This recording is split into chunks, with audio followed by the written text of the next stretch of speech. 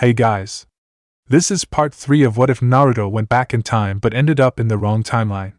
Hit like and subscribe if you like this one, and also please check the author in the description. Let's start.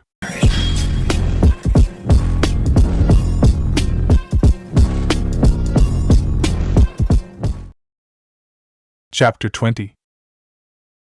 As per his usual morning ritual, there was a bowl of hot, just shy of steaming, water waiting for Kutu as he entered the room where he was to bathe and make himself ready for the day. The daimyo of Hai no Kuni splashed the hot water over his face, rubbing the sleep from his eyes in slow cheek-to-forehead motions before proceeding with the rest of his face. Droplets of water pelted the surface of the bowl with a sound that told his brain more than anything else it was time to get up. He dried himself off, ready to enter the adjacent chamber to bathe, before a voice directly behind him nearly made the daimyo leap to the ceiling. "I trust you had a good rest?" The middle-aged ruler whirled around, one hand over his heart. "Don't do that, Sarutobi!" "Forgive me," the sandaime drawled, lighting his pipe. "Sometimes I forget myself." Kutu waited a moment to make certain he wasn't about to suffer from cardiac arrest before he took a breath and spoke. "I suppose there's a good reason for you to be scaring off the last decade of my life this early in the day?" Turning around, he made his way towards the bathing room and closed the door firmly behind him. "To speak of Naruto in a setting where you have no need to watch protocol," the sandaime answered through the door. "And your office couldn't do?" "Truth be told, I was anxious, wondering if anything unusual had changed during the return to Konohagakure? No, old friend, like the last 6 occasions you asked me, and the last dozen or so when you deigned to question the instructors you provided for him and Kuratsuchi," he responded drolly. "Quite frankly, he is a remarkable boy. If it wasn't for you saying something's wrong with him, I'd have never even suspected. As it is, I'm beginning to have doubts on the claim." Sarutobi puffed on his pipe at that, not responding. He was having his own doubts. The daimyo's request for 4 tutors to train the IWA princess had been fortuitous in its timing, allowing him to kill several birds with one proverbial stone. He had granted the daimyo's request with minimal fuss, staying well within the man's good graces and most likely earning a favor or two, a thing that Kutu was known to repay.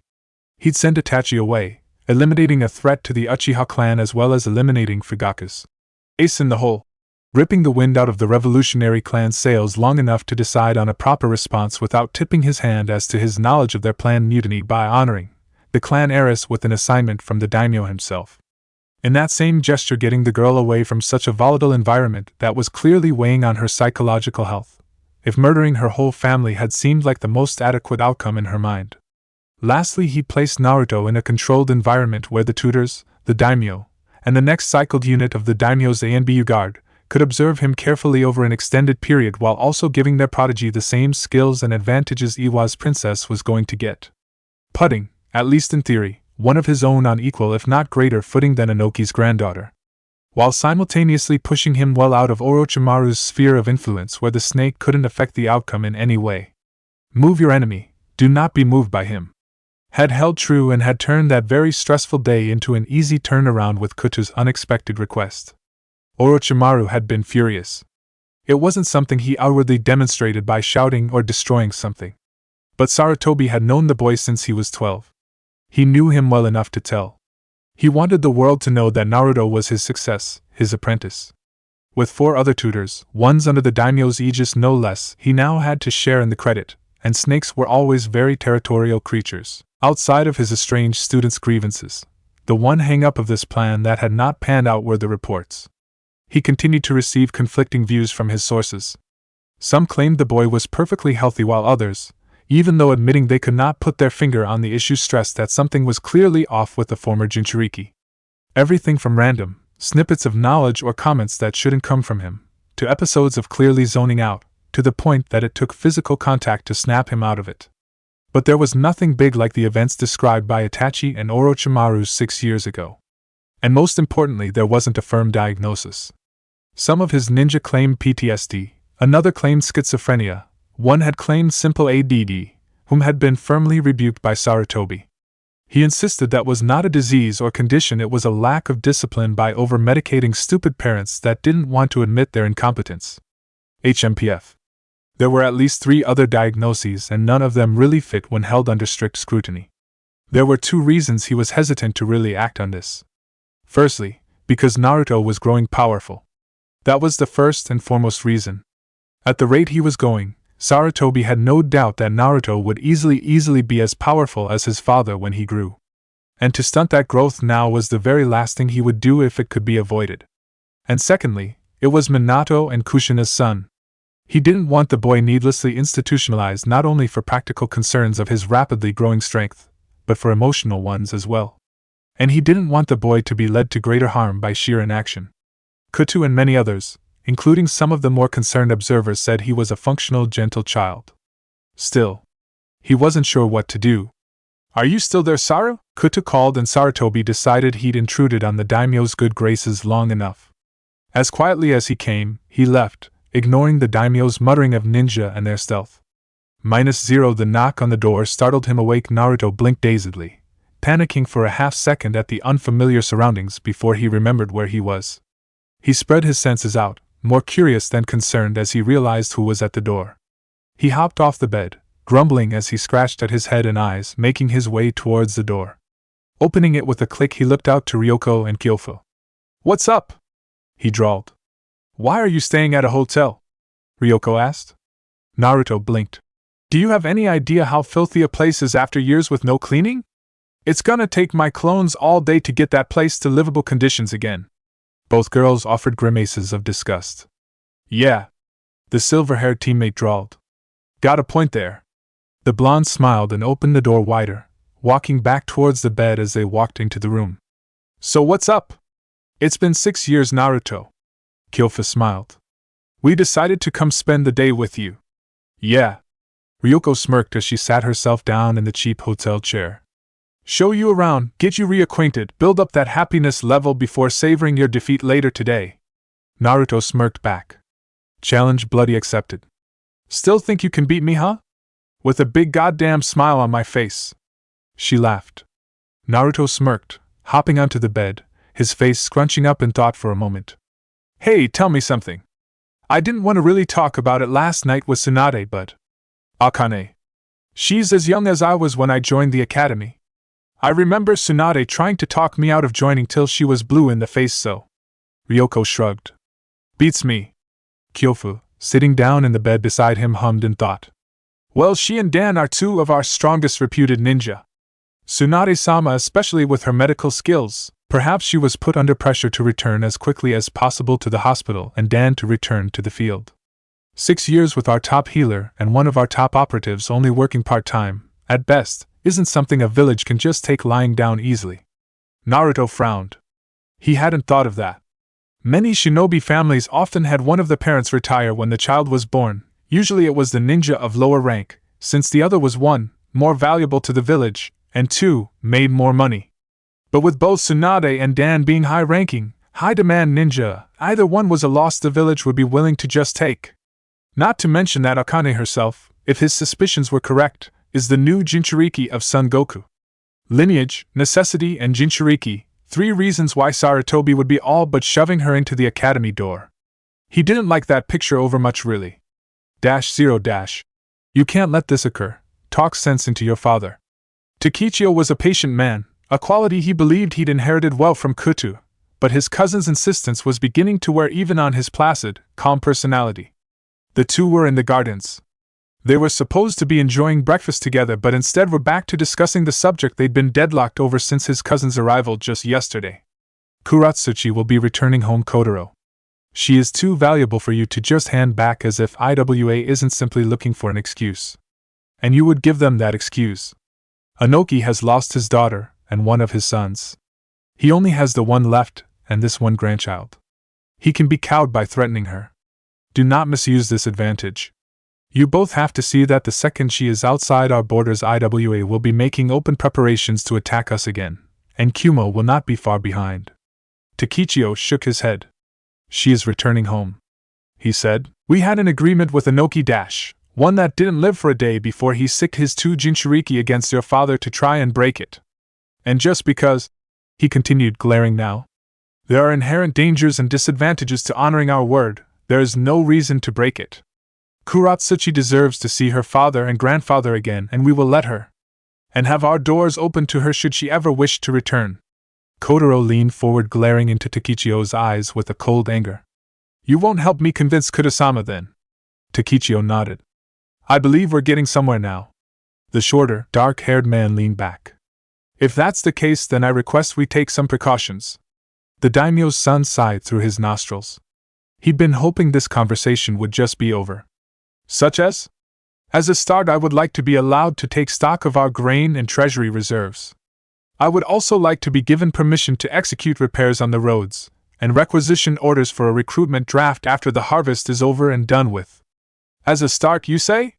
Takichio drawled, turning his gaze away from Kotaro's cold gaze after a moment. I can approve you taking stock of our reserves, but for the rest you'll have to ask father.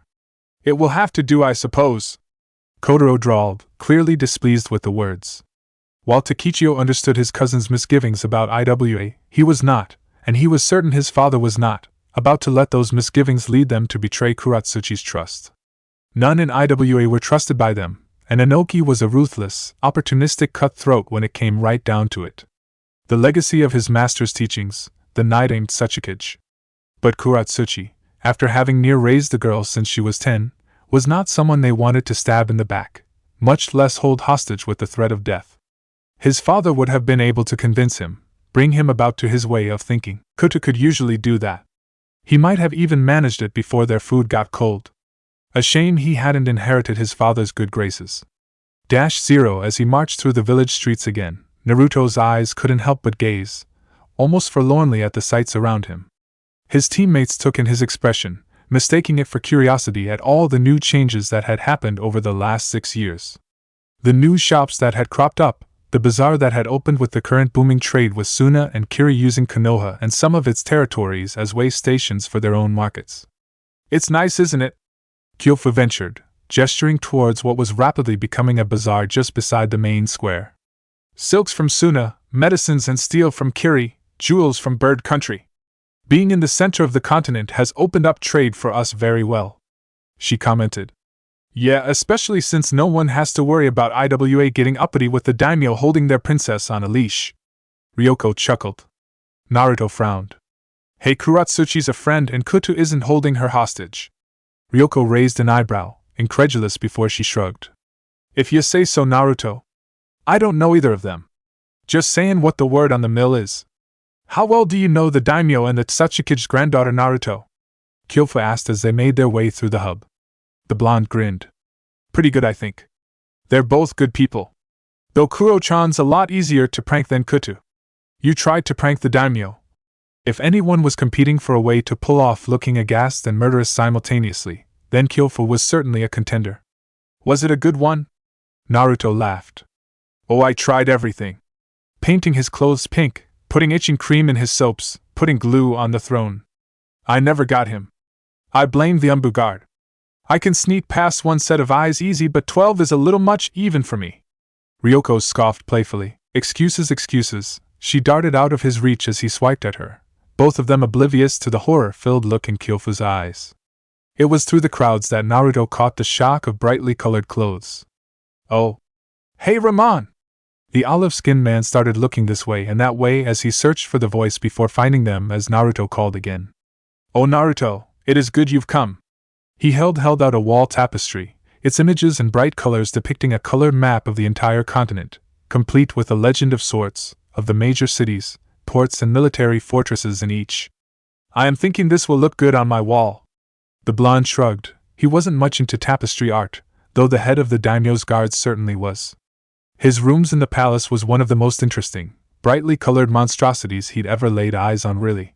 Red seat pillows, carpets of purples, oranges and reds, various tapestries and tile murals. And several kinds of incense for different days of the week, or holidays. It was weird, but it suited the foreigner. Who's this guy? Ah, sorry. Naruto apologized. Ryoko-chan, Kyofu-chan, this is Ramon, head of the daimyo's honor guard. You are making me sound old now. He smiled, a set of white teeth on what most would refer to as a baby face as he held his hand forward. It is pleasure to meet Neru's teammates. Ryoko took the offered hand first, Kyofu a second later. You seem young to hold such a high position. The mocha-skinned Chunin noted. It is family curse, you see. He grinned. We stay forever handsome no matter what age we make. I thought that only applied to your maturity. Naruto snickered. Hush you! Respect the old. Considering his current track record with Sarutobi, that was not very likely to happen. But Ramon was allowed his hopes and dreams. The foreigner looked around, raising a curious eyebrow.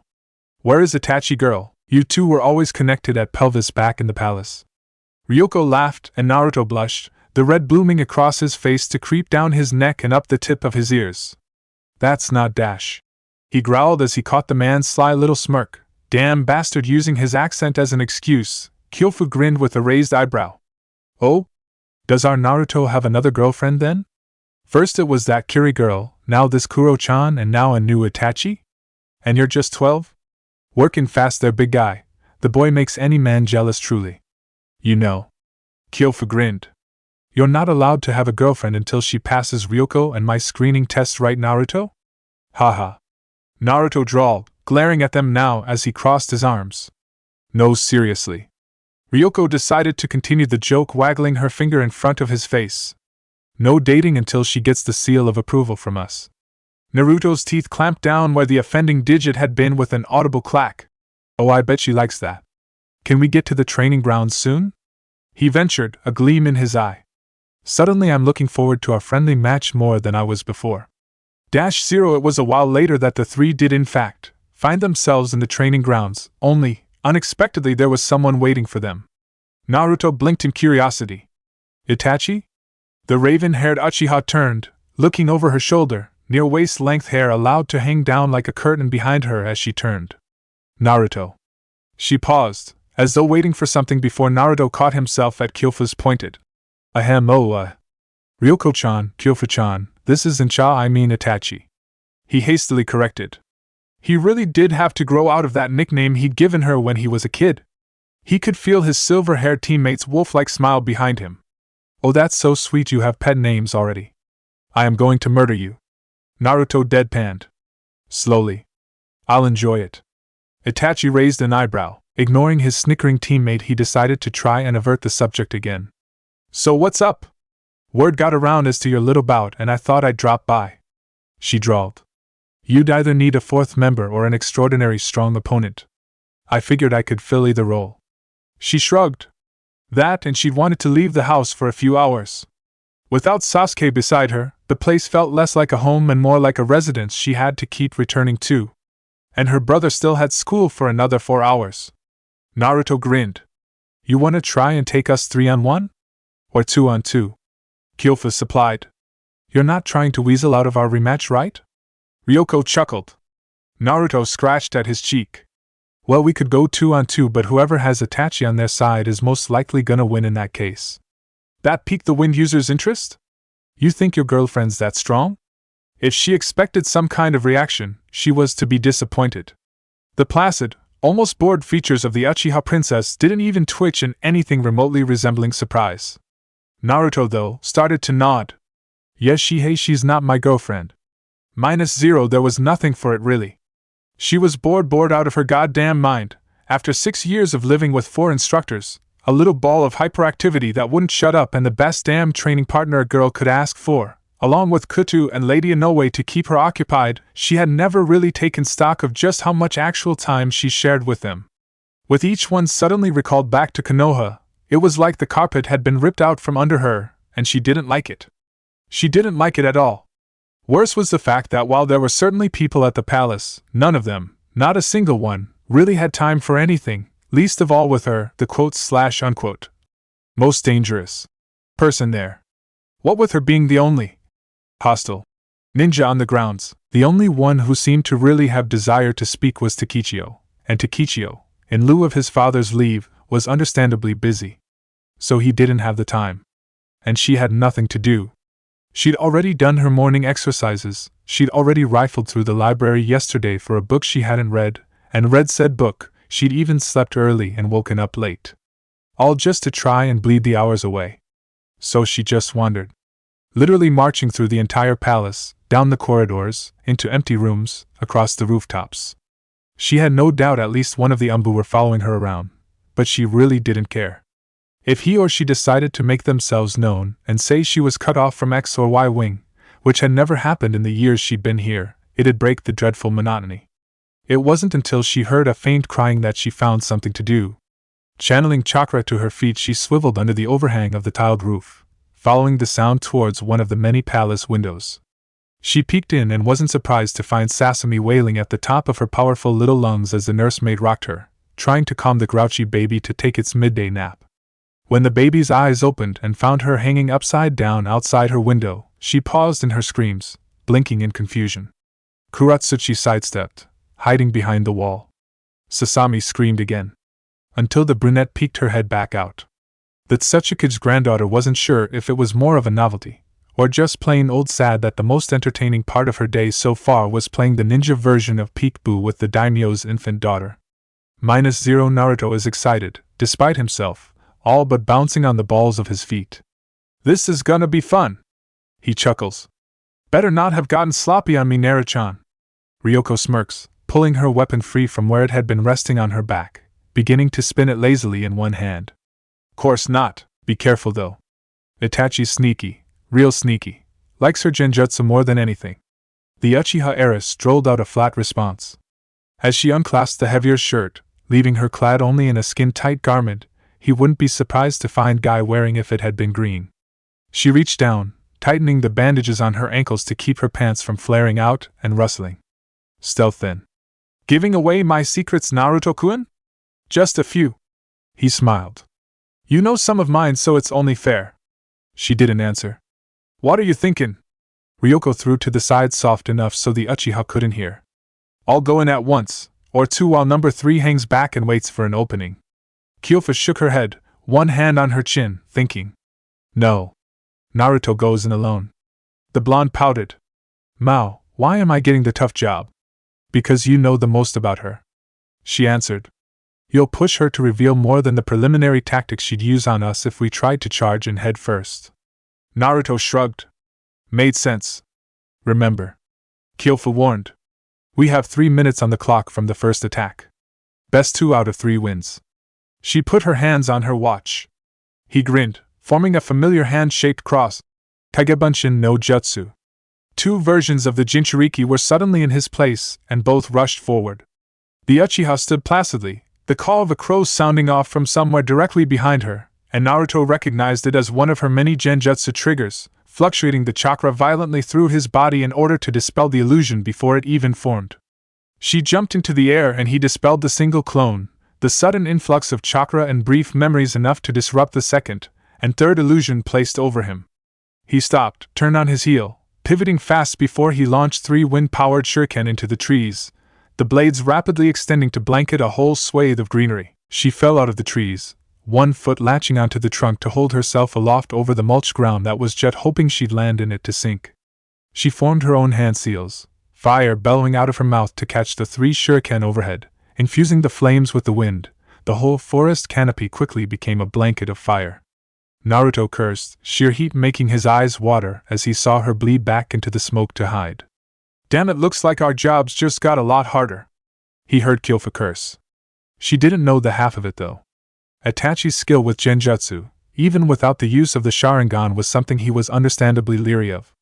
She could literally use anything as a trigger mechanism to trap you into an illusion.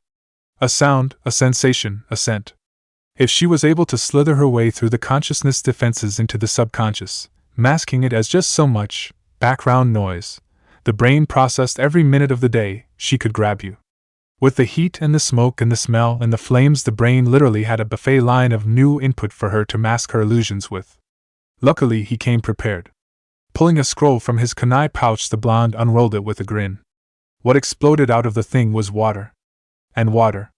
And water. A literal lake poured out of the scroll and into the air, drenching everything and dousing the better part of the flames. Jeez Louise! What the fuck? Ryoko protested, thoroughly drenched now and standing in waterlogged mud. Naruto shrugged. I might have a water affinity, but I'm no Nidaime that can just pull moisture out the air. So scrolls. He pointed at the unrolled piece of gear by way of answer. I love Funinjutsu. That just leaves one issue. Kyofa deadpanned. Where is she? Naruto looked back into the drenched forest. Other than the last few flames and some scorched treetops, it was pretty much unchecked. He stepped forward, sloshing in the water, Eyes narrowed, Ryoko looked down at her feet. Anyone else wondering why it's taking this last inch of water so long to get sucked up by the dirt? Her two teammates paused, then, all three jumped straight up into the trees as the water at their feet flash-boiled. The three ninja were in the charred treetops, with Naruto quickly forming a hand seal, gathering the water in a crude torrent, and sending it hurtling off to boil somewhere else. Underground! Kyofu shouted. On it! His silver-haired teammates sprang into action, that custom double Volg, now far more adequate in terms of size, charged with wind chakra as she drove one blade down into the ground to the base. Naruto's eyes widened a bit as he saw the wind that had been coating the weapon simply spear itself down, deep into the earth before the ground around the Chunin exploded upwards, like an explosion going off below. Itachi's form was visible within the debris then, hovering above. Got her! A cloud of smoke obscured Kyofu and Naruto caught 4 blurs shooting out from it. It took his eyes a moment to figure out they were summons. Bird summons. But wasn't Kyofu a lizard summoner? One shot towards the raven-haired beauty faster than the others, hurtling towards her like an arrow before Itachi's body dispersed into the ravens she was beginning to truly favor. The birds were like black smoke, dispersing and reforming when touched, flying off in different directions before they once again adopted their human shape outside the boundaries of Ryoko's little donut crater. Interesting technique, she drawled, brushing off her shoulders and shirt. I've never seen it. Ryoko grinned. Like it? Developed it to get sensei. He loves his Doton techniques and escapes. Drive the wind chakra into the ground, split it in 4 directions, and expand it rapidly. Gets them every time. Could you incorporate blades into it? She asked. Ryoko grinned. Not perfected. But working on it. This is still a friendly match though, so I didn't want to kill ya. The Uchiha nodded. If she could incorporate wind blades, then the match would have been theirs. Kyofu's bird suddenly smacked headfirst into trees, vanishing moments later in puffs of smoke. What the dash? She caught on, eyes widening. You placed my summons in an illusion? Impossible to do on normal animals. But summon beasts are intelligent, she explained. Their brain functions and processing of information are far more similar to our own, especially the eyes. Her gobsmacked expression was priceless. That was a weakness she'd never faced yet. Not even Orochimaru had been able to succeed in bringing her summons under an illusion. Kyofu's watch alarm went off. Ryoko cursed. 3-minute matches suck. Oftentimes battles are decided in less. Itachi shrugged. Besides, it's sparring, not an exercise in needlessly risking injury. Okay, so this round is dash your win. Itachi interrupted. That wind technique actually hit me. If it had been the lethal version, needless to say I'd be dead. She shrugged. I promise though, you won't get the last win you need. She smirked. -0. Meanwhile, Sarutobi was back in his office, doing what he and every other village leader disliked most of all. Paperwork, of course. The stack was fairly mild today, though that was likely to change in a handful of months. He raised his eyes over the file's edge as he looked up at his guest, staring expectantly. It's done, the man drawled. I've sent off 2 of my best to keep an eye on Iwagakure and gather intelligence. If they're planning anything against our daimyo or his family, after they recover their princess they'll report back to us. And we'll be able to make preparations. The older man drawled. He reached up, scratching at his bald, liver-spotted scalp. Have you considered my offer? The Umbu nodded. I have. The answer is no. The older man took a breath and slowly let it out. It's sad to hear. You should pass on your skills before it's too late, Kakashi-kun. My place is in the Umbu Hokage-sama. I don't wish to leave. A shame, he said, though his heart wasn't truly in it. Kakashi was his best agent. A front-runner to replace him next to Tsunade and Orochimaru. Probably even more favored due to his relative youth in comparison. To still have him on the front, running missions and assignments rather than in the rear teaching students, wasn't exactly a loss that was going to keep him awake at night. You still have 3 months before this graduation if you choose to change your mind, Kakashi. I'll keep it in mind, sir. Chapter 21. He was bleeding. He found that happening more often of late. Rain poured down from the sky above, drenching the remains of a battlefield. Fresh corpses were strewn across, being burned as quickly as possible. The others hadn't noticed him yet, and he didn't have the strength to call out to them. The rain battered him like 1,000 blows. He lay in the blood-mulched ground and waited. He opened his eyes again when he heard the call. The sun was beginning to set then. Here! Over here! Glazed eyes tried to focus. The world was blurry at the edges and the sound of footsteps seemed so distant even though he could see their silhouettes so close. Naruto-sama! Naruto-sama! Stop shouting. I'm alive, is what he wanted to say. What emerged was an unintelligible wheeze as his head lolled back, feeling the bark of a tree pressed against his skull. Get a tourniquet on his leg, we have to stop the bleeding. His pulse is erratic, skin is showing dangerously low blood pressure. His chakra's almost gone. Might go into arrhythmia, we have to get him out of here now dash. Heh. He wanted to laugh. What they meant was to get him to Sakura, or Tsunade. Either of them would get him back in top shape in 10 minutes. Amateurs. Somehow though, he knew that when they returned to camp, one would be dead. Killed while he'd been here, acting as the rear guard. He failed. Which one died again? -0. He woke with a start, feeling a hand pressed against his shoulder, and his right wrist under the vice-like grip that held the kunai at bay from cutting whoever had touched him. His eyes snapped open, adrenaline rushing through him before he looked up, calming immediately at the sight of his attacker. Itachi hovered over him, dark eyes gleaming in the night. Nightmare? It was more a statement than a question. He nodded. Yeah, sorry. She let him go. No need. Would you like something to return to sleep? Or to wake? He looked to the window, still finding the dark of night. What time is it? Near 5 a.m. She answered. He thought for a moment, then chose to sit up. To sleep, he said. I still have 4 hours before I gotta get up. She nodded and stood up. Then the thought struck him. 6 years of living just a hallway away from each other had muddled the fact that she, quite frankly, shouldn't be here. What's going on? Why are you here? He asked. She marched into his kitchen as she answered. Because I did not wish to be home. He frowned. Is it that bad? No, she assured. But it will be eventually. He saw her pause, hesitate. It was barely perceptible, but he caught it anyway. I was hoping dash. His mind drew up the end of her sentence, the pieces clicking into place. You can stay here, he answered, then he frowned. Though, you should probably tell Sasuke where dash. No? She interrupted. He will be upset. But if I tell him, he might have to tell father. And if that happens, your kindness will be rewarded with more trouble than I'm worth, I'm afraid. I'll explain such to him. He'll understand. Your dad might put the pieces together eventually, Naruto commented. In his mind, better to just get it over with. There was little he had to fear from Uchiha Fugaku. He'd faced far worse Uchiha than some puffed-up pseudo-politician. Then let him. No need for either of us to do his dirty work for him. There was a distinct edge of bitterness there, and he wisely decided to drop the subject. He got off the bed, marching over to his old couch with his pillow and flopping down on its surface. There was a silence with Itachi in his kitchen and him trying to push away the memories his nightmares had drug up to try and ease himself back to sleep. Minutes later she was standing in front of him, holding a cup by its rim, smoke rising to coil between her fingers and continue its upward path. Thanks. He smiled as he took it from her. You don't have to leave me your bed. Naruto waved her off. This might be for an extended period, Naruto. Don't worry about it. He slurked loudly. I'm always glad to help. And yet you won't let me help you, she said pointedly. He stiffened, the smile falling off his lips. We already talked about this, he said, frowning. Then we will speak again, she said flatly. I won't let you hunt your masked man alone, Naruto. The faux 12-year-old sat up, another memory coming through. The one of the day he'd really messed up. He'd left the castle, wandered, almost aimlessly that day.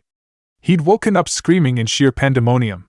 One of Kutu's guard had found him, held him down, defended himself until he'd come to his senses. Even so, by the time others came, he'd managed to actually cut the man's forearm, a fact that had astounded everyone. It wasn't second-rate ninja that were assigned to the daimyo's personal guard. When he finally calmed enough, under the thrall of a genjutsu of another of the daimyo's guard, the others had questioned him, some with worry, others with wary seriousness. Kutu had sat beside him in a way he would imagine a grandfather may have, speaking softly, never confrontational. When they asked, he said he didn't remember. They didn't believe him. None of them did. He'd seen it on their faces plain as day. But Kutu's kindness had saved him as he ushered them all out of the room, bidding him a good night with an open invitation to speak later if he wished. He hid himself away that day, all but fled the palace. He'd sought isolation as he felt himself coming apart at the seams. He had nightmares before. They ranged from memories to fears to simple emotions. He'd never had a nightmare of them, though. Never of Team 7. He heard Sakura's final goodbye, saw Sasuke ripped to shreds, relived the experience of feeling Kurama fading away to nothingness. Then he remembered the silence. That unending silence, that nothingness, the crushing pressure of solitude that so easily fractured his mind time after time. The memory was as fresh as if it had just been an hour ago. He wanted to join them. To literally curl up into a ball and let the whole world go to hell again. And it was only the knowledge that they sent him back, that they did everything, and put every faith on him to save them this time around that had kept him from ending this whole, miserable charade right then and there. She found him that way. That is, she'd chosen to make her presence known at that point. She didn't say a word, and he'd spotted her the second she let him. He'd wiped at his eyes, trying to get himself under control again. He tried to smile. Tried to pull out that old, well-worn grin that came so easily whenever he needed it. It failed him now. It slipped through his fingers like sand through a net, as he asked if she was okay. If she was okay. Meanwhile he was falling to pieces. She walked closer to him and Naruto trembled, shaking like a leaf where he was, emotions roiling through his fragmented thoughts. "Come here, Naruto," she'd requested, holding out her hand. And he cried. The bottled-up mess of emotions he'd been throwing behind activity, duty and distraction since the moment he arrived burst open. And he couldn't stop himself, no matter how hard he tried, to say that he was okay. To throw them all back behind that wall. The one step he managed to take towards her expended the last of his strength, and he'd have fallen flat on his face if she hadn't caught him. He clutched at her like a drowning man clings to the tethered rope that leads to shore. He sobbed into her clothes, and apologized. Over and over he whispered he was sorry. She never once interrupted him, never questioned. She sat patiently, rubbing her hand across his hair. When the worst of it had passed, when the hysterical tears were reduced to sniffles and the occasional hiccuping sob, then she asked, with a voice so gentle one would never imagine it to belong to the young woman who had plotted a scant year before to kill her entire family. "What do you wish to say, Naruto?" And so he told her. He told her everything. Who he was. What had happened, what was going to happen, who Toby was, how he'd gotten here, how he'd failed everyone. He told her everything, everything he could, everything he remembered. She said nothing. She would say nothing for a long time. She lifted him, carrying his 8-year-old body back to the palace, carefully avoiding the Umbu patrols before placing him back into his room. She said nothing. The hours turned to days and the days to weeks. She gave herself time. She absorbed everything as slowly and as detached as she could in order to determine whether he was mad or if it could, miraculously, be the truth. She was determined to not give in to a knee-jerk reaction. All of the pieces, the little nuances, the oddities, the abnormalities, the absurdities, and the circumstances all, one by one, clicking to place in her mind. The centerpiece that had been missing, bringing it all together in her thoughts. When she approached him again, she asked, quite plainly, "What is your plan to find the masked man?" -0 as liberating as it had been, as great of a relief it may have felt like, to have someone else he could speak to, someone who believed him despite everything, he still regretted it. He still wished there was a way to make her forget. Toby was. Toby. As strong as Itachi is, as strong as Itachi was. Itachi was no match for Toby. He knew this. He'd seen it firsthand. Even he, the strongest Jinchuriki, nay, the strongest ninja that had ever been, was still unable to take him down.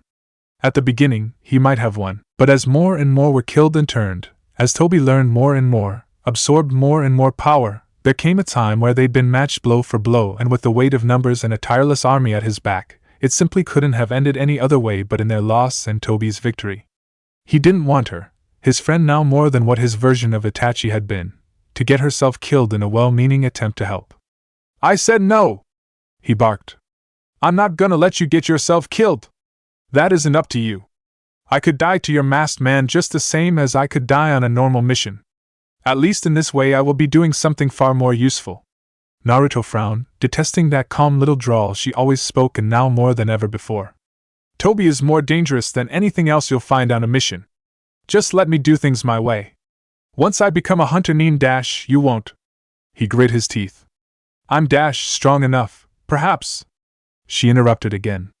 If only just. But more than that, Sarutobi-sama won't let you. You won't be a hunter nin. Why wouldn't he?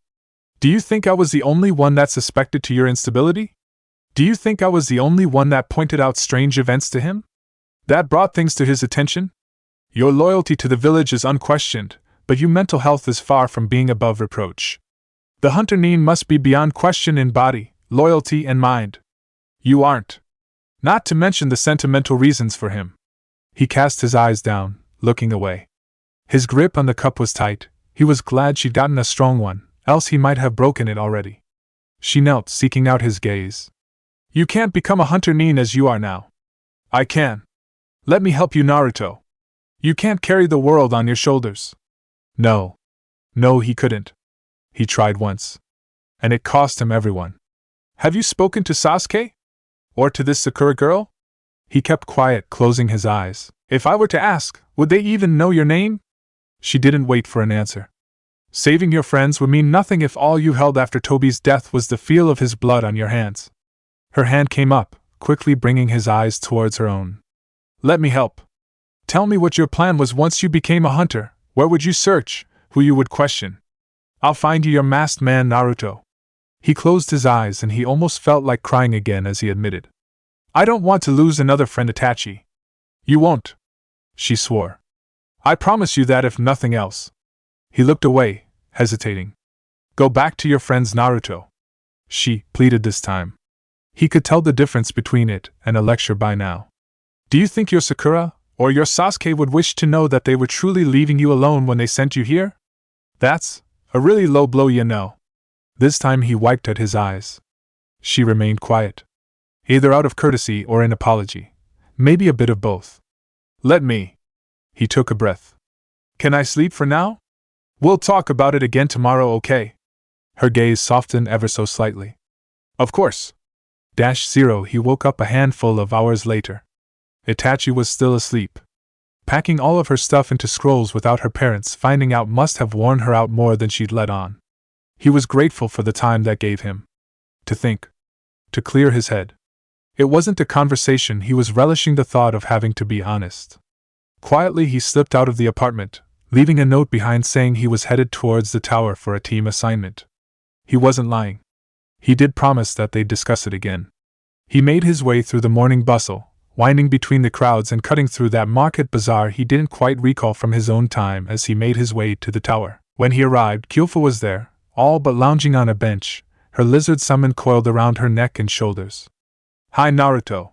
She smiled, though it soon suffered a bit. You look tired as hell? He grinned. Didn't get a good sleep last night. It'll be okay. She nodded, scratching at her summon beneath its chin. Say hello, Ko. The beast opened a ruby-red eye, swiveling it around to face him. Its forked tongue slipped out once. Then it went back to sun-bathing on his summoner. She sighed. Lazy, what do I keep you for? You know, you never did tell me how you got more than one summon contract. Naruto frowned. I didn't think that was actually possible. It is. She smiled. A lot of ninja don't get summons until after they're older and already have a few techniques under their belt. She admitted. So most just pick up one and keep doing what they've been doing. Since I got started so early, that left me with an advantage of basically being a blank slate. As for summons allowing you to have more than one contract, yeah, it's tough. Summons are very particular about the people they let summon them. And there are rivalries, bitter ones between groups. You will never, ever find the slugs and snakes under a single summoner. Katsuya hates Manda and vice versa. The same can be said of many other summon clans. You have to find clans that can tolerate one another, or at least don't know each other that well to have rivalries. Lizards? Can't stand spiders. Turtles can't stand wolves. Birds. Can't really stand anything that walks on the ground, but I managed. Somehow anyway. She shrugged. At any rate, the advantage is summon animals can specialize in ways that we can't. Most groups of summons only have one elemental affinity, and so can use techniques with that element humans might never be able to dream of, and can counter the affinities of other ninja, nullifying their elemental repertoire almost entirely for the most part. If I'm facing a wind or lightning element, I'll summon my birds. Against water or fire I have turtles. With these guys dash. She scratched Ko's scaly side. A taijutsu user will have a pretty hard time getting to me, and every summon is good against genjutsu users. Well, most. That Itachi girl really threw me for a loop last time. He grinned. Yeah, she's something else, huh? Kyofa nodded. So, he thought. Earth elementals are the only ones that can get to you. I have a harder time. She admitted, then glared at something only she could see. Of course that wouldn't be the case if Sensei just forked over his damn snake contract already. Judging by the slightly mad look lingering beneath those eyes, he decided to avoid this subject. If need be, he'd approach it again with a 10-foot pole, held by Kiba, under the influence of Shikamaru's cage mane perhaps. It was at that point Ryoko decided to join them. If Naruto looked like crap, he didn't want to imagine what the hell had happened to her. Are you shut up. Too early. Coffee. She bit out, all but shambling past him and Kyofu. Tower lobby. The mocha-skinned young woman explained. It has a coffee machine. She's never been a morning person. Ah, he said in acceptance. Minutes later they were sitting in the waiting room for team assignments. Having punched in their number, they now sat surrounded by several Chunin and Genin teams. Ryoko was nursing a tall plastic cup of coffee in hand as she leaned her head against the wall, making him wonder if she was trying to stave off a headache, or if she was trying to catch a few extra minutes of sleep somehow. He heard another team approaching from down the hall. His brain took a second to place the familiarity. Lee, would you calm down already? But Tenten, how can I be calm? We are to receive our mission now. Like we've done 4 times a week for the past year. Yeah, calm down. Was her deadpan response. Stop jumping. The door opened and in walked Lee, Tenten and Niji. The latter had his arms crossed, the other two were talking.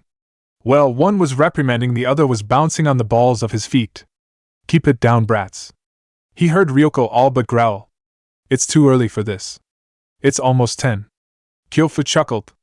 Tenten blushed from her cheeks to the tips of her ears. I'm so sorry. Lee is unique. He was dropped as a child, you see, repeatedly. I was? Lee seemed shocked at this newfound knowledge. Nay. Be nice. Naruto poked his silver-haired teammate with the toe of his boot. It's not their fault you suck at waking up in the morning. Kyofu made a sound of amusement somewhere in her throat. She opened one eye, glaring. Naruto grinned and turned his attention back to Guy's team of Genin. Hi. Name's Naruto. He leaned forward in his seat, extending his hand. Nice ta mecha. Tenten smiled as she took it. Lee shook it vigorously as well. Niji raised an eyebrow. Naruto? As in the Naruto that was sponsored for early academy enrollment by Orochimaru of the Sannin? Naruto blinked, and it took him a second to remember that had happened, and it had been pretty big news at the time. I'm kinda surprised you remembered that. Got yourself a fan club there, Naruto-chan? This time, Ryoko's tone was dancing with amusement. Niji looked, predictably offended. Hardly. I made it my business to know of potentially strong students and Genin when I was going to enter the academy. Your name came up enough times that it stuck to memory. It's not every day one is set to graduate so early. The blonde opened his mouth to speak when Lee was suddenly in front of him. Naruto-san. He cried, flames dancing in his eyes. Fight me. The mini green beast of Konoha threw a punch. Instinctively, the blonde leaned his head to the side and Lee's fist met the dry wall, boring a visible hole into it as his arm dug in up to the wrist. Then Tenten was pinching his ear, twisting it, hard as she snarled out her words. You don't just go around challenging random people to fights, you idiot. Ow, but Tenten, Naruto-san is a chunin I must test out. I swear you were dropped on your head. It's the only explanation. Naruto chuckled under his breath, brushing off bits of dry wall from his shoulder. You were not surprised. The words brought his attention back to Niji. He blinked. Huh! You were not surprised. He spoke with eyes narrowed in suspicion. When Lee attacked, you moved but didn't tense up. Even your teammates prepared themselves for a fight, if only just. You, however, did not. Naruto chuckled, scratching the back of his head. I've met Guy before. So when Lee walked in I kinda knew what I could expect. Who's Guy? Ryoko asked.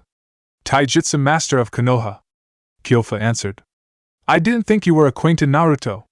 He shrugged and averted his eyes from Niji. It wasn't a lie, not really. The Hyuga's eyes narrowed in suspicion nonetheless, as though he could tell there wasn't quite a full truth in those words. He was saved from further inquiry when another Chunin opened the door. Teammate? Ryoko and Kyofu stood up, and Naruto followed their example, smiling at the Genin team who were his friends. It was nice meeting you all.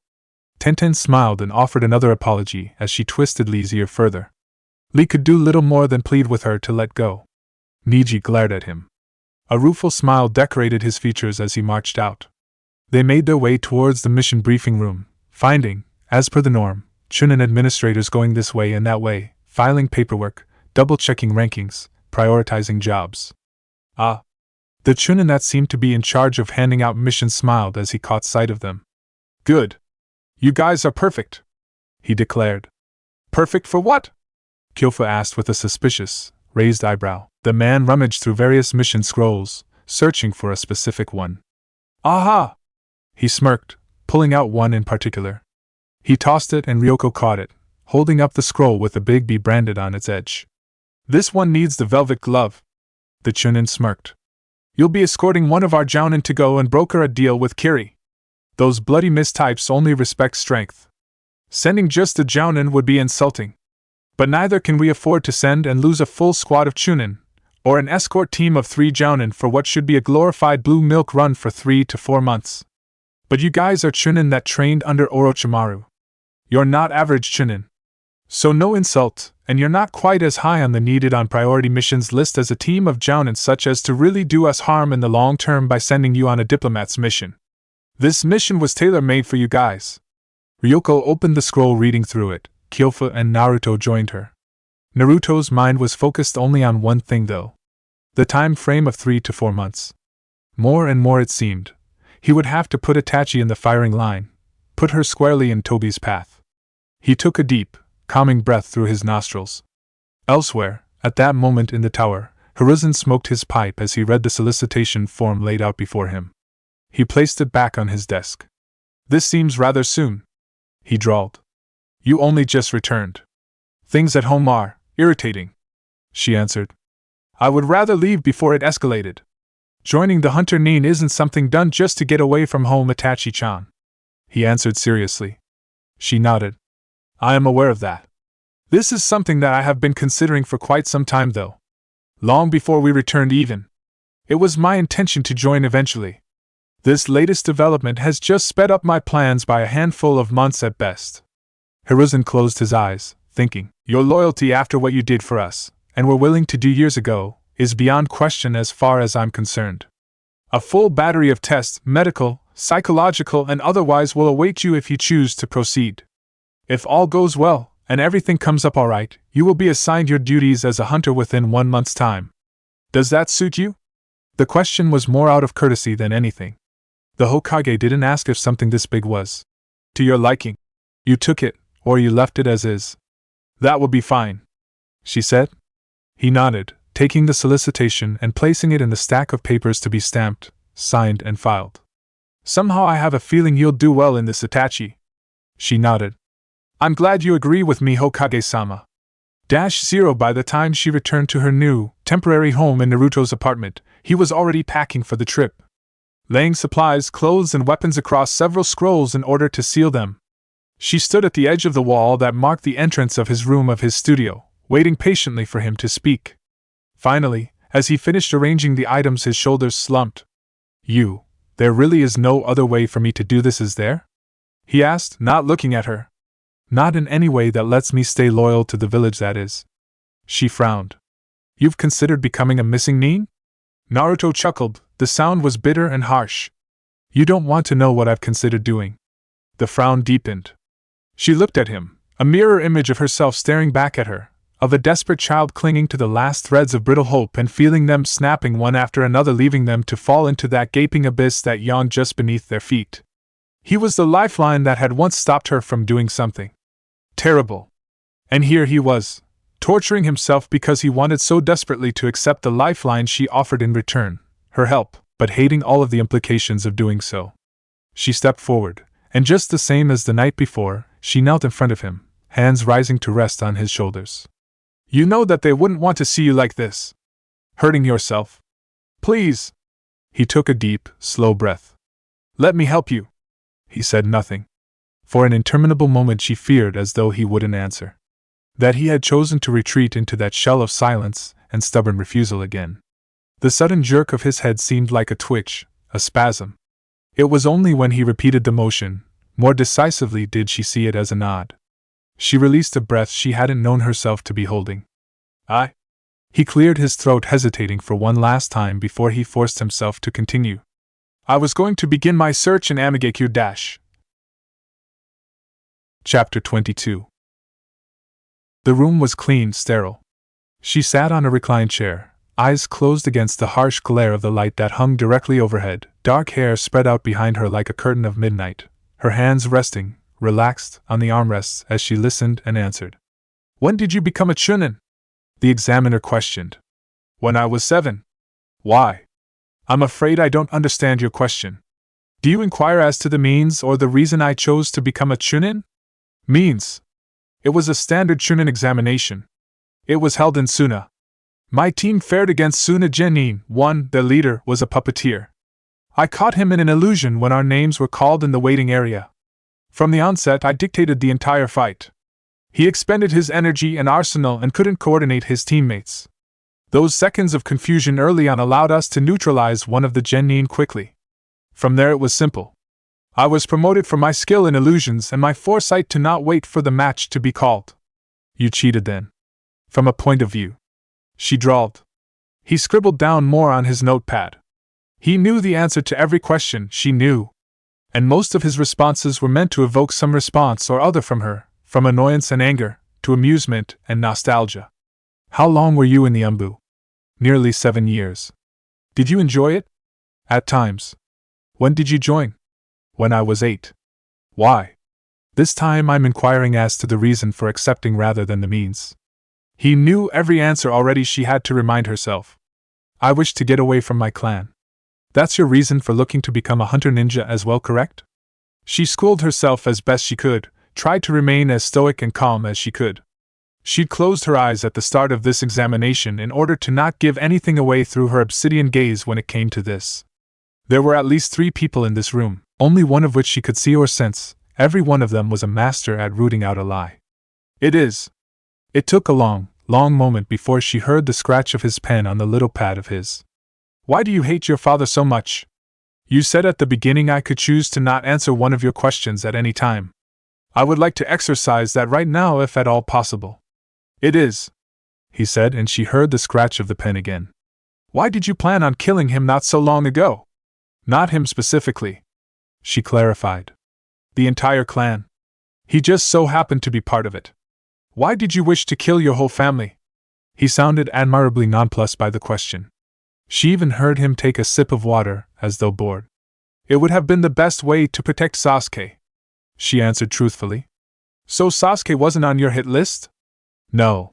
He would have been the last surviving Uchiha. A tragedy. Precious and protected within the village. Ah, and you the quiet little martyr that butchered everyone." It wasn't a question. So she deigned not to answer. "Would you kill them all today if a similar situation came up?" "No." "What reason do you have for the change?" She opened her, staring at the harsh glare of the overhead bulb. "Naruto," she answered truthfully. It took another long moment before she heard him scratch something out on the pad and then write something else. -0, it's not the heat, it's the humidity. Whomever had said such a thing before was clearly someone that had been thinking of Kurigakure. The village of the hidden mist lived up to its name. Mist permeated the landscape at almost all hours of the day. The only time that was relatively free of the gloomy moisture was from noon till around 3 or 4. Being an archipelago of tiny islands, the constant kiss of the sea ensured that the villages, hamlets, and communities would forever be enshrouded by the enveloping fog. Moreover, it made certain that they were forever trapped in the sweltering heat. The steam that oozed off the rocky shoals and permeated the space between the islands was like stepping into a sauna. The largest of the islands was the seat of the daimyo. The shinobi made do in the smaller spits of dirt that surrounded it, interconnected by ferries and bridges where they could be. Any army that tried to invade here would have a monumental hard time. The islands were a maze of natural barriers, man-made traps, ambush sites, and narrow choke points. He would know. He'd helped defend this place for the better part of 2 years. The brine of the ocean whooshed up the side of the ship, pelting his face lightly as he sat on the deck. The sea was choppy this close to so many shores, but relatively calm otherwise. The day was bright and not a single gray cloud could be seen overhead. It was nice. After he, Sasuke and Sakura constructed the seals, the sun hadn't shown itself over Kirigakure again. Perpetually blocked out by the storm clouds that had fueled the violent whirlpools that acted as another layer of protection. He never knew Kuri could be this pretty to be around. The small boat was manned by 5. It had 2 decks, one above for travel, the one below for transport/storage. There were no rooms and Naruto had only spied a handful of sleeping bags stuffed into a corner below. It was the 3rd boat they'd gotten on to reach the village proper after having arrived from the mainland. Ryoko was looking this way and that way, almost fascinated by the sight of the ocean. She'd become almost instantly enamored with Kiri. The sheer stone mesa islands, topped with green at their summits, crystal clear blue waters, and a unique architecture that could only be found here. Floating towns, houses held over the ocean by beams of wood, all came together to enchant the silver-haired Chunin that had never even seen the ocean before this. Kyofu though. There lass, worst part's over. Nothing but dry heaves now. You'll be okay. She might have enjoyed it too if not for her problem. The elderly captain patted her gently on the back, holding her raven hair out of the way. Naruto offered a smile of apology as his teammate collapsed on a chair that had been provided for her to sit next to the edge. Ugh. The summoner groaned miserably. Naruto scratched under Ko's chin. The lizard had abandoned his summoner when the retching and the smell had annoyed him enough. The scaly-hide beast now sat itself on Naruto's shoulder, its head down to rest at the juncture of his arm and collarbone. She doesn't look so good, huh, buddy? The lizard seemed to yawn, giving no outward indication that he cared for either his summoner or Naruto's touch. Ryoko peeled herself away from the edge of the ship, marching over and throwing her arm around Kyofu. You'll be okay, Kentucky. We're only a few minutes out of the village now. Ugh, just kill me and wake me up when we get there. She all but sobbed in misery. Naruto chuckled and turned his attention towards their jounin. Charge. Yuzuki Yugugo was a woman he remembered, vaguely at any rate. But he did remember her as an Anbu, not a jounin. Much less a jounin diplomat. He wondered for a moment what exactly had changed that would alter her previously chosen profession. Currently, she had her face stuffed in a book. Is it interesting? He called. It took a second before she realized she was being addressed. She lipped up, brow quirking. Excuse me? Is it interesting? He repeated with a smile. Your book. Oh. Yes. She answered with her own, more subdued smile. It revolves around Funinjutsu. It's describing some theoretical uses for it. That made Naruto perk up. There was no one alive today that could match him in seals. He would be able to forget more than people knew of the art. Oh, let me see! He exclaimed, standing so quickly he heard Ko hiss in his ear. She smirked. Interested in Funinjutsu, I take it? More than interested. It had taken some careful maneuvering and lies to be able to practice it out in the open within the daimyo's palace. Picking up a beginner's manual, and requesting more books that, ultimately, got more things wrong than they did right, but soon enough he was professed by others to be passable in the art. And from passable to a prodigy for his age. It was smooth sailing from there as he allowed himself to experiment every now and again with new seal designs like he used to, with the instructors and odd passerby shrugging it off as him and his eccentricities. Most were relieved that he was devoting his time to that as opposed to his usual pranks, and so were content to leave him be. She tilted the book to him, letting him see. No doubt expecting him to lose interest quickly. He was not, by reputation or practice, the most patient of people, and it took a lot of patience to comprehend and apply Funinjutsu. He frowned and couldn't help the words from sputtering out of his mouth. Huh! This is all wrong! She raised a slender eyebrow, halfway between incredulity and mocking. Naruto-san. This book was written by one of Sanegakure's foremost practitioners in the field. No. This book was written by a hack. He scoffed. This doesn't even have half the style of Suna's seals. If I had to place it, it'd be a ramshackle of Kumo and Kusa. More Kusa than Kumo. He's talking about using seals to intercept or absorb attacks, but all this is a beefed-up storage seal. He quite literally plucked the book out of her hand and sat himself down reading over the notes, with a displeased frown, all but ignoring Yugo's own irritated expression. He began muttering to himself as he leafed through the pages. I was unaware sealing had been part of your curriculum, she drawled, her hands lacing together to rest over her stomach now that she had nothing to occupy them. Yeah, princess, you hiding any more tricks? Sensei's good at seals. Kyofu groaned. Maybe you two can discuss one that cures seasickness. Naruto thought. Nah, that wouldn't work.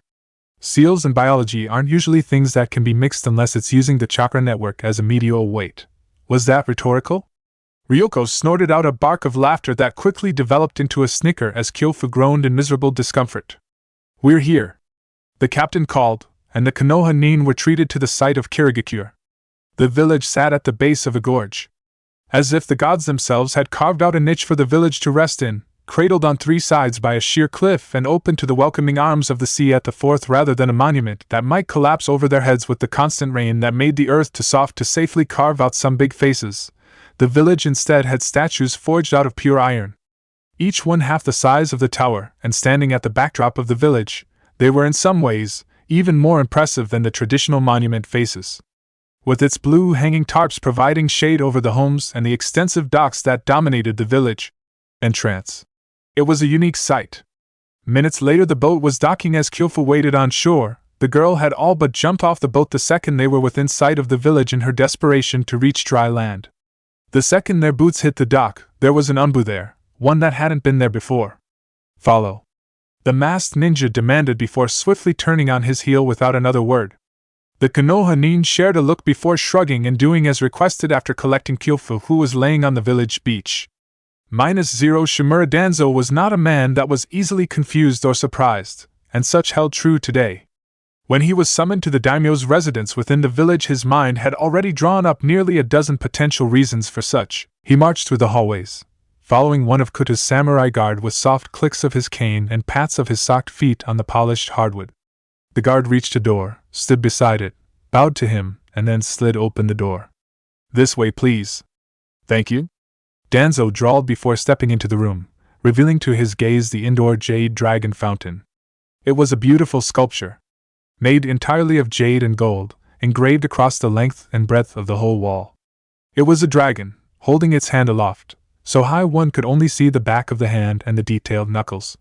Water was flowing between its talons to fall onto the three-dimensional carving of the village symbol below it. At the base of that symbol, displayed in a tile mural where the water pooled in its basin, was the heraldry of the daimyo's house. Opulent, but a necessary trapping to mark the great alliance that had been formed between Kuta's grandfather and Shodame Hokage so many years ago.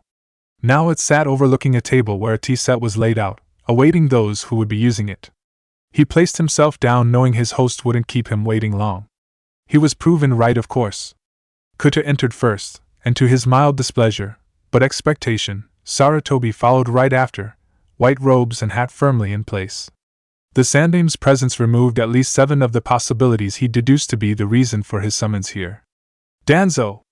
Kuta opened his arms, almost as if in preparation for a hug when Danzo held his hand out, long before the daimyo made it close enough for such, and Kuta smoothly adjusted his movement to shake his hand with both of his instead. Forgive me for being late, my friend. He wasn't. Danzo was just 10 minutes early as per his preference. It was gracious of the man to pretend otherwise, though. Consider nothing of it, the war hawk replied, turning to look at Sarutobi. Hiruzen. Shimura. Their greeting was cool, but cordial, as usual. Danzo noticed the daimyo's guard captain closing the door behind him, the twin swords at his side. Raman, if he recalled correctly. The bright orange and green robes, full of foreign-styled embroidery, seemed almost garishly out of place. Kuta gestured towards the table, leading them both to it. Come. Let's have some tea. And so the 3 most powerful men in Hai no Kuni sat down and enjoyed a perfectly herbed jasmine tea. There was silence between them for several minutes. Sarutobi was the one that broke it. This is very good, he praised. One of my guilty pleasures, Kuta admitted with a shamed smile. I ordered boxes of these from Kumo. Prohibitively expensive, really. Forgive me, Danzo finally drawled, placing his now empty cup down. But perhaps the nuances of tea should be put aside for the time being. Yes, I'm sorry. Kuta's smile could have been called nervous by another eye. I just heard. Jasmine tea tends to make people more receptive to incorrigibly stupid ideas. He chuckled.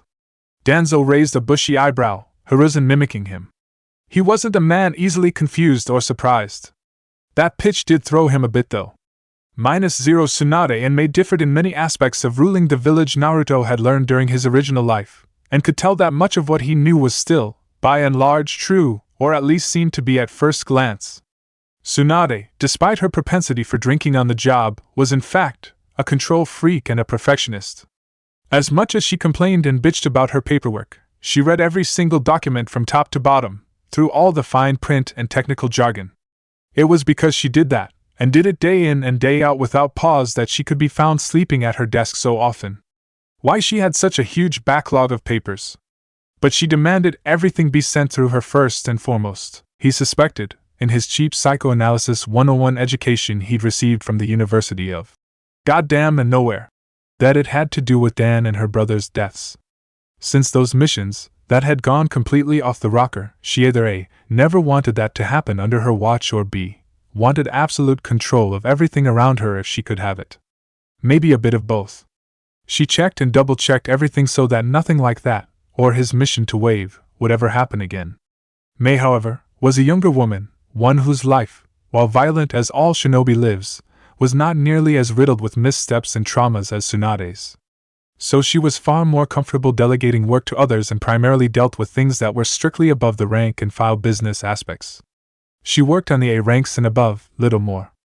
Everything else was delegated to someone she trusted to manage their branch and report at the end of the month accurately. A demotion or employment termination would be the least of the person's worries if they were caught lying to her about something in said reports. So while Tsunade's desk would have been in a state of chaotic order, full of papers, pens, files, sticky notes, and such, along with a mildly rushing Tsunade that would have been quite impatient about something or other, Mei's desk was virtually pristine. As if they just took it out of its case 5 minutes before they had arrived and placed a small stack of papers into an appropriate tray, and Mei herself was quite content and languid in her approach, going through pleasantries and inquiring as to their trip. She even remembered them, though she had apologized for not remembering their names. The meeting had worn on for almost an hour before the woman leaned forward at her desk. "As pleasant as this has been, she said, "I believe we should get down to it. This must be the third time Ryoko-san has looked out my balcony as though she wants to jump." The silver-haired girl snapped her gaze over to the smirking woman, actually blushing in embarrassment as she removed her gaze from said balcony to do so. "I know I Mei chuckled, waving away her apology. Yugigo shot the kunoichi a vaguely reprimanding look out the corner of her eye before she reached into her pocket. "Here you are. These are the terms Sarutobi-sama would need to have met in order to agree to this trade proposal, along with the alterations made to your own requests. I assure you that I am within full capacity to speak on behalf of the village regarding the contents within this scroll." Translation: I have my orders regarding these things. Don't try to add something new, elsewise we'll be here for quite a bit longer as I await word from the Hokage. Naruto thought to himself. He was curious about what the actual terms were, though. He'd like to know why he was dragged out here for a few months in order to help Yugigo. Oh well. Curiosity killed the cat, but satisfaction brought him back. Using some of his well-learned stealth and speed, Naruto slithered around the desk like the sensei he disliked so much, and before anyone could really react he was peeking his 12-year-old head over the edge of the desk to grab a look-see of what Mei was now reading over. "Naruto," Yugigo hissed. The blonde grinned and let his eyes skim over the document, as quickly as possible, just in case it was removed from his sight too quickly. He felt a hand ruffling his hair and grinned. It paid to be cute and 12 sometimes. "Curious, are you?" Mei made a hum of amusement somewhere in her throat. She kept reading, and while she made no move to angle the scroll down to him for him to not have to crane his neck quite so much, either did she remove it from his sight or order him to be removed from her side. Yugigo looked like she was gonna give him a stern talking to when they got out, though. He was just getting to the part that was outlining the modifications to Kiri's own requests and terms when suddenly a head. Literally, a head, bloody and slack-jawed with at least a day's decomp setting in, was thrown onto the desk, making everyone jump. Clumps of half-coagulated black blood were now spattered across the polished surface in a disgusting display. Naruto caught sight of the face for half a second before his gaze was blotted out. He blinked, confused at the sudden darkness. Then he realized Mei had covered his eyes. "One overhyped nuke Neen delivered."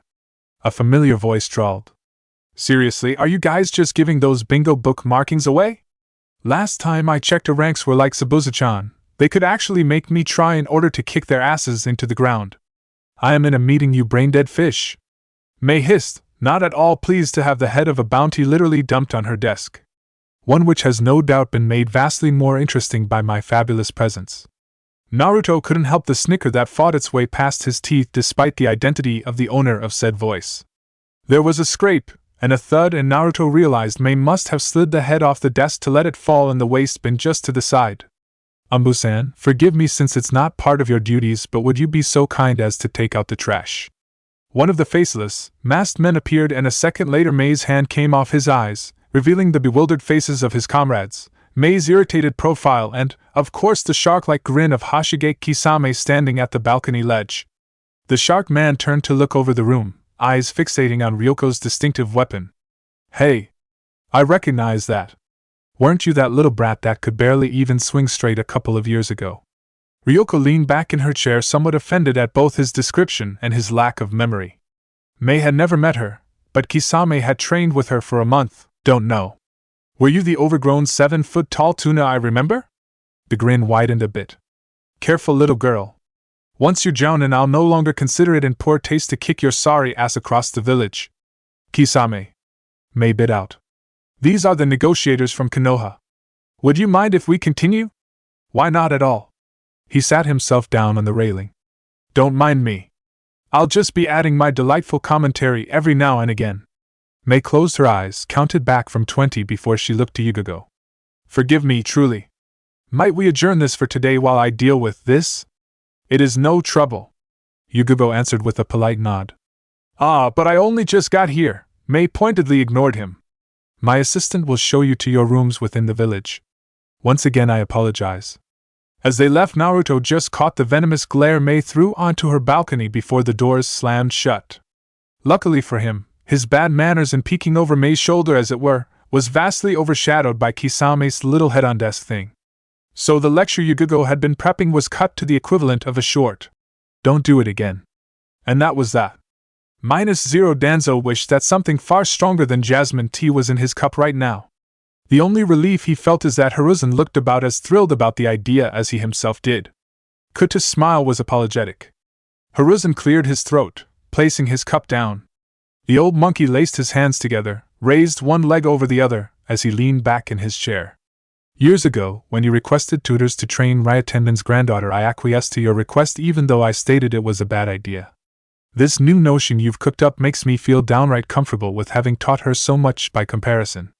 You wish, Danzo drawled, for us to open our doors to a Wagakure? He normally wasn't one that required explanation, but he had to be clear on this, just to be certain the man had utterly lost his wits. As in, allow a group of Chunin, their Chunin, free entrance into the village? To foster them here for a number of years? Kuta nodded. Hiruzen, for all his tender-heartedness, was rather direct this time as he spoke. You may want peace, Kuta-sama. But placing the nail over your skull and guiding the hand of the person holding the hammer is hardly the best approach for obtaining it. The daimyo sighed and spoke again. I do not wish for us to be enemies.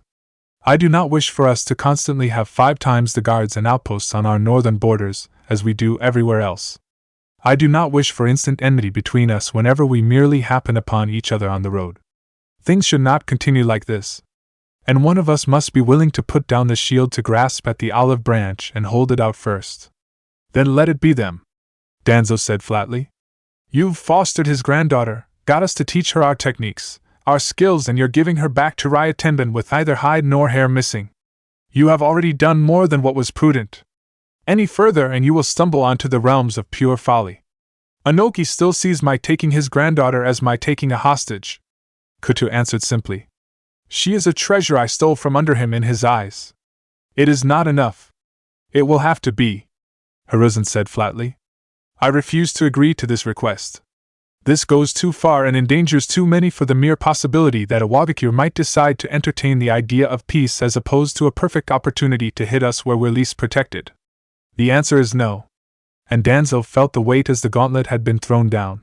He straightened where he sat. A moment of shared solidarity with Hiruzen.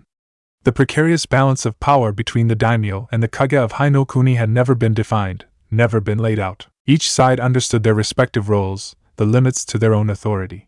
The daimyo sustained the village, gave them all they needed to thrive. The village acted as his shield and sword. Neither side ever demanded too much from the other. Because the moment this measured balancing act of tradition and respect was thrown askew, the whole system might be irrevocably damaged, shifted as had happened in Suna, Iwa, and Kiri. Kutu was pushing those boundaries now. And Sarutobi was in turn pushing right back by denying the request of the village's primary benefactor. Without the daimyo's support, the village would be logistically unsustainable. Without the village, the daimyo would be a prime easy target. Kutu took a deep breath through his nostrils, the lines of his face growing harder. Measured. His eyes closed. How can a simple man like me, he breathed after a long moment of quiet, make great changes in this world, if the great men that live in it won't stand beside me?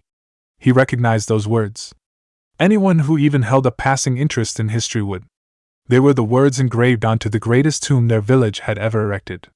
Etched onto a wooden door that could not be broken by any force beneath that of an S-class technique. Hashirama said those words to two people first. One was my grandfather. The other was Uchiha Madara. He was pleading with them to give him their men, their families, their resources. All to create the system of government that would bring an end to the constant fighting that had soaked this land in blood for nearly 3 centuries beforehand. His smile was sad again. It was a desperate plan, full of dangers, of holes, and was born out of an idealistic hope more than anything. And he asked them to help him, and even though there were dangers, even though all previous attempts at coalitions and alliances had collapsed before this event with infighting and petty squabbles, they chose to put their faith in the ideal. And the endless wars came to an end. You wish to draw comparisons then? Danzo drawled. Do you think what you're doing now is no different to what he did nearly a century ago?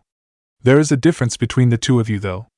Hashirama had the raw power, the capacity to push his dreams through sheer might. Kutusama.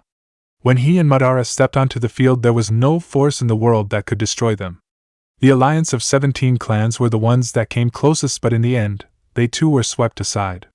You are not Hashirama. No one is. Hiruzen conceded, his eyes closed as he listened to the both of them. Kuta looked to the both of them, and that sad, pleading smile was still there. You're right, Danzo. I'm not Hashirama. I could not defeat Ryotenden, if not for the genin, children that had been with me years ago when I took Kuratsuchi. I may very well be dead. He chuckled.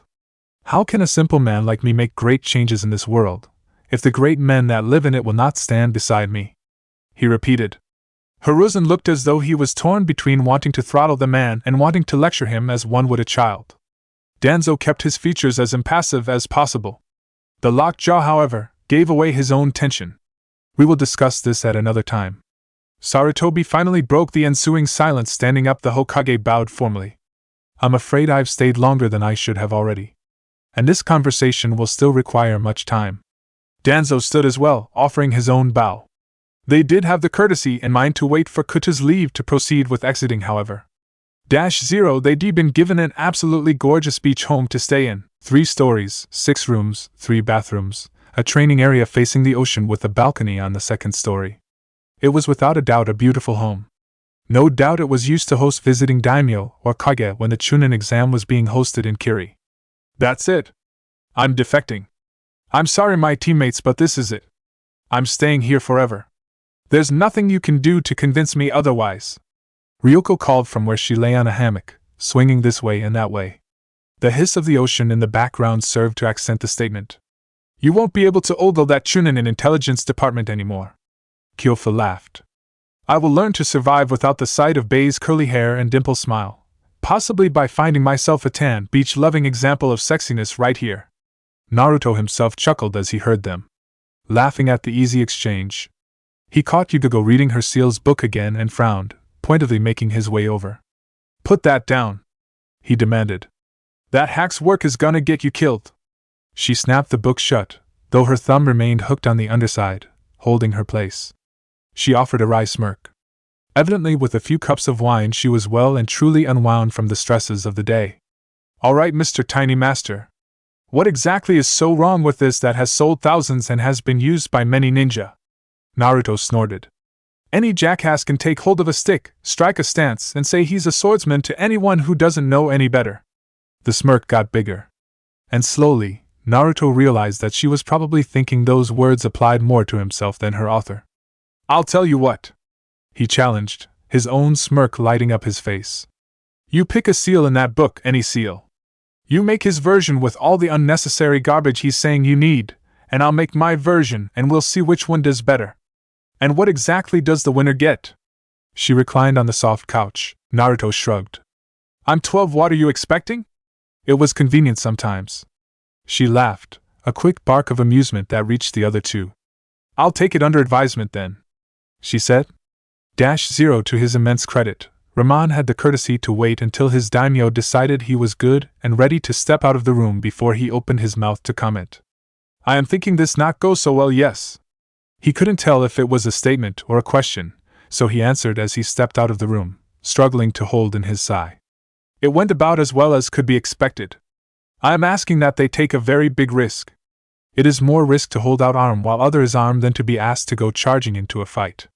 In a way, he answered as they marched down the halls. The Chunin could do immense damage. Not in terms of sabotage, or even intelligence gathering on our defenses per se, though those two are distinct and very real possibilities, but they could convince others to defect, slither in enough to make us hesitate, learn enough to guess what strategies we might use. Warn IWA if the situation deteriorates rapidly with village relations. There are an innumerable number of ways this could affect them poorly, and only the slimmest chance that it might turn out as I hope. Ah. His servant nodded. Then, added after a second. And yet you push it to them anyway. Why? You must start somewhere, he said by way of answer, climbing a set of stairs now, 2 samurai bowing to him. I did not expect them to accept. Would it have pleased me? Certainly. But I know that the mistrust is simply too deep. You wanted to give them, at least, idea of the thing, yes? Yes. With this bad idea in mind, when I present another alternative, they will be more receptive. Perhaps, if only to return to the comfortable status quo of us not denying each other anything and not disagreeing. I see. His captain of the guard nodded with a smirk. Please excuse, but why invite the angry, one-eyed one? He is not Kage. No. But Danzo and Hiruzen would argue on whether the night sky was black or ebony. If I did not include him, he would make an already fragile agreement unbearable. Ah, yes, I see. Kuta stepped into the library of his temporary home. It wasn't nearly as extensive as the private rooms he held in his palace. He was not Hashirama. Even Hashirama was not Hashirama. Not the one that they envisioned. Being the pioneer of the shinobi system, the Shodame Hokage, the man had attained a near-deictic status amongst the people of Konohagakure. In their minds he was the man that had single-handedly unified their land and beat back all the invaders and upstarts that had threatened him. But Hashirama was a man with his own limitations and failings. He was the most powerful man in the world, physically, and even then Madara was his equal according to historical texts. But he was not a strategist, not a tactician, not a statesman, not an economist, not a builder or a logistics planner. Madara helped him with his strategies. Kuta's grandfather had drawn up many of the treaties and agreements. His wife had taken teachings from her home to design the village layout. His uncle and brother had helped hammer out the nuances of the shinobi rankings. Hashirama had been the man with the vision. He needed others to help him shape that vision. He had not carried the world forward on the strength of his own shoulders alone. How can a simple man like me make great changes in the world, if the great men who live in it will not stand beside me? Today the phrase was held as one of humility amongst the Konoha people. Kota held it to mean more of sincerity. No one could do things alone. He had a vision, and he would need the help of many people to bring it about. Hiruzen, Danzo, his son Takichio, Raman, his guards, his servants, even Inoki and dear Kuratsuchi, whom he's come to view as family herself in her own way. He would need their help, much as he might wish to drag them all kicking and screaming if he wished. He only needed to discover how best to convince them all when the time came. He pulled out several scrolls and a few bound books, settling himself in his favorite chair of the residence. I will be here for some time, he said. Don't let me keep you from your duties, Raman. The foreigner bowed, the various jewels of his clothes clinking before he turned and marched out of the room. Chapter 23. Their mornings were criminally banal. Almost domestic, really. One of them would wake up before the others, and that person, whoever it was, would be assigned with making breakfast. At least most of them were. Naruto was perfectly content with making and eating ramen for breakfast, but after the second day of that, he'd been forbidden from making them breakfast. Ryoko and Yugogo made eggs. Simple, quick, efficient. Kyofu liked to mix it up with other things like steamed rice, or miso soup. Then they'd follow Yugogo to the tower. Or at least one of them did anyway. Their presence here was a show. After day one, show was more or less over for the most part. They were there, but they didn't exactly have to be present, especially when none of them had something to contribute. So they cycled through the duties. One of them would follow every 2 days, then the next, and the cycle would start all over again. The two that didn't follow were free to explore Kirigakure's many charms and attractions. While certainly not a tourist location, being a military village and all, the archipelago Kirigakure called home was the location for many beautiful sights that the ferries and boatmen could point out and show off. Today was Ryoko's turn. Naruto's had been yesterday. So he was already planning to head out with Kyofu if she wanted to join him. They were getting through their breakfast when there was a knock on the door. Curious sets of eyes rose before Naruto hopped off his chair. He still had to hop, damn it. I'll get it, he called, ignoring the kunai blades that slipped into Kyofu's hand. The wind chakra gathered onto the tip of Ryoko's chopstick, or the pair of very sharp samban Yugogo had stuck in her hair to knot it into a loose bun. He opened the door. The face that greeted him was familiar. Haku-chan! He yelled in a simultaneous greeting, a heads up for the people still seated at the table and for himself. Mostly for himself, she smiled.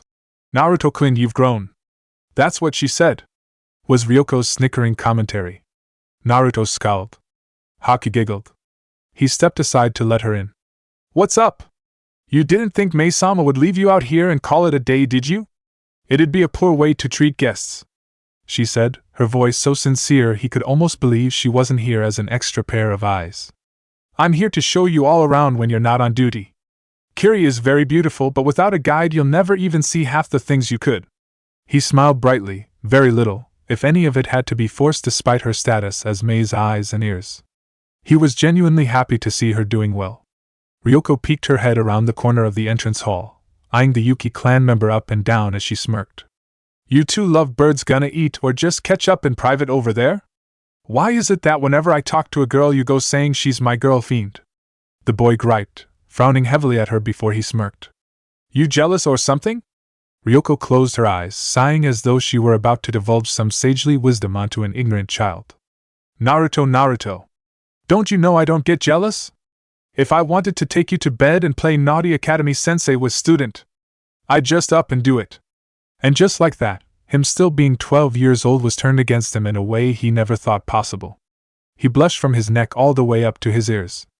Yugogo's sharp bark of laughter nearly drowning out the smack of Kyofu's palm meeting her forehead. Haku giggled, strangely. The blonde cracked an eye open and swiveled it around to look at the blushing Hayaton wielder. A wicked little smile tilted her lips that seemed so utterly alien on her face he couldn't help but find it wrong in the best way. He shook his head to clear it. Puberty and hormones was not something he was looking forward to going through again.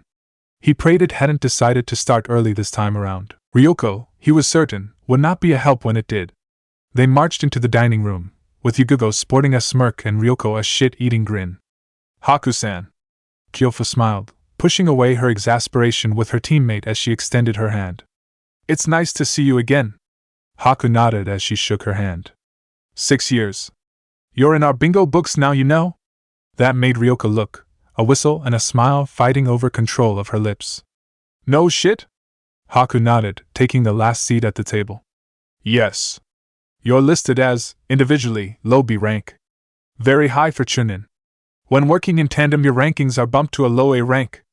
There was some debate on that last I heard, she admitted. Some of the more conservative members of the ranking panels thought it was just the fact that you're Orochimaru-san's students that are giving you that rank, and thus the increased bounty. Naruto snickered as he sat back down.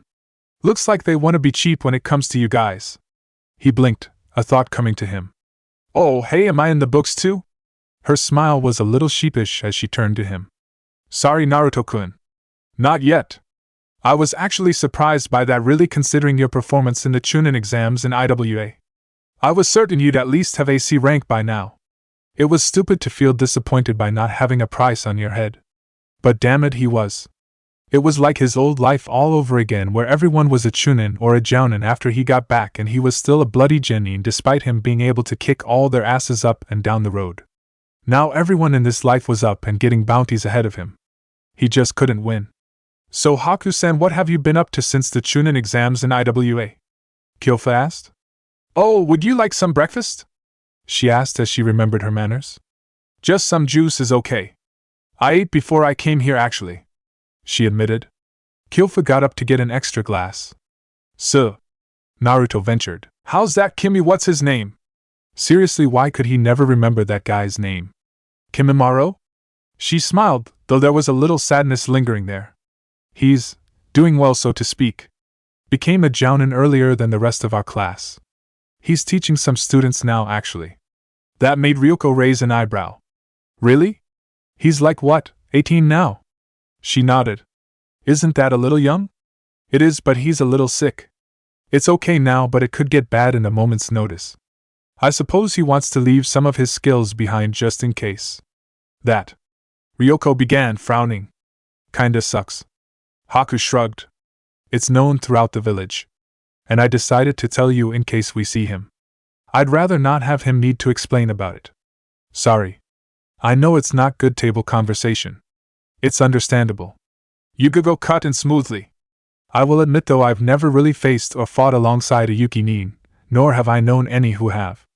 Just what can you do? Haku shrugged, the smile losing its sadness as the subject shifted. Oh, I'm afraid I'm not that good a representation on my clan's skills, to be honest. I've mostly dedicated myself to medicinal arts and medical ninjutsu since becoming a chunin. What really? But you used to kick so much ass, what made you switch? Hey! Haku still kicks ass. Tsunade-ba-chan is a nin too, and just look at her. She beats up the snake whenever they get into a fight. Ryuko opened her mouth and Naruto quickly steamrolled over her words. And no, I'm not just saying that because you think she's my girlfriend. Ryoko's mouth closed with a click, an obviously fake pout coming across her lips. Mao. And here I thought I'd get you again. Oh well. Looks like I'll have to put a bit more effort into it next time. Naruto glowered. Don't you have somewhere to be? He's right. Yugigo snorted out a quick laugh. Finish your breakfast or we'll be running late. -0 Dan was not like his wife in many respects. He loved the woman dearly but would admit that he wasn't a fan of her methods of handling a crisis.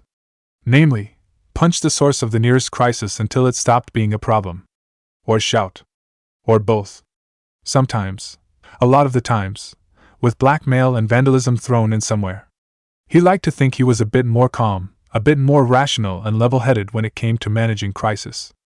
Evidently the academy teachers agreed with that assessment, since they went through the trouble of actually going through umbu channels to reach him rather than making a phone call to the hospital. They might be re-evaluating their assessment though, as he all but bowled over their staff as he all but tore his way down the hallways to reach Akane's homeroom class. The door's handle is almost embedded into the dry wall. Oh, Tassan! It barely takes a second for him to look her over, and he releases the slightest breath of relief. She's okay. Not a hair hurt on her head, and she's running down the steps of the classroom stairs to reach him, all but jumping into his waist to give her best hug. He looks up, towards a corner of the classroom where 3 chairs are little more than charred shingles of wood and half-melted slag. Kato-san. He hears the woman beside him and turns to look in her direction as he reaches down and picks up his little girl, her legs wrapped around his ribs and her hands fisting at the hair on the back of his head as her head goes into his shoulder, away from the woman. What happened? He asks. The messenger hadn't gotten much farther than, Sir? And Akane, before he was out the door like a madman. Maybe he didn't handle crisis as well as he thought. Aka-chan got into a verbal altercation with another student. I wasn't able to hear what started the whole thing, unfortunately. Eventually she shouted at him, telling him to, and I quote, just shut up. And the result is, she gestured. Thus. No hand seals? None that I saw. It wasn't a focused attack, sir. From the quickness of the air, explosion and her near panic after it occurred leads me to believe this was purely accidental. She's always been one of our model students as well. She confessed. And the boy? 3rd degree burns on his hand. He'll be missing an eyebrow as well. We sent him to the hospital quickly. The rest of the students in the vicinity will feel as though they suffered a mild sunburn, but they'll survive. I understand. Can I take her home and discuss this with your staff tomorrow? Or the next day with Tsunade? This is dash. Do not worry, Kato-san. This eventuality was foreseen when Akane was admitted by both ourselves and you, of course. Take as long as you need to get back to us. We'll be submitting a report to the Hokage on the events in question by the end of the workday, mind you, so you don't have to worry about doing such yourselves. Again, he nodded. Thank you. He doesn't wait for much longer. He's so curt that it borders on rude as he marches out of the building, his daughter clinging to him. He walks straight home, carrying her the whole way. It's hard opening the door with her in his arms, but he manages. He moves to set her down on the couch, but she clings to him. I'll be right back, honey. Just gonna get you something from the kitchen, okay? She doesn't let go for a second, but then she nods and slides off to rest at the couch. He makes his way to the kitchen, and quickly goes for his secret weapon when dealing with woes of any of the three ladies in his life. Ice cream. It's noticeably more difficult to remain angry or sad when having ice cream. The same can be said of eating. But ice cream was eating something sweet. Doubly effective. Women have been doing it to themselves to get over big emotional moments for ages. So he goes into the kitchen, gets the biggest small cup he can find and puts 2 scoops of vanilla in there before marching out. He sits down next to her, wonders if maybe he should get one himself before dismissing the idea and handing it to her. Here you go, baby. She takes the cup, doesn't start to eat immediately. A real bad one then. You want to tell me what happened, baby girl?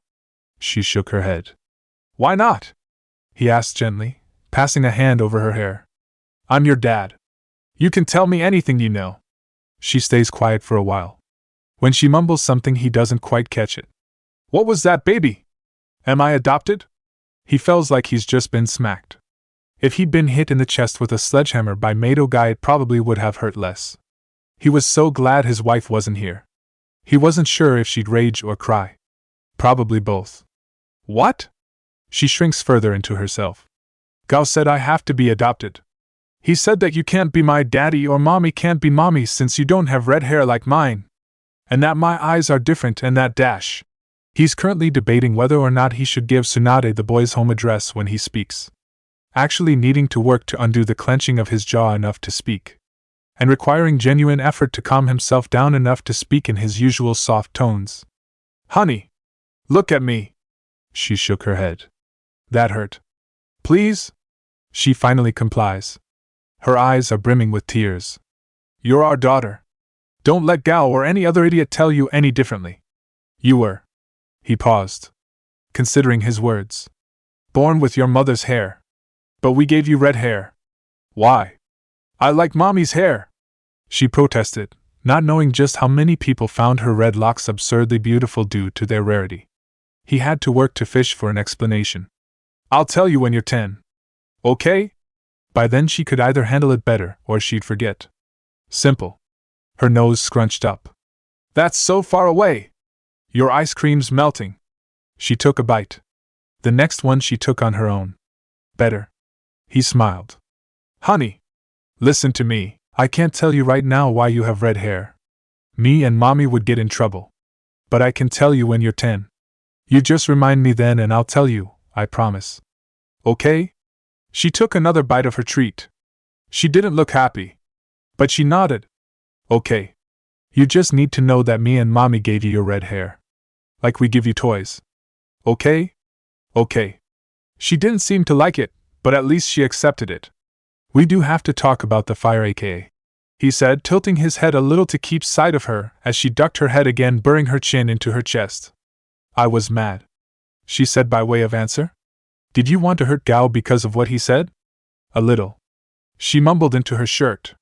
But I didn't want to burn him. She added hastily, her eyes wide and coming up to him as though pleading with him to believe her. I just wanted him to shut up and stop saying those mean things about me and my hair. I know, honey, I know. He did. He always knew that she'd never hurt someone, but that one fine day her raw power as a Jinchuriki might inadvertently hurt someone. Today was the first day he came close to regretting the choice he and Tsunade came to in allowing her to become a Jinchuriki. Oh, that fight had been terrible. The worst one they'd had bar none. 8 months pregnant.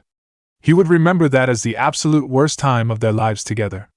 She had been so furious with him for even suggesting it. They argued for almost a straight week, Every night had been a shouting match. She'd been flat out unwilling to even listen to the notion, and her vehemence had almost made him back down several times. It wasn't like he disagreed with her. Being a Jinchuriki was dangerous. It was a target painted on your back from the word go. It meant the whole world would be gunning for you one way or another. One needed to look no further than Naruto. Danzo had been circling the boy like a shark circles a bloody carcass since the day he was born. IWA had all but put a hit on him just from finding a resemblance to Minato.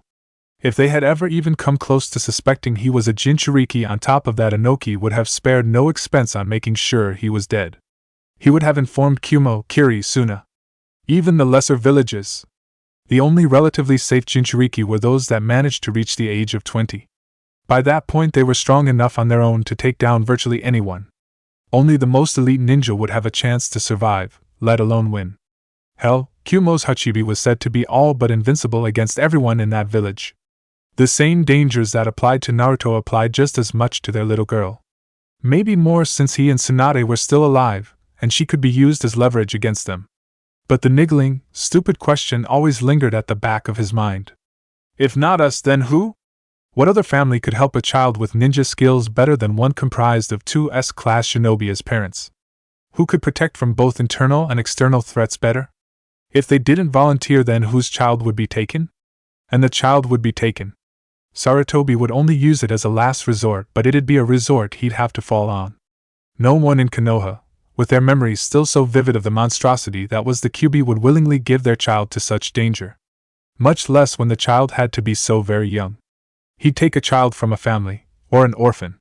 Who would help him then? Naruto had him, had Tsunade, had Shizen, Sarutobi, and even Orochimaru, for all the loathing he showed the man. But that was only because the boy was Minato and Kushina's child. That was a reality.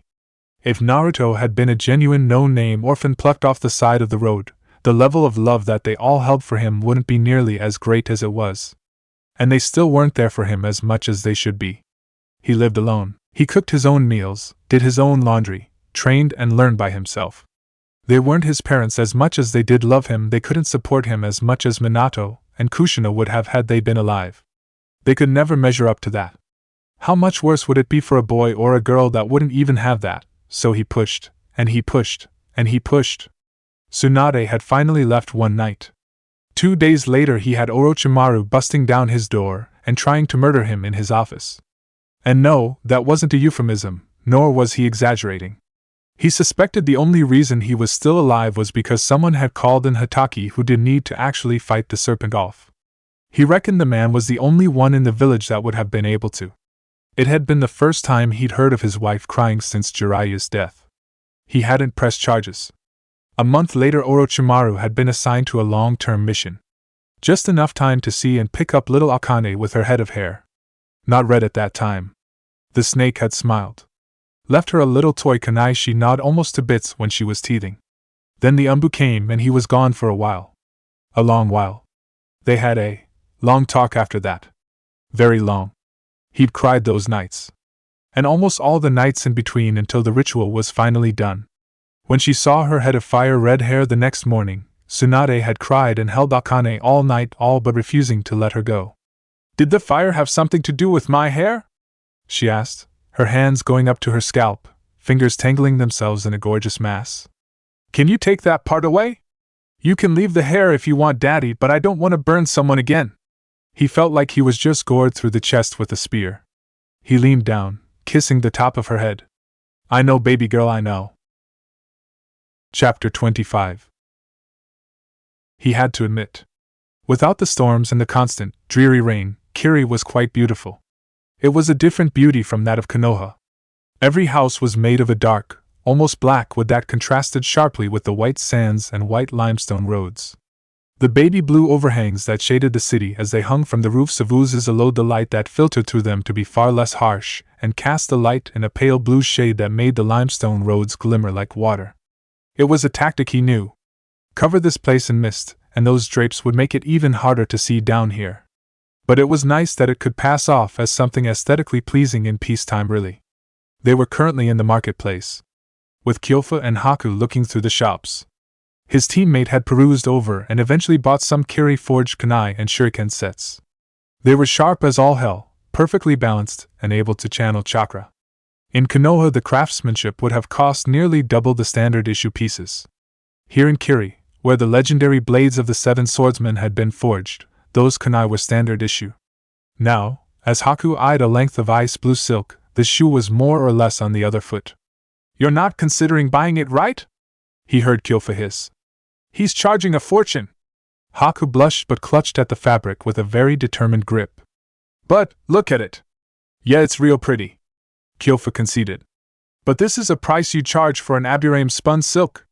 This dash," she rubbed her thumb over the piece in question, "is hardly Aburame spun silk.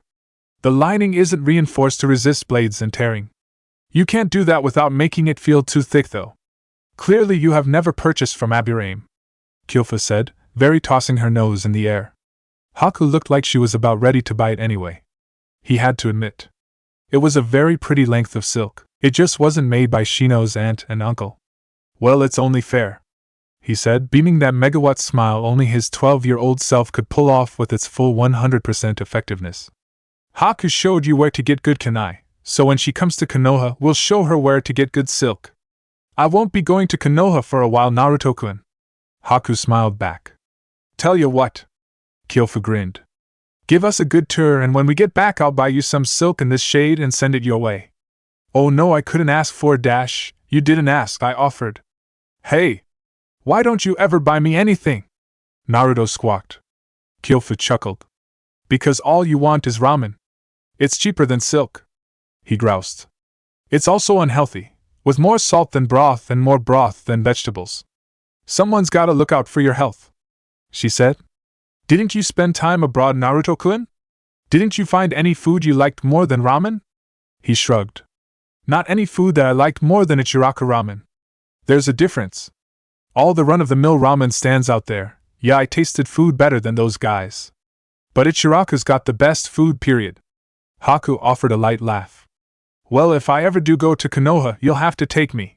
He smiled. "It's a date."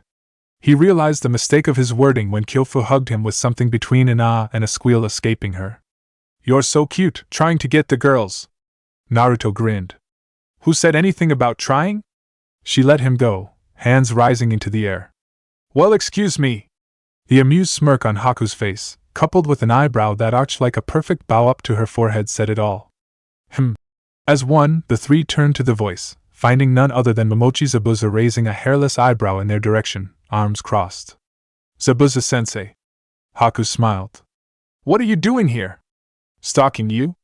Naruto snickered before Kyofu kicked his calf in reprisal, glaring at him with a look that said behave. The Jounin groused.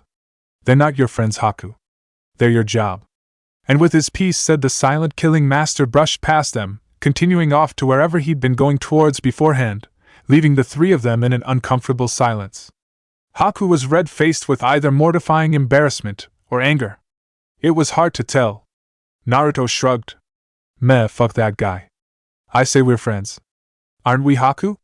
It was simple, straight, and to the point. It made her smile even as she was no doubt disagreeing with the first part of his statement, a little bit. She nodded though. "He'd take it and call it a win." "Don't worry about it, Haku-san," Kyofa put in. "Yeah, sure, we suspected that you were sent to keep an eye on us, but it was still nice for you to show us around like this rather than keep us locked in the house." I wouldn't do that." She straightened. "Right, let's just not mention this again. How about I show you one of Kiri's attractions?" "That'd be nice," Kyofu admitted. "By requirement of the 12-year-old. It must have explosions." The place Haku had taken them to was downright gorgeous. The glittering caves were a somewhat natural formation. It had been made by the attacks of the sand by meeting the unyielding defenses of those long since deceased, in a conflict that had taken place before the founding of the village even. The glitter was the salt that had dried up and seeped into the rock of the cave after centuries. Long after the sea water the monster had used in his attacks had evaporated. The caves extended for miles. And it was only during the high noon sun that the rays of light bounced with enough force that they could see the glimmer of the salt in the rock. Water still gathered at its smooth basins, a single drop sending crystal-clear ripples through shimmering pools. Frankly, the only thing he could remember about this place was that another 200 yards and there was a cavity, One big enough to house the sealing matrix that had launched him back here to begin with. Things were so very different in a world without all of that. Wow. I'm surprised no one's ever heard of this place. Haku shrugged in response to Ryofu's observation. It's too close to the village to allow for any kind of tourism, so there's no point in openly announcing it. But for those who have access to Kiri, it's definitely something they should be brought to see at least once. He agreed. With the light of the sun peeking into the cracks in the stone above, the rocks, spikes, and cave walls gleamed like an ocean of shimmering rainbows. If only the others could have seen it like this. He hadn't realized he'd spoken aloud until Haku and Kyofu turned to him. What was that, Naruto? He stiffened before laughing. Oh, nothing. I was just talking about Yugogo and Ryoko. Wish they could be here to see it with us. I'm sure they'll have their chance, Naruto. Kyofu smirked, ruffling his hair. He smiled, though he looked away in case it didn't quite reach his eyes. Suddenly, a loud shout echoed through the cavern. That is such bullshit.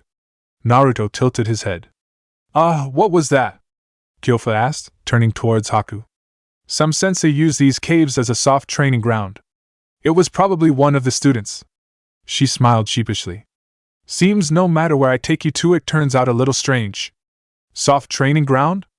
A place where they won't throw around any destructive techniques. Just chakra control and perhaps some hand-to-hand combat to teach them to fight on odd types of terrain. Oh, I see. Well, we probably shouldn't bother the dash.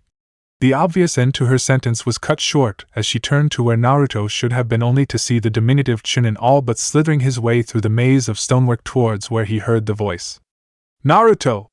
My young curious mind must be sated in its desire for knowledge, he cried with a no doubt stupid grin on his face. You're just a nosy brat, she called back. Don't encourage this, she said to the giggling Haku. A minute later Naruto was climbing over the last of the stones, crouching as he looked down and spied 3 kids with their sensei.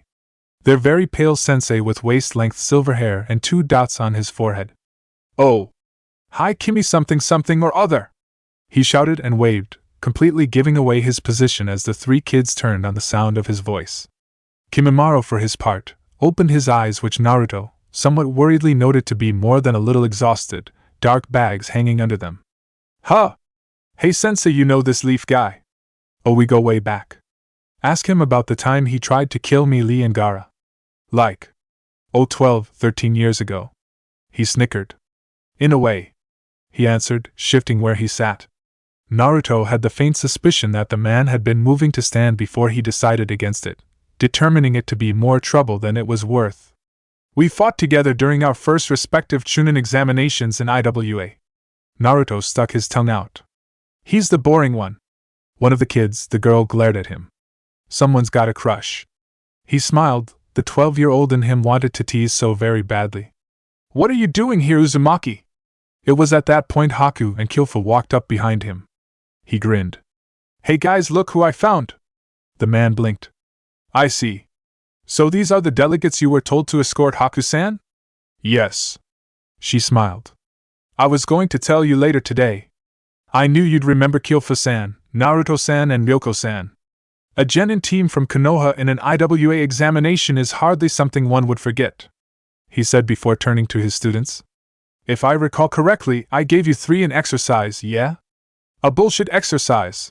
One boy with dark hair growled out. It can't be that bad, Matokuin, Haku said as she stepped down the rocks with a grace that defied the odd terrain. What exactly did he give you all to do? Soul exercise, he answered, tapping his foot. Haku winced. Already? They're only genin. The boy Matu whirled on his sensei, glaring as if saying *C**. Haku agrees with me. We learned it when we were genin. Our sensei were trying to fail us. She deadpanned. You're trying to fail us. Matu screeched, looking downright murderous. He's not trying to fail us, you idiot. We've been his genin for 3 months. There's no exam to fail, the girl said. She was a thin thing. Shorter than Sakura or Ino at this age. With short cut hair that reminded Naruto of Kuratsuchi before she let it grow out, save the single, thin tail that trailed down to between her shoulder blades. Oh. Still giving us a bullshit exercise, he groused. I'm sure it's not so bad, the last boy said. He was an average build with a head of straight brown hair that he was either trying to grow out or that needed a bit of a haircut. He wants us to stand for a straight hour on that. Matsu pointed at a stalactite with a very, very sharp tip to his right. Using nothing but the bare soles of our feet. I am sorry, sir, but that is bullshit. Naruto tilted his head. Chakra control. Figures. Most genin sucked at it. He did have to say it was a little intense though. Focusing all the chakra to a point on the sole of their foot to release a steady stream of energy to hold their whole body weight off of the spike was harder than tree walking and even water walking to a degree. Mainly because you had the whole foot to work with. A mistake in one area might be compensated for with the other tenketsu. Here you just had one spot to work with and a single slip-up could throw you completely off. Judging by the scrapes from near misses on the kids' feet, they were evidently learning this fact rather quickly. That's rough, Naruto said, then grinned. Hey, you know what I did to get my sensei to teach me stuff I wanted to learn? I made bets with him. It was the truth. Getting Jiraiya to sit down and do anything productive that didn't involve him working on his books was damn near impossible. So Naruto often made bets and challenges with his teacher to get him to teach him something new. Of course, what he didn't tell these kids is that he lost those bets and challenges half the time. Partially because Jiraiya was just that good at being able to judge how things would play out. And partially because he cheated when he may have been wrong. Was it any wonder he was never taught anything outside of harnessing Kurama's chakra in that trip? Oh well. They'd learn. A bet? Yeah. Naruto nodded. You know. A bet. Sensei, if I can do X, you'll teach me Y. And if I can't, I'll run around the village 5 times with my hands, or something. The Mato boy looked interested. So did Kimimaro. Though, he suspected he was more interested in the running around the village 5 times on my hands part. Were all crazy strong sensei just plain old crazy to boot? Could there ever be one strong guy that wasn't a total head case? Matsu turned. Hey sense dash, no? And just like that the wind was ripped out of those sails real quick. I'll tell you what we'll do instead. He drawled and the children perked up again. Rather than you 3 coming up with simple bets that would be in your favor, I will issue you a challenge.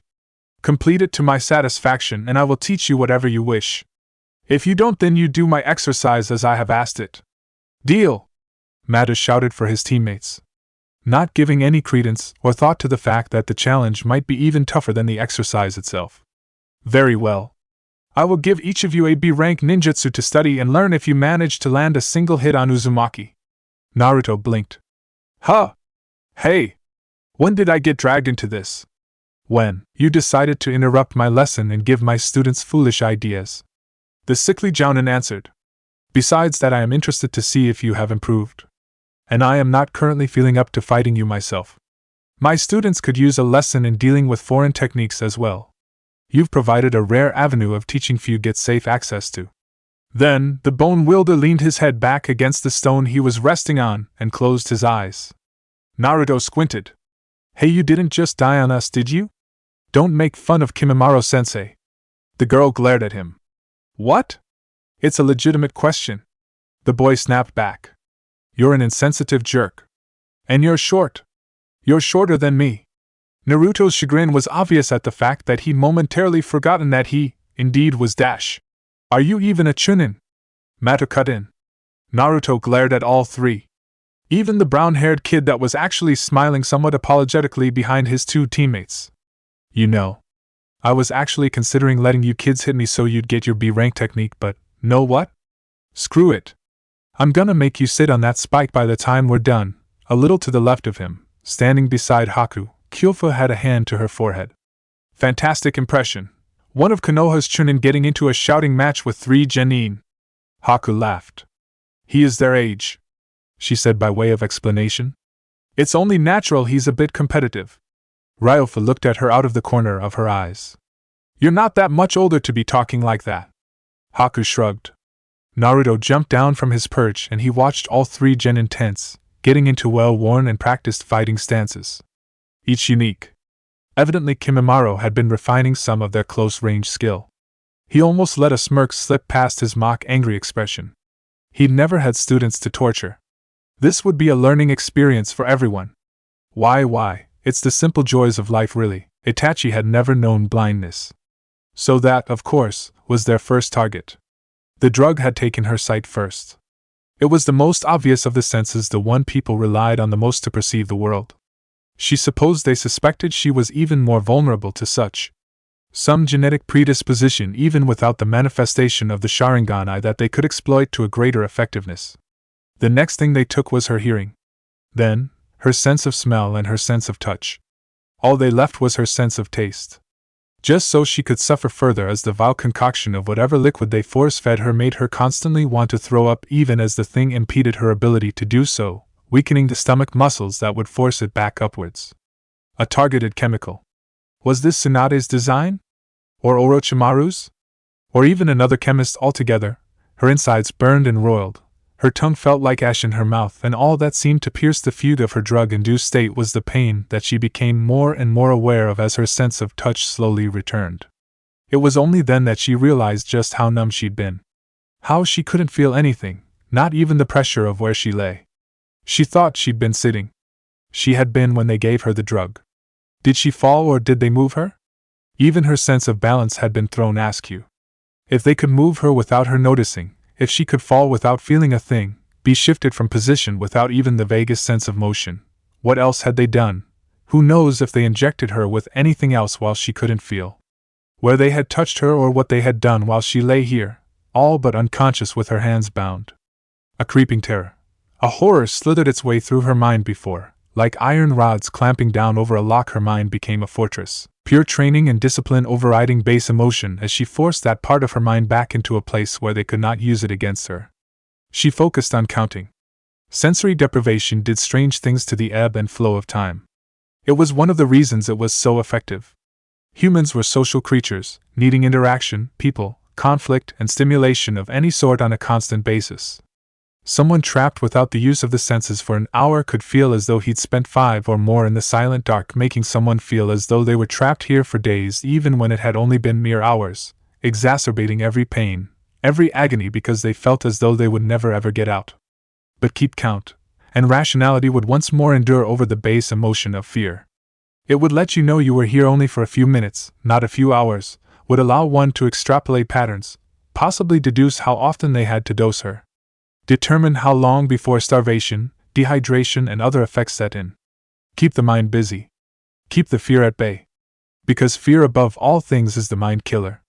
2,286 seconds. Translated to minutes, it was 38 minutes and 6 seconds. That's how long it took before she could hear again.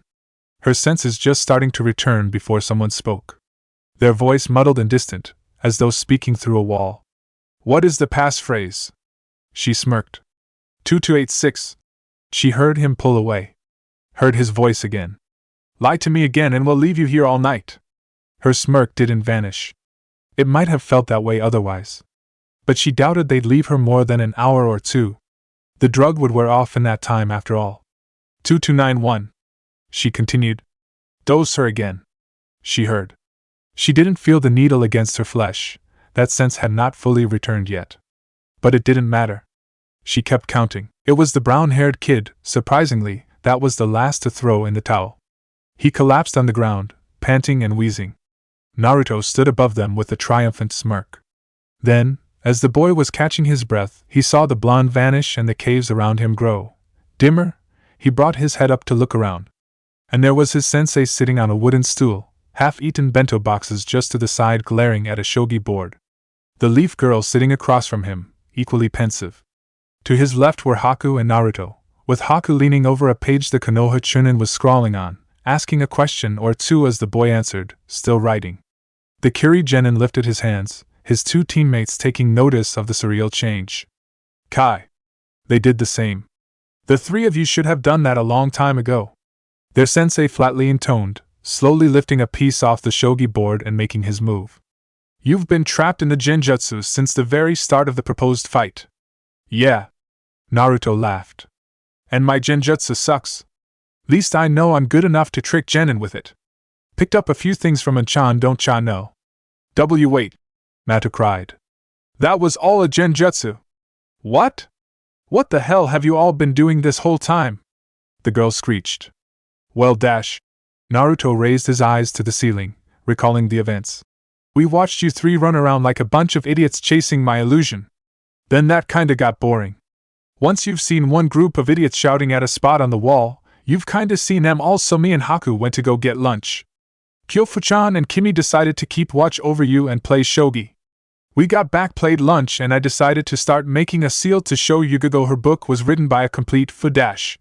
He blinked. Hey, wait, where'd you guys get the shogi board? Needless to say, you've failed the challenge. Kimimaro said, eyes never leaving the aforementioned piece of furniture. Naruto's energy and focus were more directed towards his sealing practice and explanations than you, and he still managed to hold you in his thrall. We're sorry, sensei. The girl moped downcast. Don't be, he said. Clearly the failure is mine. I have not taught you well enough. Geez, you don't have to make it sound like you're at a funeral. Naruto cut in. We'll do better next time, or hey, wait a minute. How about you actually admit I'm way out of a genin's league rather than try and paint it like they had anything but hopes and dreams here? Evidently, however, Kimimaro was too engrossed in his game, or maybe his sickness affected his hearing, because in the next second the man turned, blinking at Naruto. I'm sorry, did you say something? The blonde sucked in a sharp breath, a retort on his lips before some part of him may as well have punched him across the face, and shook his conscious mind for all it was worth. You are not going to take the role of Madogai here. Kimimaro had to wonder what it was that he'd said as Naruto quite literally cracked his neck in the other direction and forced himself to look back at the seal he was working on. Kota's hand stroked his steed's forehead, the small flat plane between the animal's eyes. He heard it neigh in appreciation, one foot stomping down into the ground. Ah! Got you something you'd enjoy.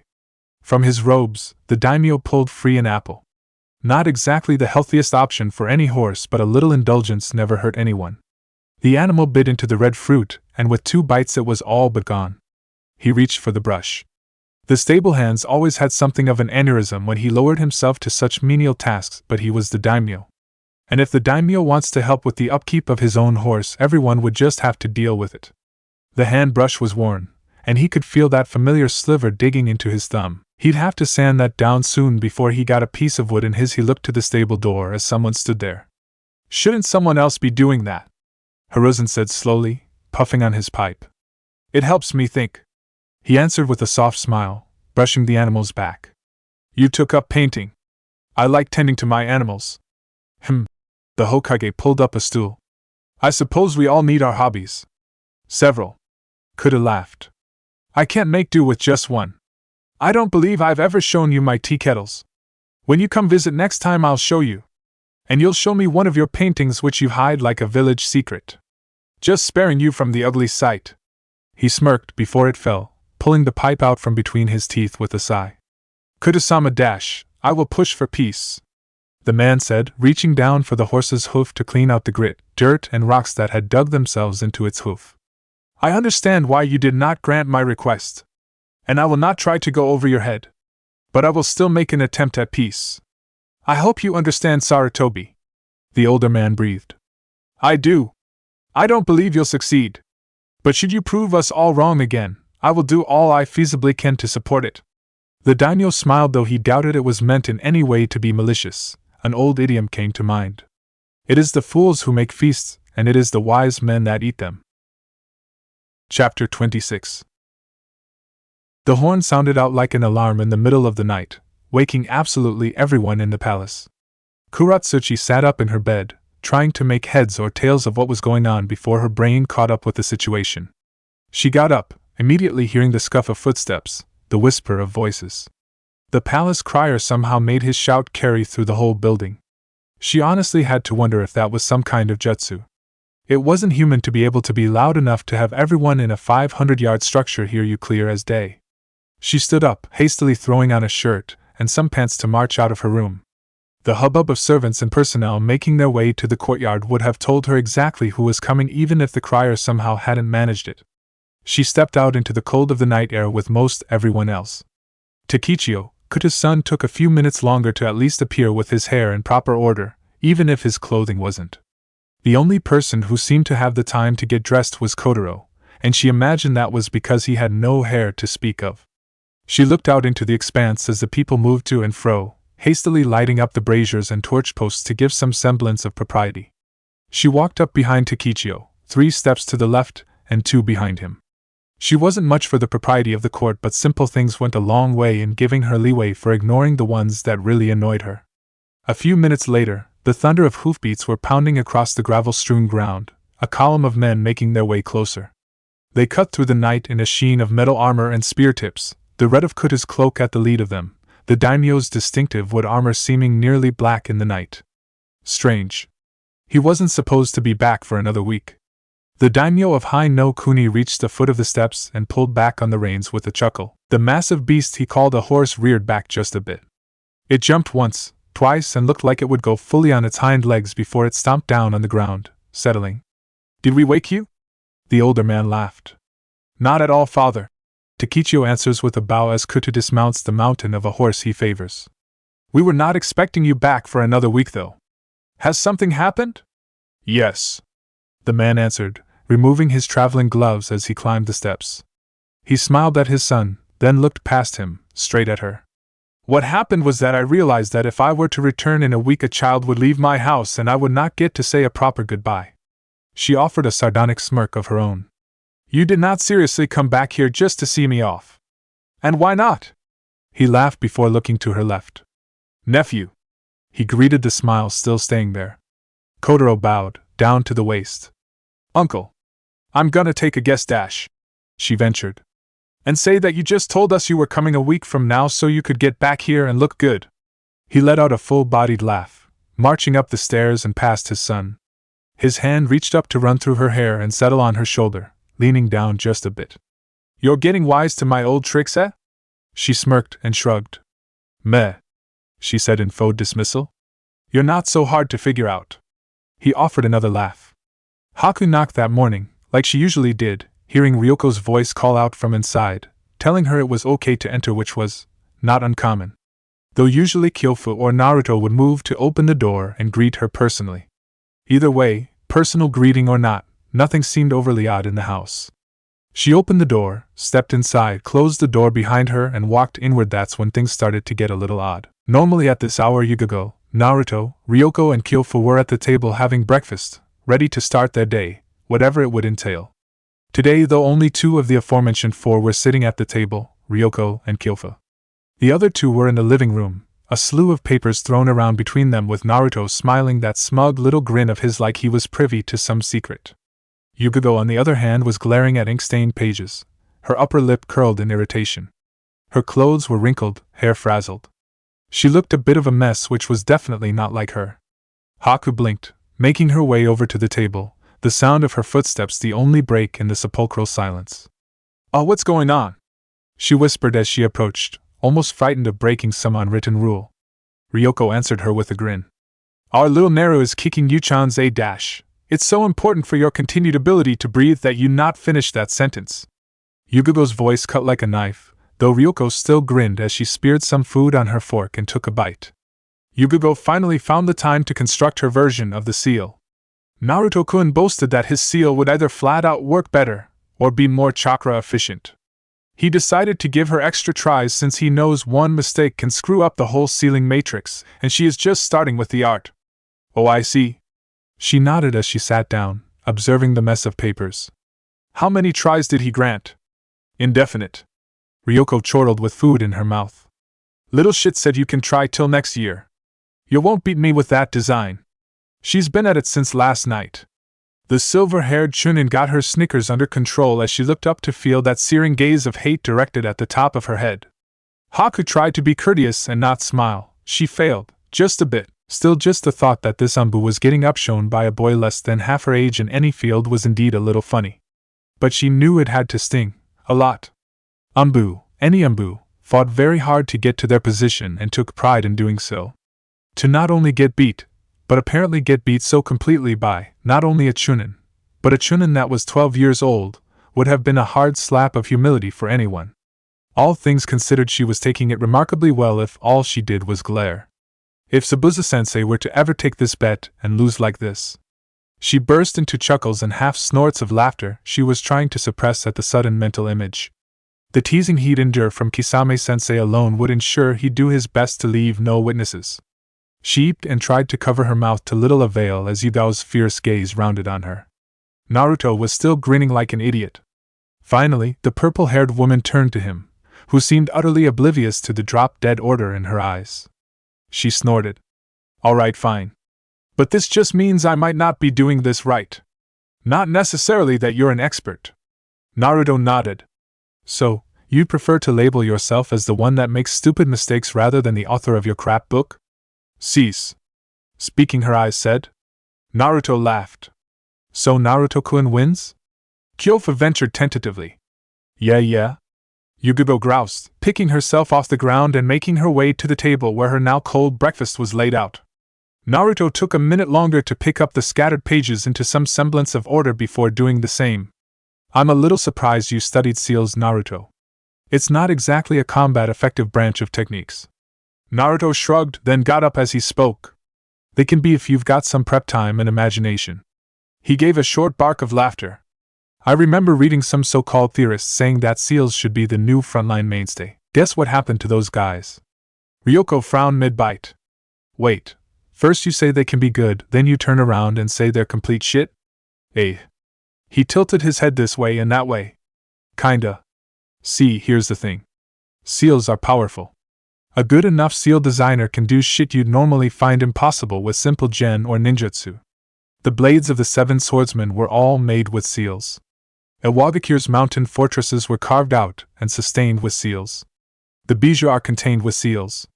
Seals can definitely be complete bullshit. But there's a reason nin and genjutsu replaced them as frontline, mainstream battle tactics. Those being? Haku asked, interested. She wasn't sure if Naruto was an expert, but he seemed experienced enough to take some of his words to heart. And who knows, if she ever has to fight a seal master, this information might prove invaluable. Versatility for one. He said as he sat down. Seals are rigid things that function by doing X, and they will always do X. They can never be made to do Y. If you design a seal to do one thing, it will only ever do that one thing. He took a bite of his food. No one can predict what will happen in a fight, so you're gonna be left with a big vulnerability in terms of defense if an enemy tries to overwhelm you with different technique. Unlike, say, lightning manipulation.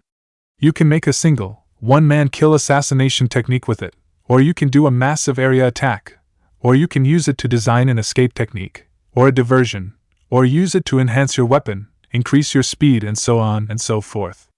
So unless you're carrying around 10 or 20 seals on you, your techniques are limited, and once a decent ninja sees you activate X seal and sees what it does, you'll never really catch him unprepared with another attack like it. Then you're saying dash. Yugigo offered as she swallowed her bite, that the best way to use seals, if you were to use them at all, would be in a supplementary fashion? Sort of. He answered. The other big weakness of seals is that they take too much time to develop and too little effort to destroy. You can draw a seal on a paper, the enemy can easily burn the paper.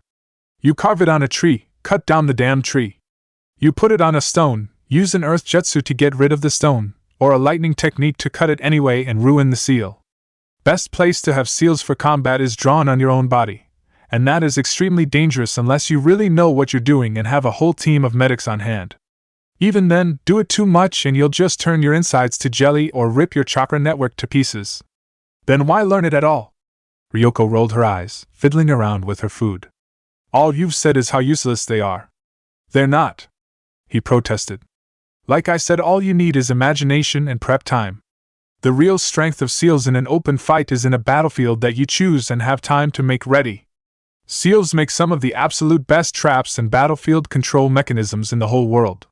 Imagine the enemy stepping into an area and suddenly up is down, left is right, their whole nervous system is firing backwards, or where they're instantly trapped in an illusion. Or a field that drains their chakra. Konoha and Kiri use seals in their defensive strategies. It could practically win you a battle outright if you activate the seals at the right time. Here's the thing though, the more complex a seal, the more delicate it is, the more things can go wrong. If one cog in the mechanism jams, the whole thing breaks down. I never figured you'd have the patience to pick up such a delicate study. Haku repeated, smiling. Forgive me for saying Naruto-kun, but you don't seem like the studious type. The 12-year-old scratched the back of his head. Just got a talent for it, they're underused. That makes them dangerous since a lot of people don't know their weaknesses. But those drawbacks and weak points are very real and very exploitable if your enemy is skilled enough. You could study your whole life to learn seals and never be able to just pop them on the fly mid-combat. Again, it's like a well-made trap. Spring it at the right time and it's a game changer. Too early, or too late, or if the trap's discovered and all you'll be left holding is a very nice, decorated piece of paper and an enemy about to kick your ass. Even the Horatian, he internally mused. It was one of the most combat-heavy seals ever designed, but it too suffered from the same weaknesses most seals did. Destroy the medium and the technique was destroyed. It was why in all of his tenure as the Yondaime, Minato had only used the technique once and gave his kunai only to certain people. If the methodology of the technique got around, it wouldn't take very long to find a quick counter to it. Someone like Tenten, for instance, could probably have no-sold the technique by just using her own thrown weapons to intercept the kunai as they were thrown. Or Guy with his absurd speed might just catch it. Hell, anyone that could spam genjutsu like Itachi would completely wreck the technique by screwing with the Yondaime's depth perception and have him end up throwing the kunai a mile too close or too far to be of any real use, and destroying any of the kunai while the technique was in mid-use. That would end, at best, with the user winding up crashing into a tree, at the speed of light. If the kunai got to its target, and stayed there for a while, it was a huge advantage. It's a shame there were just so many ways to make sure that never happened. The Yondaime was smart to keep that card close to the chest until he really needed it. And smarter still to leave little to no survivors whenever he did employ it. He said none of this though. Instead he just smiled. And that's Seal Combat Application 101 with Uzumaki Naruto. We have t-shirts and snacks in the gift shop.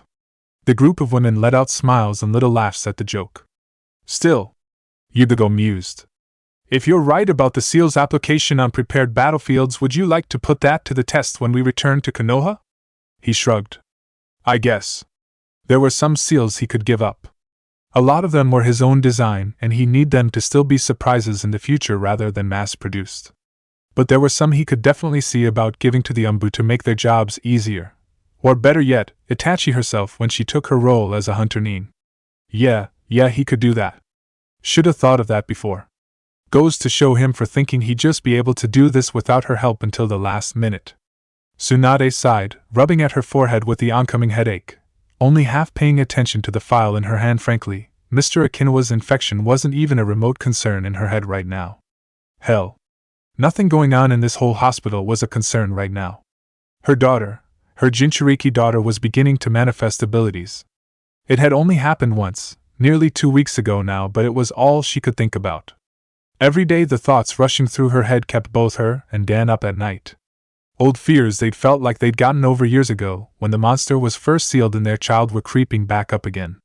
Like an insidious infection that had been beaten into submission with antibiotics, but had just developed a resistance to the drugs and was now crawling through their systems again. Every night when she got home she'd go to her daughter's room and hold her. And every morning before either of them left she'd look her over and hold her close all over again. There were few feelings in this world that could be as infuriating, depressing, or frustrating as the sheer helplessness of powerlessness. That's a word one rarely associates with any of the Sannin. But it's exactly how she felt. She knew nothing of how or what occurred to a Jinchuriki as they developed. Kushina was the only one she knew of, but she was a Jinchuriki with a very different seal. One that was 100 times more powerful than anything they could develop right now. She'd never demonstrated any properties of the legendary Kyubi no Kitsune. She wished they had that seal on her daughter. Powerful, controlled. It'd give the idiots up the chain of command the security of having a Jinchuriki, and her the peace of mind that the Yambi would never be able to do anything to her daughter no matter how hard it tried. If the Kyubi couldn't do it, the Yambi had nothing but hopes and dreams on that front. But Kushina had taken much of her secrets with her to the grave. And as knowledgeable of seals as Orochimaru was, he was no Uzumaki. She opened the door to her office and started, surprised. Speak of the devil. She groused, tossing the file on her desk and marching around it towards her occupied seat. Get the hell out of my chair. He didn't. What a surprise. How have you been? He smirked. I'll be a lot better when you get out of my damn chair. She crossed her arms. He stared at her, gold, serpentine eyes fixated on hers with that unerring intensity. How is Akane? She is just fine. I'm the one that's having a hard time. She slapped his knee. Softly. Get the hell out of my chair. I was here first. He smirked, not moving. It's my. She stopped, lifted up a leg and flipped the chair over, toppling it onto its back with a crash. Orochimaru vanished in a puff of smoke, appearing in one of her guest chairs in front of her desk. Such impatience. He smirked as she picked up her chair with a chakra string. She sat herself down. Did you actually have something important to talk with me? Or are you here just to annoy me? She turned her eyes down towards her work, keeping one ear in his direction. Would you like to talk? She scoffed. Talk about what? She's a Jinchuriki, we always knew this was gonna happen. It's Dash. She reached into her drawer, yanking a file free before slamming it down on the desk. You know, about time life came over and slapped me across the face to remind me what I decided to do with my baby girl a few years ago. Gotta do what's best for the village after all. She slammed the drawer closed, hard enough to shake her whole desk. That's what we gotta do, right? Always gotta keep that in perspective.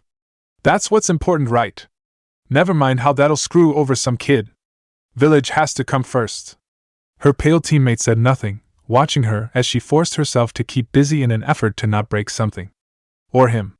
They always fought, but if she let herself get anywhere near him right now, she might genuinely hurt him more than the little scraps and scuffles they usually had. She sighed. Look, Oro, just leave me alone. This isn't really the time. Would you like me to help? She slammed her fist down onto the table, standing up and all but ready to punch him through the wall of the room. Now you listen to me, you fucking bastard. My kid isn't ever gonna be used as a chess piece on the political games you play. I will fucking bury yo Dash, Tsunade. He held up his hands, the picture of calm, as he tried to placate her. No games. No tricks. You say no, I walk out and we never speak of it again. She grit her teeth, all but baring her fangs at him before she slowed, allowing herself to stop and think. She knew her teammate. Had known him for the better part of 30 years. He was a bastard. A manipulative son of a bitch with a mean streak a mile wide and 10 miles deep. He'd twist anyone and anything around his little fingers when he got something in his head. But she knew him. There were very few times that she could say he was completely honest with anyone. This counted as one of those times. He hadn't given her a sales pitch. He hadn't come with a script in his head for convincing her, or a plan to go over her head if she said no. He didn't say, "You should let me help," or, "I can help you know," he simply said, "Would you like me to help?" He was leaving the choice entirely in her hands. It had been a long time since he'd done that for anyone. Not even when she'd had her huge fight with Dan so many years ago. He'd gone off on his own initiative, and it had only been later that she discovered that the two of them had fought at all. Supposedly even Kakashi had gotten involved. She took a deep breath. This is for real? No bullshit, no grab for prestige or clout. I say no, you walk out that door and that's it. She is my goddaughter, if you'll recall. He drawled. She couldn't tell if he was amused or irritated. Answer. She warned, not wanting to leave him a way out. He rolled his eyes. Yes. None. I will. Satisfied? He answered. She let her features soften. Just. I don't know. Take a look at the seal, keep your ear to the ground, maybe talk to some of her teachers. You don't have to teach her anything, just be there. He said, surprising her. Yeah. She said after a moment. He nodded and stood. And just like that he turned to march out of the room. No jokes, no backward taunts or words that could just as easily be taken as a threat. He stood up and walked out. It's weird. She realized she spoke this last thought aloud when he turned, an eyebrow raised. Excuse me? She blinked. It's been a long time since I've seen you serious. It's strange. He scoffed. Don't become too fond of it, he said before moving to close the door behind him. Such a state of affairs would leave our sensei immensely bored. Can't have that. She let out a small laugh under her breath. I'll be sure to tell him you said so. She called at the closed door. In his office, the Hokage, who was the subject of a private joke between his two students, currently puffed on his pipe as he mused over the graduation slips sitting on his desk. HRGN. He grumbled under his breath, smoke wafting out from between the teeth biting down over his pipe. How very irritating. He's had graduation classes be short of students. The odd one out that had to take a replacement from an older genin on the reserves list. He's had classes where there were not enough sensei to go around. It happens all the time when the village was in a state of war. But never has he had this particular issue. Not enough sensei, and an odd number of genin graduates. He groused. You do know how to provide headaches, don't you, Irika? Sorry, sir. But you kinda see the issue now, yes? The Chunin teacher asked. Yes, I understand, Sarutobi said. Admittedly, half the problem was of his own making.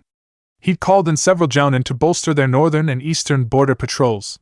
Kuta might be pushing for peace, but with the mere mention of those negotiations opening, he knew Inoki well enough to know that the old bastard might get ideas. I'll look through the reserves list for an adequate fill-in. It's a shame, though, he mused. I'd hoped Kakashi would finally deign to leave Umbu and take a team. Would have made this easier. Hasn't he been the lead Umbu over his tenure already? The Chunin asked. He will if he stays for another 4 months, the Hokage answered. At any rate, there are a few Tokubetsu jounin I can call on that will be more than enough to teach genin. He got up, marching over towards a filing cabinet to the side of the room. What was the off-number team, Irika? That would be Team 7 Hokage-sama. Haruno Sakura and Sasuke Uchiha are the genin of that team. Chapter 27. She was nervous. It wasn't like her to be nervous. She couldn't even remember the last time she'd been nervous. No, wait, scratch that. She remembered the last time she was nervous. It was when she first came here. The lone Iwagakure princess inside a canopy of leaves. At the time, she couldn't wait for the day she'd be allowed to go back home. Now, when the day had finally arrived after 6 years, on her 16th birthday, she was nervous all over again, all but willing someone to tell her that her grandfather was delayed, or that he would come by a few days later because of complications. Or that war had been declared on someone somewhere that would make it more difficult for this to happen today. God, what she wouldn't give for just anything that could help. What could she say to the man? To her father? What would they say to her? Did they even want her back? She was here for 6 years, taught by Leaf Shinobi. IWA was just a memory for her. This was her reality, if not her home. Would they really want her back? And if they did, would they trust her to be a ninja of Iwagakure? Or did they just want her back so that Kuta didn't have her? Would they relegate her down to a tool for a marital alliance? Even with all her training and skill, she hoped that wasn't the case. Hoped her family would care for her as more than just a piece in the political game. But she wasn't blind to where exactly she stood on that playing field either. She wasn't sure who was more to blame for this at all. Her grandfather for making that stupid bet in the first place, or Kuta for choosing her as the price in exchange for her father's life. This was nerve-wracking. She walked through the halls of the palace, all but avoiding everyone else. She didn't really want to hear Takichio's well-meaning reassurances or even Kuta's odd way of talking circles around her in ways that ended up making her feel better. She, masochistically perhaps, wanted to be left alone with her thoughts. It was easier to brace oneself for disappointment if they allowed their expectations for future events to be abysmally low. That way they could only be pleasantly surprised. Unfortunately, in her preoccupation, she didn't really pay attention nearly as much as she should have. As such, when she stepped out into the palace gardens and moved out, across the bridge to the gazebo that was built into the middle of the massive koi pond, seeking some solitude, she hadn't exactly realized that she cornered herself until she heard footsteps approaching at her back. She turned, eyes a little wary, not in fear but more in exasperation, hoping that whichever of the 2 or 3 people that would walk up to her like this would just take the hint and turn around. No such luck. Takichio smiled disarmingly, a small plate with daifuku cakes on it, holding it up to her like some peace offering. Which it was, given her sweet tooth. She scowled. That wasn't fair, and he knew it too. Would you like some? He asked with a pleasant smile of pearly white teeth. Stop pretending those things aren't for me. She glared at him. You hate sweets. I may have gotten a craving. He smirked, but nevertheless stepped closer to hand her the plate full of pastries. She took them. Thanks. You can go now, I'm sure you're busy. She hinted. Nope. He grinned with willful obliviousness, stepping around her to sit on one of the benches. Father is bringing himself up to speed since his absence, leaving me free to do whatever I please for the next few hours. And as of now, it pleases me to be here. She took a breath and just held back from releasing an aggravated sigh. She didn't leave though. She was here first after all. Let him leave. Come on, she groused, taking a bite. You must have something better to do than sit here and try to give me some kind of pep talk. He blinked. Oh, is that what I'm doing? I was just feeding the fish. Out of the folds of his robe he pulled out a handful of feed for the koi fish. She glared. Oh, screw you. He smirked, as though reading her disrespectful thoughts. Did you perhaps want a pep talk? I will hurt you. Treason! He mock-gasped. I should call my protection detail. He chuckled and spread some of the feed onto the water below, watching as the fish congregated instantly, long used to the random feedings they received from passerbys every now and again along with the groundskeeper who fed them every morning and every night. She turned her eyes away from him, looking down at the black waters of the pond. A short silence fell between them, one that he broke. Takichio took a breath through his nose. You don't need a pep talk, Kuratsuchi. You don't need anything. They will come and you will go with them. They are your family. It's not that simple. He smiled. Isn't it? If it isn't, you'll do what you'll always do. Overcome. We've all seen you do it before. This time will be no different. I thought you said you weren't here to give a pep talk. She snarked, smiling his way. The koi fish don't mind sharing my attentions. He quipped back. Gee, I feel so privileged. Fish give me competition on the important scale. They are very pretty fish. He justified with a smile. She laughed under her breath. He was like his father, a smart answer for everything. She let herself take a breath, taking the last bite of her pastry before she rubbed her fingers against each other to wipe the crumbs off, watching as they fell to the water, the fish immediately coming to the food, swimming away from Takichio's group, towards her meager offerings. He smiled. We'll miss you, you know? She opened her mouth, then closed it. She couldn't say it, not anymore. She was going back to IWA now. Going back to her home. And this friendship had to, if not die, at the very least be left here. It wasn't something she could take with her. That's just how it worked. How it had to be. She let the words die in her throat and spoke a wholly inadequate thanks instead. He smiled. You'll always have a place here if you so choose. Only your father can give that invitation. She smiled, trying to take the bite out of the sentence with the show of teeth. He raised an eyebrow, his smile still there. Do you think he'll say anything different? She swallowed, knowing the answer. The daimyo's son stood, reaching into the folds of his robe. Here. I have a gift for you. She blinked, looking at him as he held his hand out. Something, wrapped in green silk, was in his hand.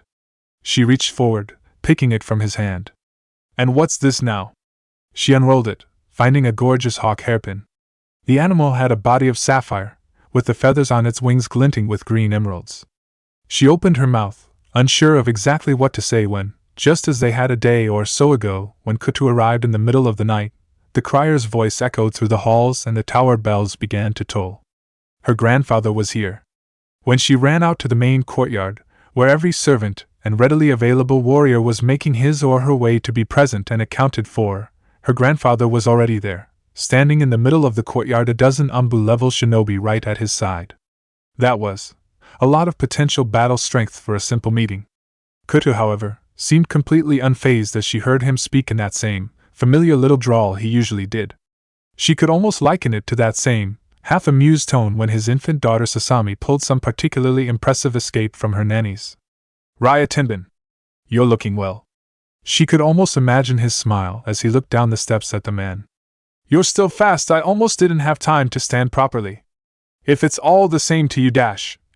The diminutive Kage straightened his robe. I'd rather dispense with the pleasantries and see this done with, Magajiro Dano. Where is my granddaughter? She heard the man breathe, likely in thought more than irritation if she knew him well. He turned, looking over the crowd, before finding her there and smiling. Kuratsuchi. She took a deep, steadying breath as the servants she'd arrived behind, and was more than willing to use as a human shield, noticed her presence in their midst, moved themselves aside, bowing to her as they did, allowing her grandfather a clear line of sight. He didn't smile, but she did see his eyes soften just a bit, noticed how hands that were clenched tightly behind his back came down to his side. As he straightened his back just a bit, he looked her up and down, eyes searching before he spoke with an awkward cough. You, let your hair grow. Her hand reflexively moved to her hair. The locks were still short, cut just above her neck, but it was a change from the even shorter cut beforehand, which just basically covered her skull with an inch or two of hair. Yeah. She answered a little stupidly. Would he want her to cut it? He shifted to face her fully. His stiffness gave away his awkwardness. It looked like they were both feeling it. She supposed he should, since He was the one that kind of lost her because of a goddamn bet. She had plenty of time to get over it, but it still rankled whenever she thought of it too long. Well, come here. It's been 6 years. I've got to get a better look at you. She obeyed, stepping forward, past the crowd. She stood in front of her relative, and felt all eyes on her. It was not a pleasant feeling. He blinked. You've been trained. It was a statement, not a question, and it was more surprise than anything else she detected in that statement. She nodded. With his experience, her training was obvious to the naked eye. She doubted she could have hidden it from him, or these Umbu, even if she tried. She didn't know what to say, couldn't read him. Was he angry? Disappointed? Happy? Or just in shock? Was I not supposed to do that? Kutu's amused voice made her grandfather snap back into place, his features closing off to reveal a bored detachment once again as he turned to the bearded daimyo of Hinokuni. The ruler was smirking. You never said she should have remained a genin. Forgive me if I overstepped, Inoki.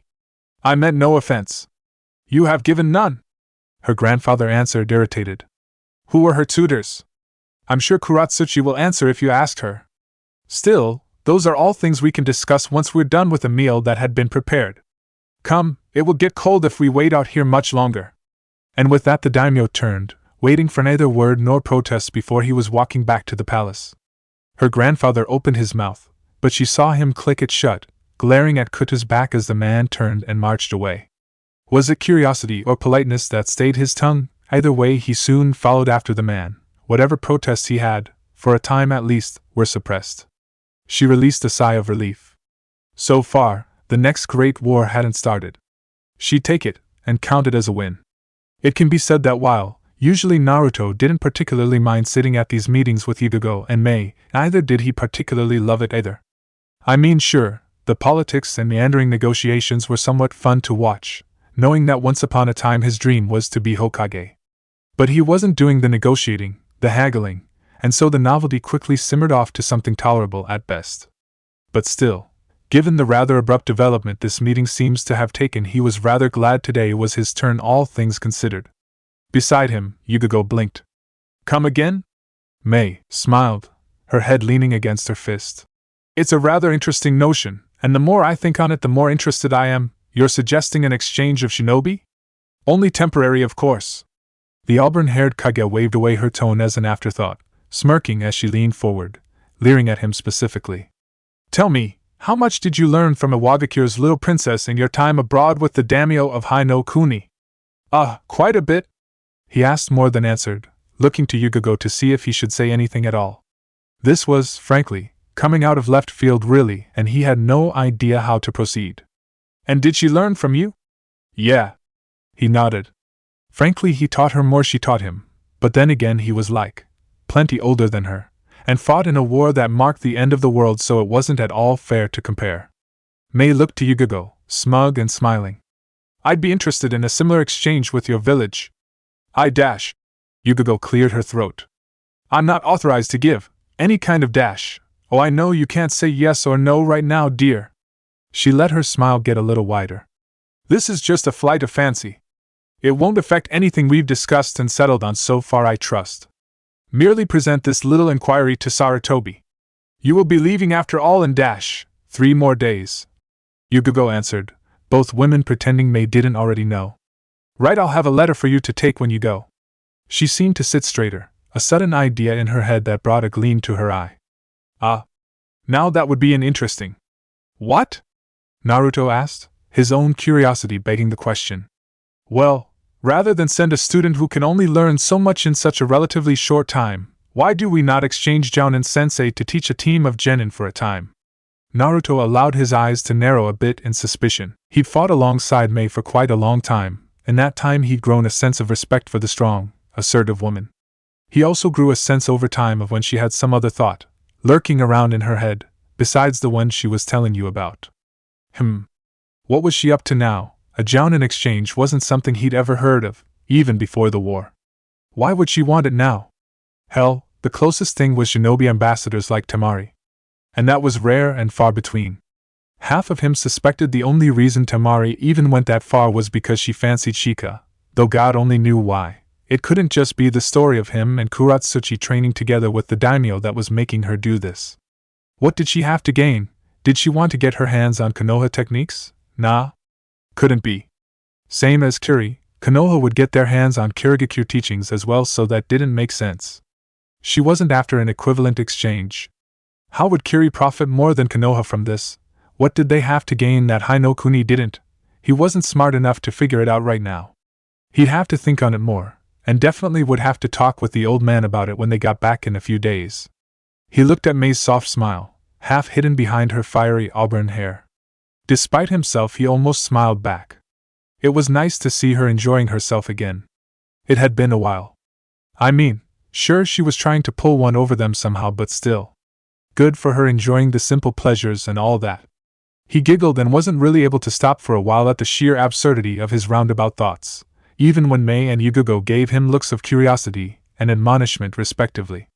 The afternoon meal was a tense affair. The members of the daimyo's court tried to hide it, of course, carrying on with their conversations and meandering concerns, trying to ignore the presence of the dozen Iwagakure who stood at the edges of the room. Both unable, and more importantly unwilling to take their masks off. He wasn't sure where Konoha's famous 12 guardians were. Correction. He knew they were here. 2 of them had allowed a moment of picture-perfect clarity as to where they were the second he entered the room before vanishing completely from his sight and senses. How many of them there were, however, was a different matter. Either way, his men didn't partake in the meal, but Inoki did. He'd sat at Magajiro Kuta's left. The man's son, Takichio, sat at his right and Kuratsuchi sat at Inoki's left. The tension in her body was palpable. She'd sat stiff as a board for the whole meal. He couldn't remember the last time his granddaughter was afraid or nervous, and it made him wonder just how she'd been treated these years to cause such a reaction so readily. Now, though the meal was done, a slow roasted duck served with eels, dumplings, and a steamed rice. It had been good, as should be expected by the cooks of a daimyo's court, though he was careful to only serve himself from bowls Kutu himself took from. He noted his granddaughter was not nearly so careful. The servants and serfs approached from the side rooms to collect the plates, bowls, and silverware. The nobles and advisors fell silent, as though waiting for some acknowledgement from their daimyo. Finally Kuta stood, hands disappearing into the folds of his elegant red robe. "Inoki, will you walk with me?" He nodded, glad to finally be able to speak in private. Frankly, he didn't need or want the meal. Kuta should have just cut straight to it rather than waste his time like this. He looked to Kuratsuchi at his side. "Could you?" He cleared his throat. "Might you get your things ready? We will be leaving shortly." She nodded. "Sure." He stood, and together, both leaders began to march through the halls. Their exit area was isolated and he sensed no one, not even the daimyo's 12 guardian shinobi. Though that could be a testament to their skill rather than their absence. As they walked and the silence dragged on, he was abhorred to be the first to break it, but the day was dragging on and he had no intention of staying in this place. By tonight, if he were to have any say, they would be at least halfway to the border. "How has she been these last 6 years?" he asked. Neutral enough. Depending on his answer, he could discern exactly what the fire daimyo intended to gain or accomplish today. "Content," Kutu answered quickly. "She missed her family, however." "Did she?" he drawled, eyeing the man. Lord only knows what lies they put in his granddaughter's head about her family. The daimyo nodded. "She trained hard to impress you and her father more than anything else, I suspect." "Ah yes, the training. I did not believe you would have allowed her to train. My guards certainly protested enough at the decision." The man laughed. They reached the gardens. A great peach tree with a large koi pond dominated the view. "They tell me she is a match for any jounin now." "Perhaps your jounin," he mentally snarled. "I see. I'm sure that will ease her father's worries." "And yours," he said flatly, walking out into the garden. Inoki frowned. "Who trained her?" Now you know better." The daimyo laced his hands behind his back. "If anyone would tell you, it would be Kuratsuchi. Their identities are not mine to give." The Tsuchikage sneered. "Of course, place me in the position to ask her to betray the confidence of her tutors. Would he have to look at his granddaughter for the rest of her life as some kind of Konoha sympathizer? A potential defector? Contrary to what you might think, Inoki, I did not take your granddaughter to hold her hostage. I did not take her for ambition or spite. No, you just took her because you know exactly where to strike to make a wound bleed." He shot back, glaring. The man nodded. I suppose I do. You gave up the chance to kill my son. One of my strongest jounin. You cannot possibly expect me to believe you did that out of… what? Mercy. I've seen your machinations at hand before. I've seen that ruthless mind and forked tongue at work. My memory is long if you'll recall, and that includes your crimes, Magajiro. I have made no claim to sainthood. I am merely a man getting on in his years who would simply prefer to work on his calligraphy than his sword work. Spend time with his daughter than in a field of battle waging war and campaigns. Anoki raised an eyebrow. Was this weakness? Or another clever trap? Something to make him overconfident? Invoke a misstep? A miscalculation, like Orochimaru had during those Chunin exams? Kuta took a breath, closing his eyes as he raised his face up to the sky, the high afternoon sun spearing down to bathe sunlight over the both of them. No. Now is not the time, is it? The question was rhetorical, more of the man talking to himself than to Anoki before he raised his hand. Go then, Dash, he said, waving him away without even turning. A blind man could see you're only more concerned about an ambush. Now is not the time for talks. Take your granddaughter with you, Anoki. If you're interested in opening a dialogue, contact me again when you return home. We'll meet at a time and place of your choosing within my borders. Anoki stared at the man's back. You're serious about this? You want to open talks? Now? That more than anything else was the most baffling. If he truly wanted to move IWA into a more permanent peace agreement rather than the tenuous truce they had right now, it would have been best to force the issue whilst Kuratsuchi was still their hostage. When a treaty has been forced rather than agreed, it serves as less of a bulwark and more akin to kindling for the flames of war. He threw a look over his shoulder at the diminutive Kage. How much would a forced treaty compel you? It wouldn't, he admitted. Even well-established agreements like the Chunin exam could be discarded when the situation demanded it, as it had years ago. I thought so. The man nodded again. Go. And only if you wish to entertain the notion of peace of your own will should you bother to contact me again.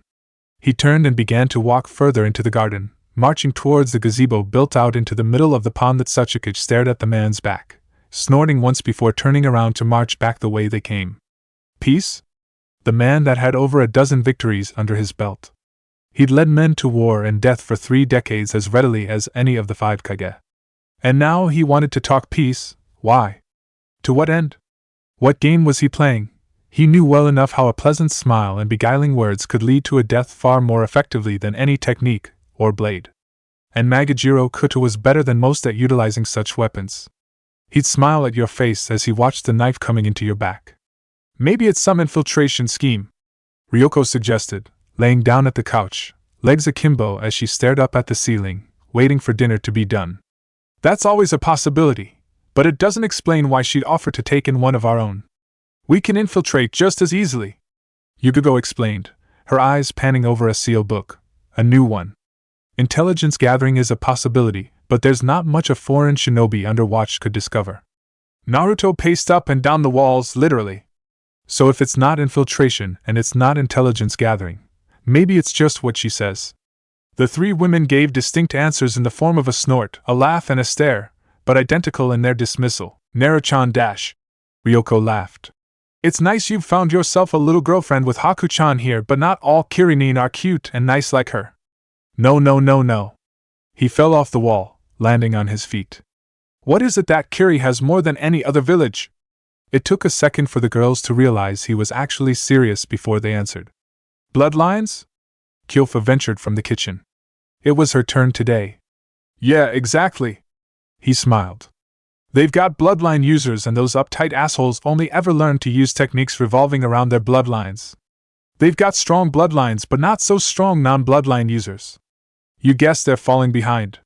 Yugogo mused. Think about it. He nodded, grinning. They've got the bone guys, ice wielders. Mei herself has 2 Kekkei. They've got Dijitsu and all other kinds of crazy things like shark men.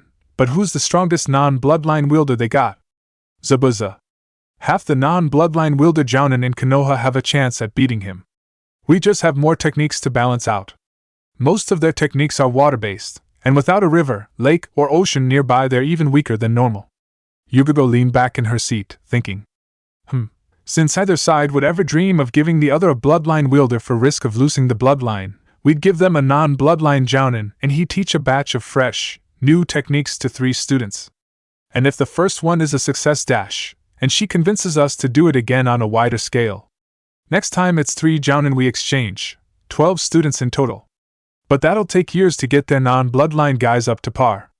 Ryoko sat up, blinking her confusion. What's the alternative? Naruto shrugged. How else are they going to supplement their subpar non-bloodline ninja? Outside of random defectors or some genius ninja that invents his own slew of techniques, what can they do? Yugogo nodded. It's definitely something to consider. It's not a coincidence that she'd make this proposal now when the genin exams have just finished either. Naruto blinked. The genin exams. He trailed his eyes up to the ceiling. That's right. Sasuke and Sakura would have graduated now. They'd be making Team 7. It felt like a sucker punch. Where did the time go? Suddenly, he was glad they'd be heading home in another day or 2. Chapter 28.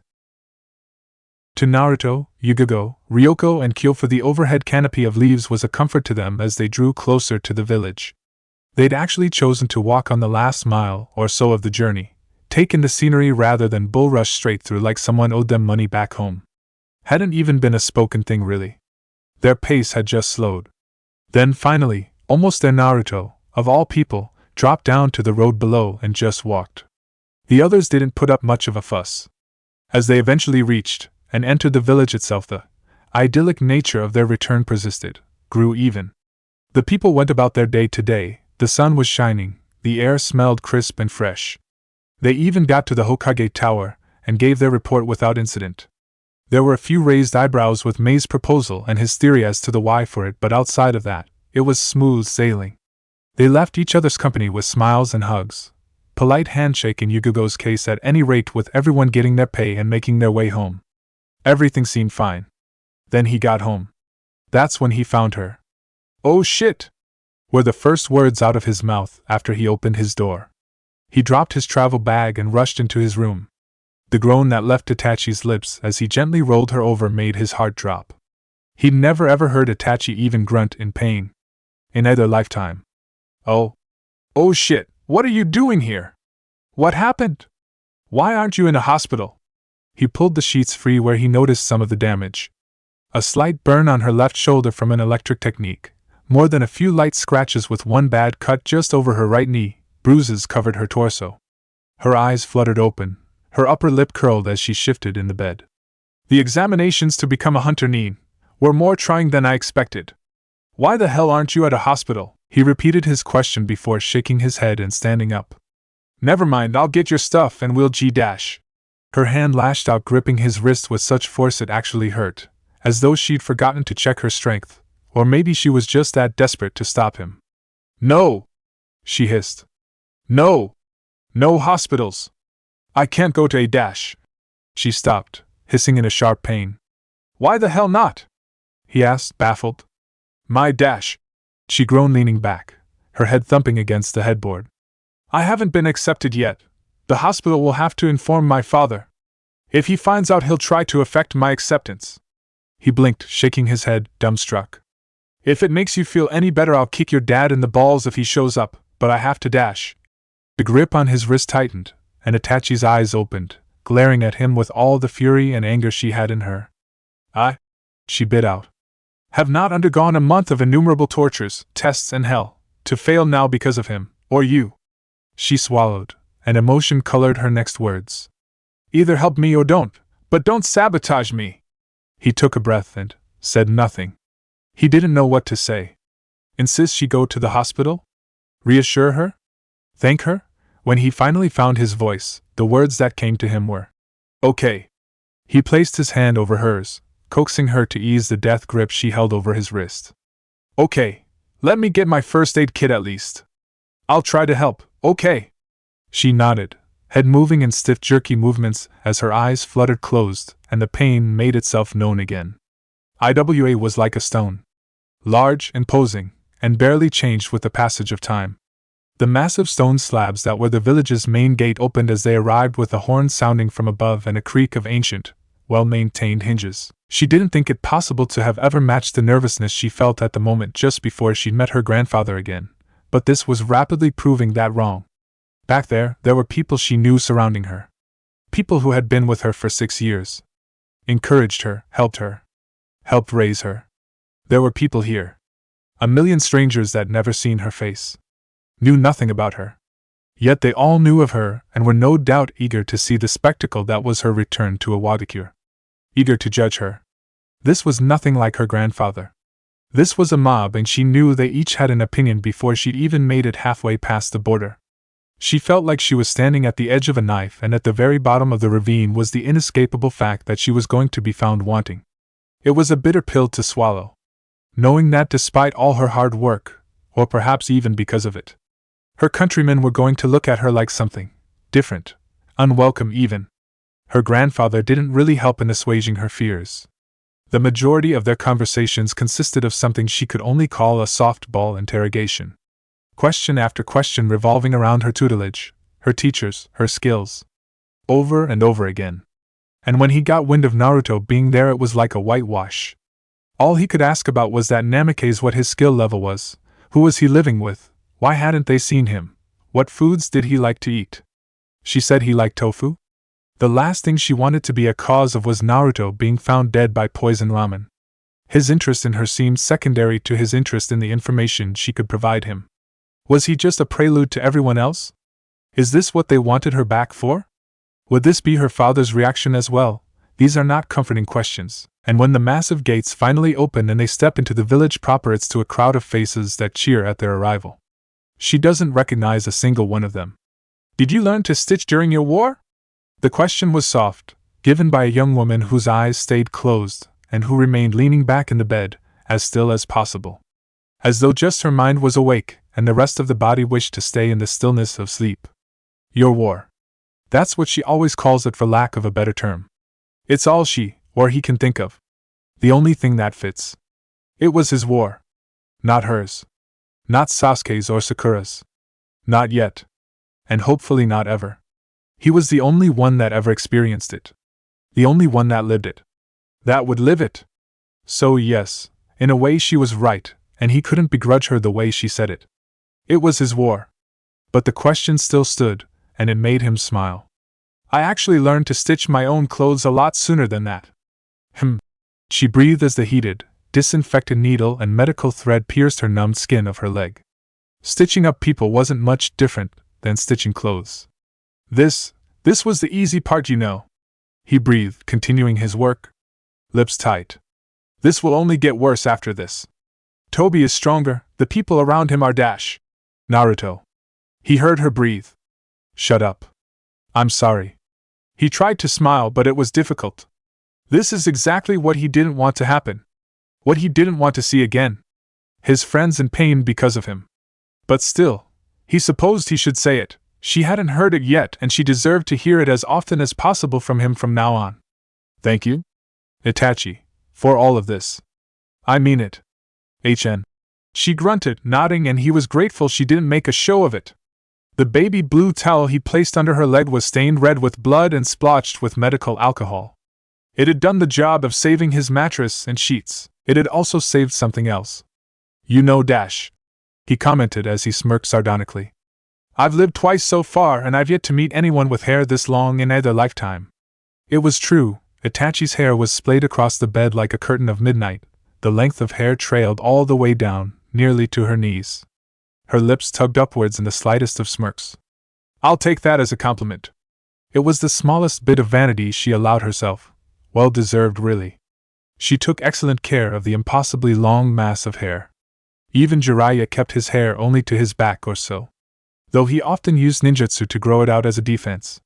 Did Itachi have something similar? It wouldn't surprise him. But still. I know a few hair-based ninjutsu. If you like, I can teach you. Jiraiya most often used his defensive variant. That silver mess of his could become harder than steel. But there were others. More offensive types that she might prefer. His eyes fluttered open. You don't have the hair for it. He shrugged. They're not that difficult. Hair is a natural extension of the body, so they're kinda easy to learn. Just need a little imagination and a lot of hair. I don't have enough, but you do. Probably help with your genjutsu. I'll keep it in mind, she said. He remembered when Sakura chose to cut her hair. Remembered that it was because another kunoichi had grabbed hold of her longer hair back during their first chunin exam. Itachi probably had like a half-dozen contingencies for someone trying to do that. Probably had a means of just cutting it right off if she was really desperate. Hopefully she never would be. He smirked. Oops, he said as convincingly as possible, staring down at the injury as he threaded the stitch. He received a solid smack to the back of his head for his effort. Not falling for that, she muttered. He grinned despite the abuse to his skull. Heh. I remember when I did it to Sakura. She got so. He paused, drifting off into memory before he shook himself out of it. The previous cheer dying away like wax under one of Sasuke's fire jutsu.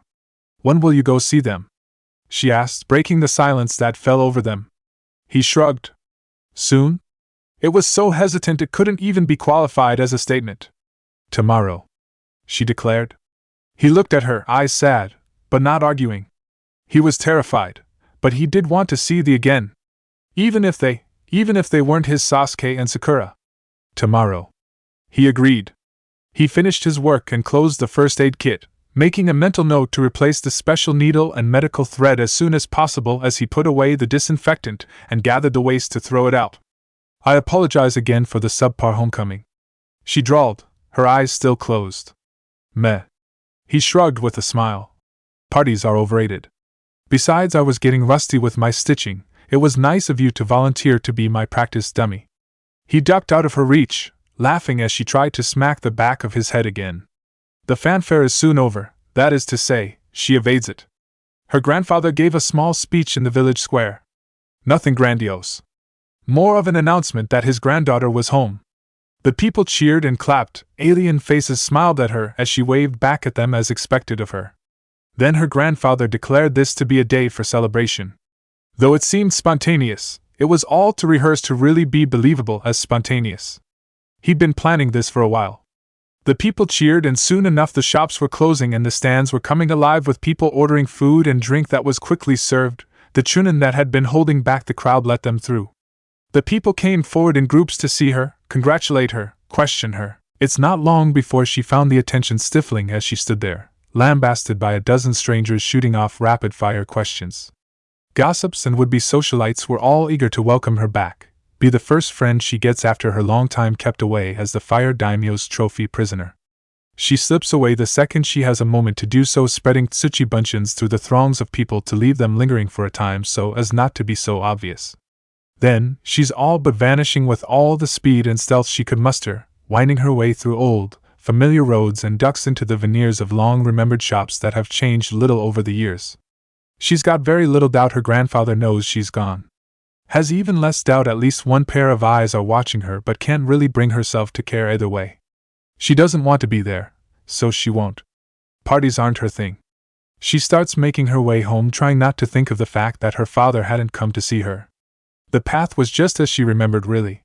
Past the pottery shop, around the corner from the weapon vendor, and up the hill. By the time she arrived, the music from the town square was already playing. The people were cheering, drinking and laughing, eager for a reason to celebrate and forget about their troubles for a few hours, even though that reason is no longer strictly in their midst. She hovered at the foot of the stairs for a time, hesitating. She reached into one of her pockets, searching for her keys, wondering if they still worked, staring up at the door that now seemed more imposing than the village gates. She took a breath. Nothing for it, she decided. She marched up the stairs, put in her key, and opened her door. Immediately, a smell hit her. Food. Familiar. She stepped inside, wondering if she should be quiet or not. The furniture had been moved around from what she remembered. A new table bought. She panned her eyes around, hearing the hiss of cooking food on the skillet. She stepped further, marching towards the kitchen. I was hoping I'd get to have it ready before you arrived. She heard her father's voice before ever seeing him, and he steps out of the kitchen, rounding its doorway to the hall with a gentle, almost hesitant smile on his face as he looks at her. There's no look of surprise there. No one else that he might have been expecting. Just a smile and a stupid apron. You still like glazed hamachi, I hope. She doesn't anymore. But she'll learn to like it again. She smiled and opened her mouth to speak before she cuts herself off, too worried that she'd choke before she nods. He nods. You should get changed if you like. Itin and Akatsuchi should be dropping by once their shifts are over. They wanted to see you. She smiled. Yeah. This is a homecoming she could enjoy. No strangers. Just friends. The next morning Itachi woke to painkillers that had already worn off and a dull ache. Everywhere. She groaned, shifting on the bed, trying to remain asleep. But it's too late. Her mind was already pulling itself from the fugue with the smell of food coming from the kitchen, and her stomach suddenly deciding to remind her that it had been nearly 24 hours since she last ate. She didn't move slow. If she tried, she'd never move at all. Instead, she moved in a quick burst of movement, all but shoving herself off of the bed to sit up, swiveling her legs off the mattress to plant them on the floor. Scratches of pain slashed across her stomach, thighs, and arms. The groan of pain she bit down by sheer will alone before she shoved herself off the bed to stand. She turned and marched out of Naruto's room, noting, of course, that he wasn't on the couch anymore. Stepping out into the hall and into the dining room, she found him in the kitchen. She gripped the chair, taking a deep breath to try and focus through some of the pain. You can sit down, you know. She opened her eyes, glaring at Naruto, who stepped out of the kitchen, with a smile on his face, pulling the scrambled eggs free to serve them onto a plate that had already been set, waiting for her. She would have sat down, if she really didn't want to move any further. Minutes later, though, they were at the table, with Naruto slurping on a bowl of ramen to her serving of eggs, cooked ham, and steamed potatoes. So, he slurped and swallowed. You were a little out of it yesterday, so I didn't ask. But what exactly did they do to you? She swallowed. For weak processing, she answered. Psychological examinations for 3 days. Then, a written exam, combined with an exam to see through genjutsu. You passed that one with flying colors, I imagine. He smirked. It was difficult. Translation. Fucking impossible for anyone else. The questions were scrambled, the words were backwards, the lines to answer them askew, the space to answer overlapping questions, questions that were cut halfway with others. She groaned. The mere memory apparently bringing her headache back at full bore. At least 15 illusions overlapping each other. I couldn't eliminate 2 before they replaced the first one I broke through. He chewed on his noodles. Sounded tough as hell. Then they interrogated me. She said. The previous exam made up a code. They knew what it was already, of course.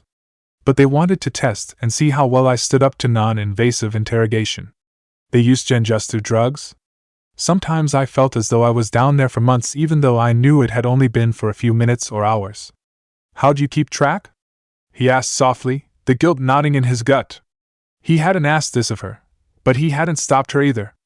Kept count. She drawled. 1,02,373 seconds. 2 weeks? He hissed.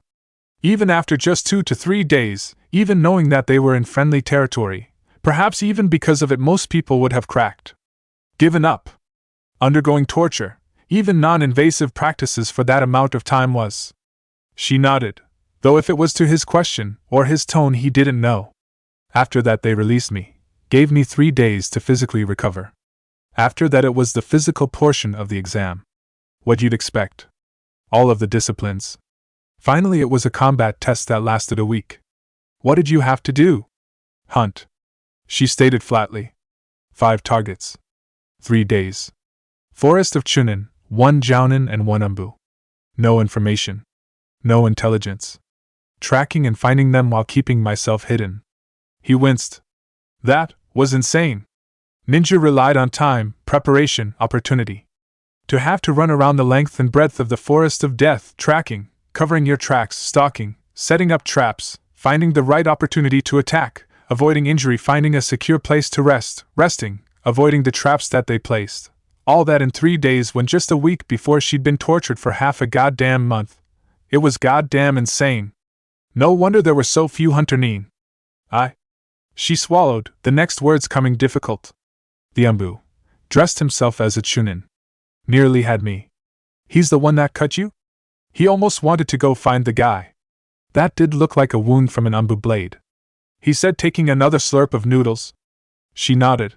It was. She took a breath. Regardless. It's done. They'll decide soon. She tossed him a look. You have somewhere else to be right now. He nodded. More eagerly than last night. Yeah, I know. Don't worry, I won't back out. Good. Because now that I'm not half dead on painkillers, there's something you should know. He blinked, raising an eyebrow in curiosity. Yeah? Hatake Kakashi is still Umbu captain. Chapter 29. For Haruno Sakura, life, for these past few weeks had been somewhat disappointing. Outside of the fact that she was on a team with Sasuke, which was definitely something to smile about, the rest of the weeks since her graduation was pretty much hit after hit after hit to her expectations. Firstly, their class was a man short, which means her team in particular was a man short.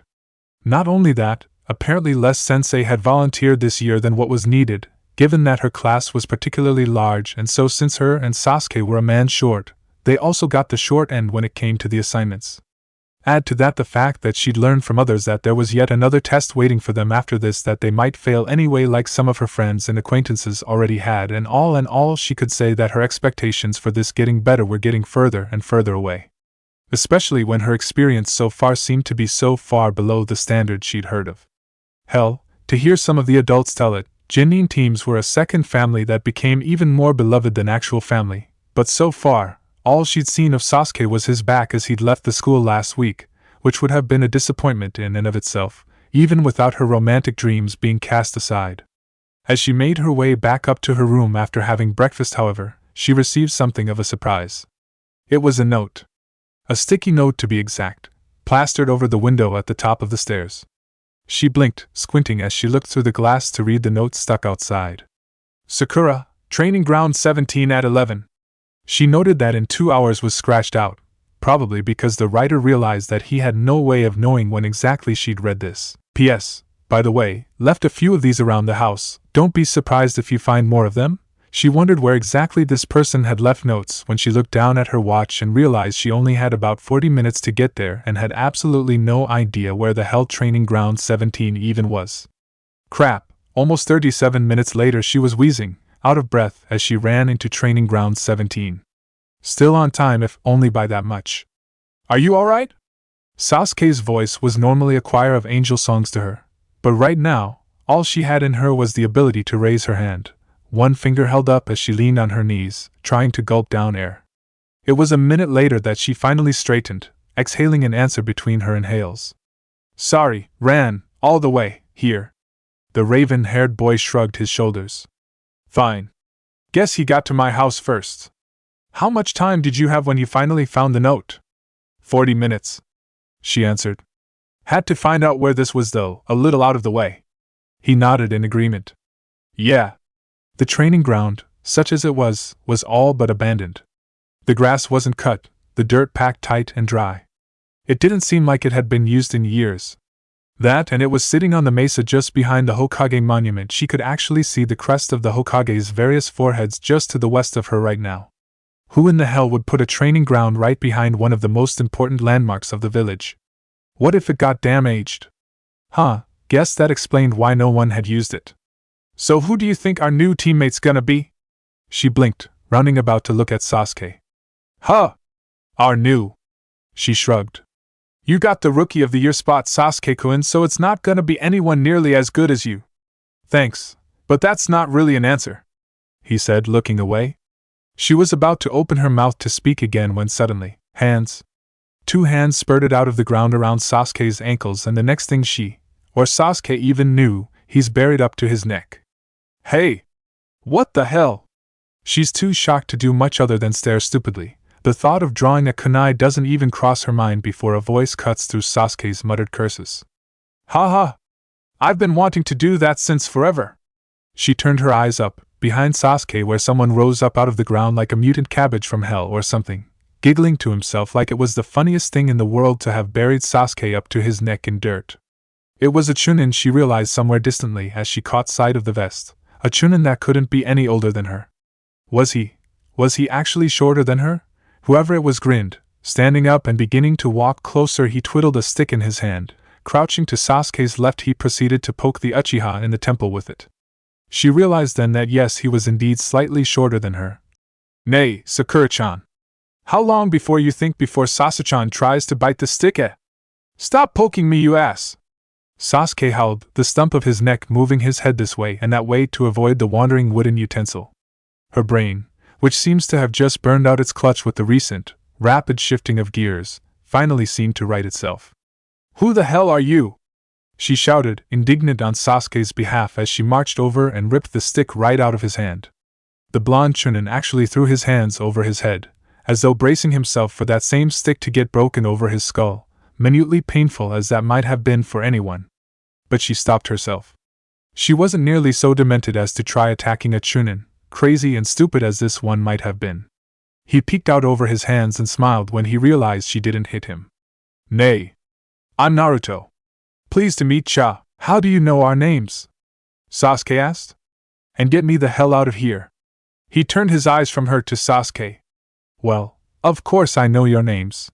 You're my teammates." And Sakura felt all her expectations come crumbling down all over again. Kitsuchi doesn't speak to his father much anymore, it's true. It's an estrangement that was seeded long ago with Inoki's rank and the very nature of their professions, but reached a full bloom when, 6 years ago, Inoki had quite literally gambled away his life. His daughter's life.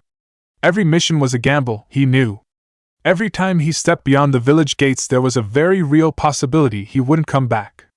But that had been different. Worse. All the other times he knew what he was walking into. Knew the risks, the inherent dangers. Even when he didn't know, and got a surprise somewhere along the way, it was with the knowledge that he was doing his job and information hadn't been deliberately kept from him. But those Chunin exams, where Orochimaru, a literal snake of a man, one of the strongest ninja in the world, basically all but confirmed Kitsuchi's death if his father continued his personal vendetta, and his father basically just said, "Go ahead." That was a punch to the gut. He'd felt like a piece of garbage. Something his father hadn't even given a second look to. Hadn't ever even thought about the risk before deciding go for it. "I'll get what I want," that alone would have been bad enough. Nearly irreconcilable as far as he was concerned, but there would indeed, perhaps be a chance with an apology. But when he lost Kuratsuchi, that was just a final coffin nail. Frankly, he might feel more affection towards Kutu instead. The daimyo of Hinokuni had not only spared his life but apparently done his level best to treat her well, even going so far as to train her. She was a Chunin level easy. Likely a jounin from what he'd seen, given how fond he noted her voice to be yesterday as she, Akatsuchi, Iten and he had been speaking. He got the impression there was a genuine affection on her part too. So no, he had no shortage of resentment, perhaps even disdain for his father, and it was not a secret to either the village or his father. That still didn't exempt him from answering his boss when he was called, however. Personal malcontent or not, the man was still the military leader of their village.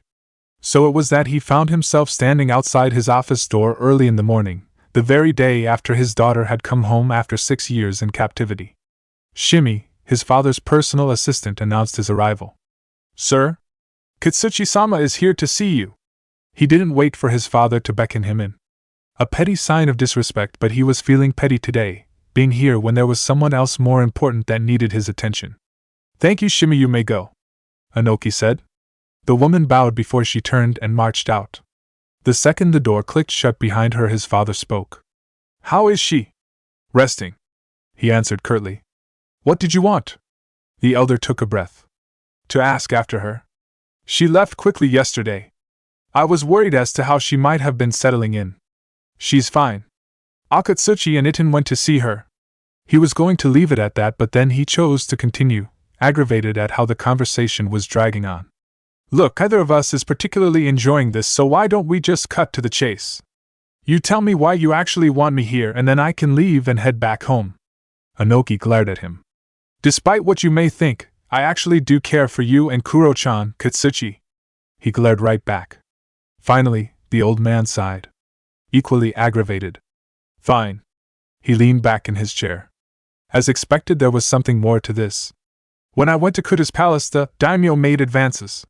Talking about possible peace talk negotiations." He raised an eyebrow in genuine surprise. "You're thinking about negotiating?" No one, absolutely no one that he knew of, save for the near psychotic, held more hatred for Konoha than his own father. Having sat with, consoled the families of, and buried the near 1,000 men the Yondaime Hokage had butchered in the last war, had left that particular legacy firmly entrenched there. For him to be, Inoki snorted, cutting off that line of thought. "I'm not considering negotiating any more than he is.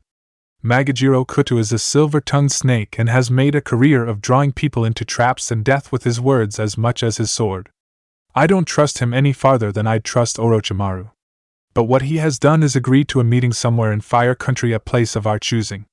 You want to gather intelligence, he surmised. We'd never be able to breathe without them knowing within the palace. And we wouldn't be able to see significant by staying to the border. So we send you a little deeper into enemy territory. One of the villages that's closer to Kanahagakure. Between the border patrols and the village defenses. And see dash, what if he genuinely does want to negotiate? He asked. He doesn't. Now dash, and if he does? Kitsuchi insisted, cutting him off. If this is just one big trap as you insist, this has been pretty damn elaborate. Kuratsuchi was treated well. Her skills as a ninja, while untested, seemed to have been developed significantly. Why would he do that and give her back before asking you to attend some peace meeting if it was a trap? By my estimation, the best time to kill you would have been when you went to go get her. His deception would have been known to all the other 4 nations. You had no qualms about breaking a treaty signed by all nations 6 years ago. The old man's jaw visibly twitched, a ready retort on his lips when Kitsuchi raised a hand. Look. Whatever. If you want to go in blind and possibly have the next great war on your head, that's your problem. Just give me my assignment in all of this. He couldn't stand this. Couldn't stand wasting his time talking to someone who'd already made up his mind and didn't want to listen. Anoki shook his head. Exasperated? Disgusted? He didn't know, and he honestly didn't care. Forget it. Just leave. Gladly. He thought before swiveling on his heel and marching out the door. He had better places to be and better people to see. So wait. Itachi sent you? You're the Naruto guy that went with Kutasama along with her? The Chunin, who they now knew as Naruto, nodded, slurping on his noodles with a very stupid smile on his face. Yup.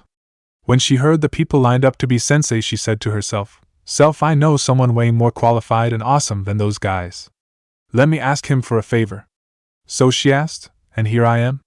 Sasuke blinked, leaning on the table with Sakura to his left, both of them drinking tea, their bowls of ramen long since finished, sitting neatly to the side in comparison to Naruto's something. They'd lost count. But, no offense Naruto-san, but you're just a chunin. Sakura ventured, shifting in her seat. Genin teams are supposed to have Jounin sensei, and 3 genin. Naruto shrugged, slurping noisily. Sasuke just managed to keep the automatic curl of his lip off his features. Exceptions to every rule, Sakura-chan. Did you know the strongest genin team in my chunin exam was a 2-man team? He nodded to himself. Yup. 2-man teams aren't unheard of. They can even be more effective since the teacher has more time to focus on the individual genin rather than spread himself out over 3 of them. And the Jounin thing? Sasuke pressed. Well, you see, the thing is dash. Mid-explanation, Naruto stuffed an ungodly amount of noodles in his mouth. Sasuke expected him to do what any normal person would do, chew, swallow, and continue. Instead, he chewed, and continued. MPHRF, Shurf, VBHT, Sasuke blinked, staring. It was like 2 horse-drawn carriages smashing into each other, full speed. You couldn't look away. Finally, mercifully, he finished, slurping up the last of the noodles he'd stuffed his face with and swallowed. And that's why the Hokage agreed to let me teach you instead of a regular Jounin.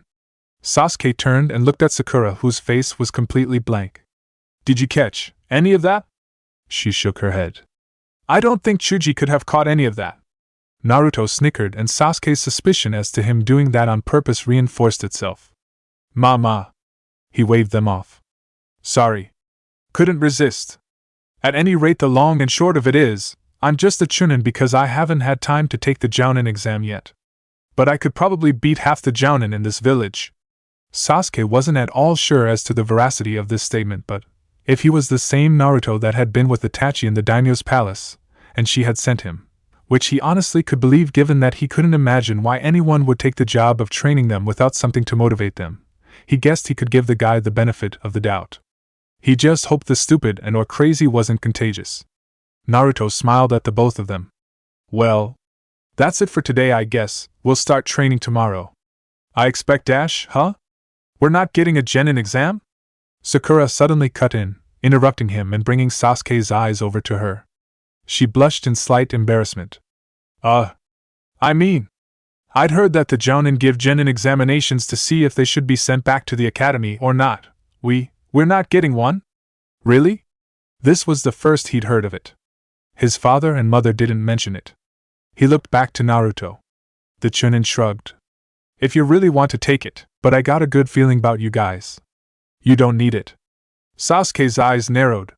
Hey, wait a minute. You're not doing this because of Itachi, right? Naruto blinked. Huh. We just went over this. Of course I am.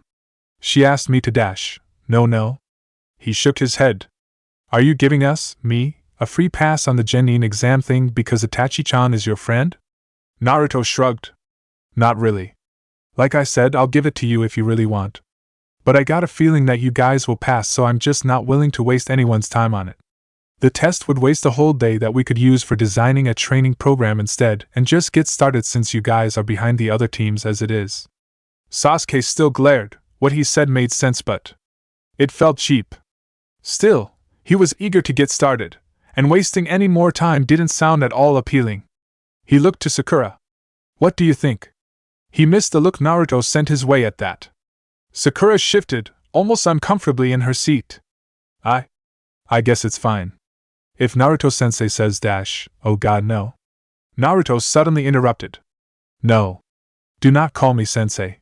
He pleaded, and Sasuke noted those blue eyes seemed genuinely disturbed by what Sakura had said. Just plain old Naruto is fine, please, both of you. Odd, but if he was that opposed to the idea. Before anyone could break the somewhat awkward silence that fell over them, Naruto cleared his throat. Right, well. I'll expect you both ready to meet up tomorrow, bright and early. He smiled, the strange mood he'd fallen into seemingly evaporating as he did. I'm gonna have so much fun. Sasuke couldn't help but notice he very pointedly excluded them in that last sentence.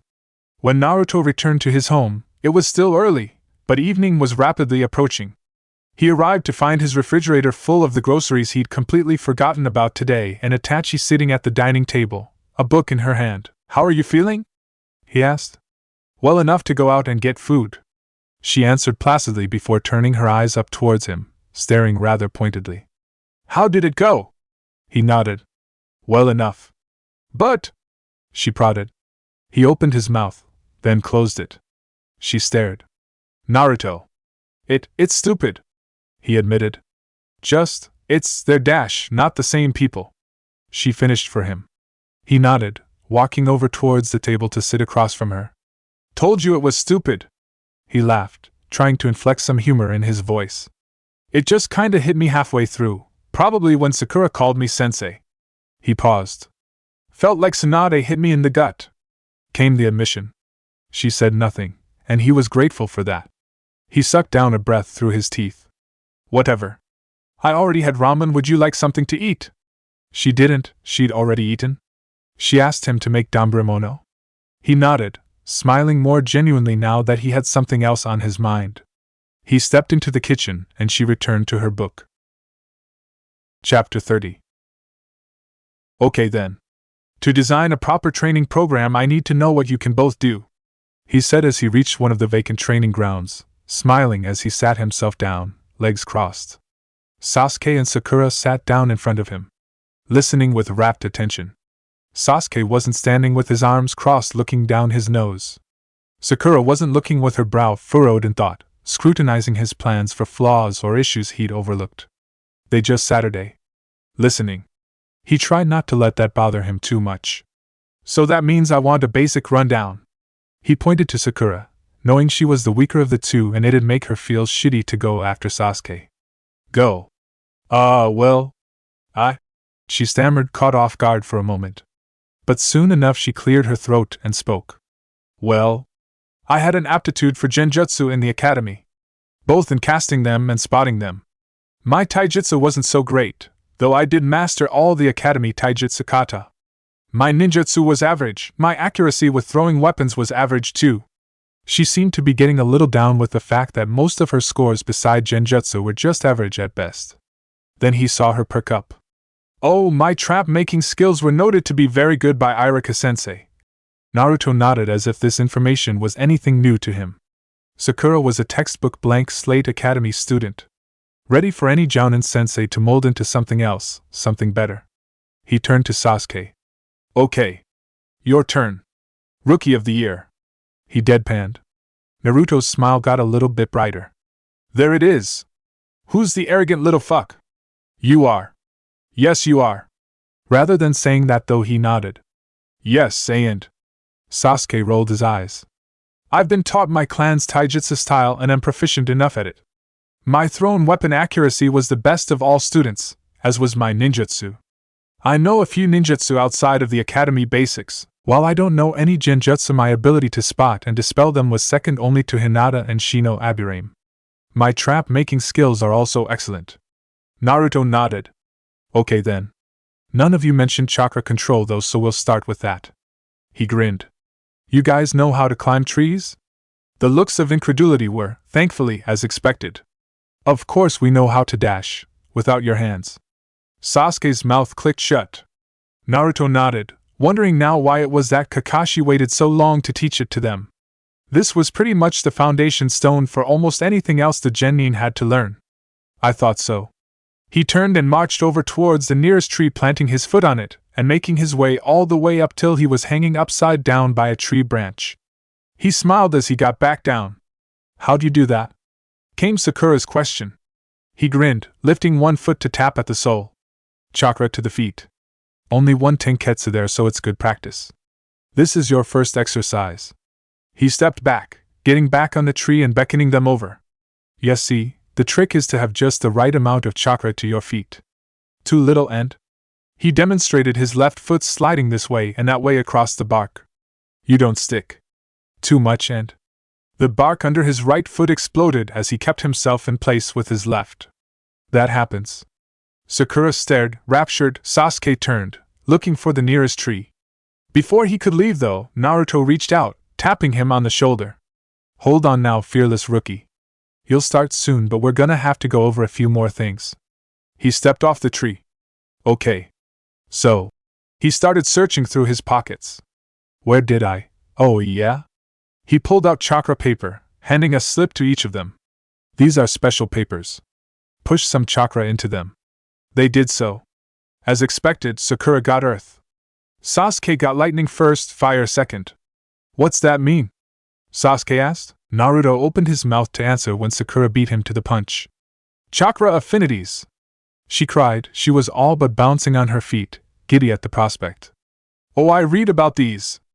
Each ninja has the natural affinity for one, or at most two of the 5 elements. The 5 elements are earth, water, fire, wind, and lightning. Mine turned to dust, so I got earth, and you go dash. She stopped, finally realizing she'd gone off on something of a tangent, and blushed scarlet. Oh. I'm sorry, Naruto S. You were going to explain. He shrugged, smiling despite her near slip again. Hey, I'm not complaining. Saves me the trouble. But Sakura-chan pretty much nailed it. Every ninja's got at least one chakra affinity for any of the elements. It ain't completely impossible for them to learn other elemental jutsu, but it does take them more time and more chakra to use M. Especially when it's their natural affinity's weakness. Which are the weaknesses?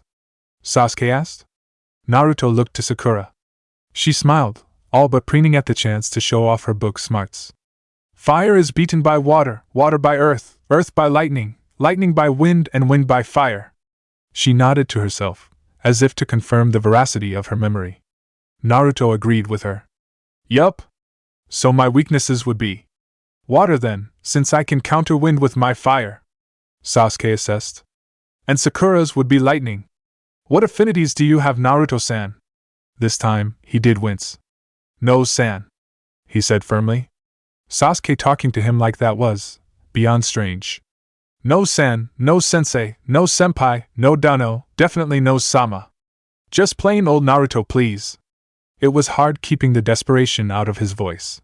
Before either of them could comment on it, he continued, speaking to get them back on track and away from his behavior.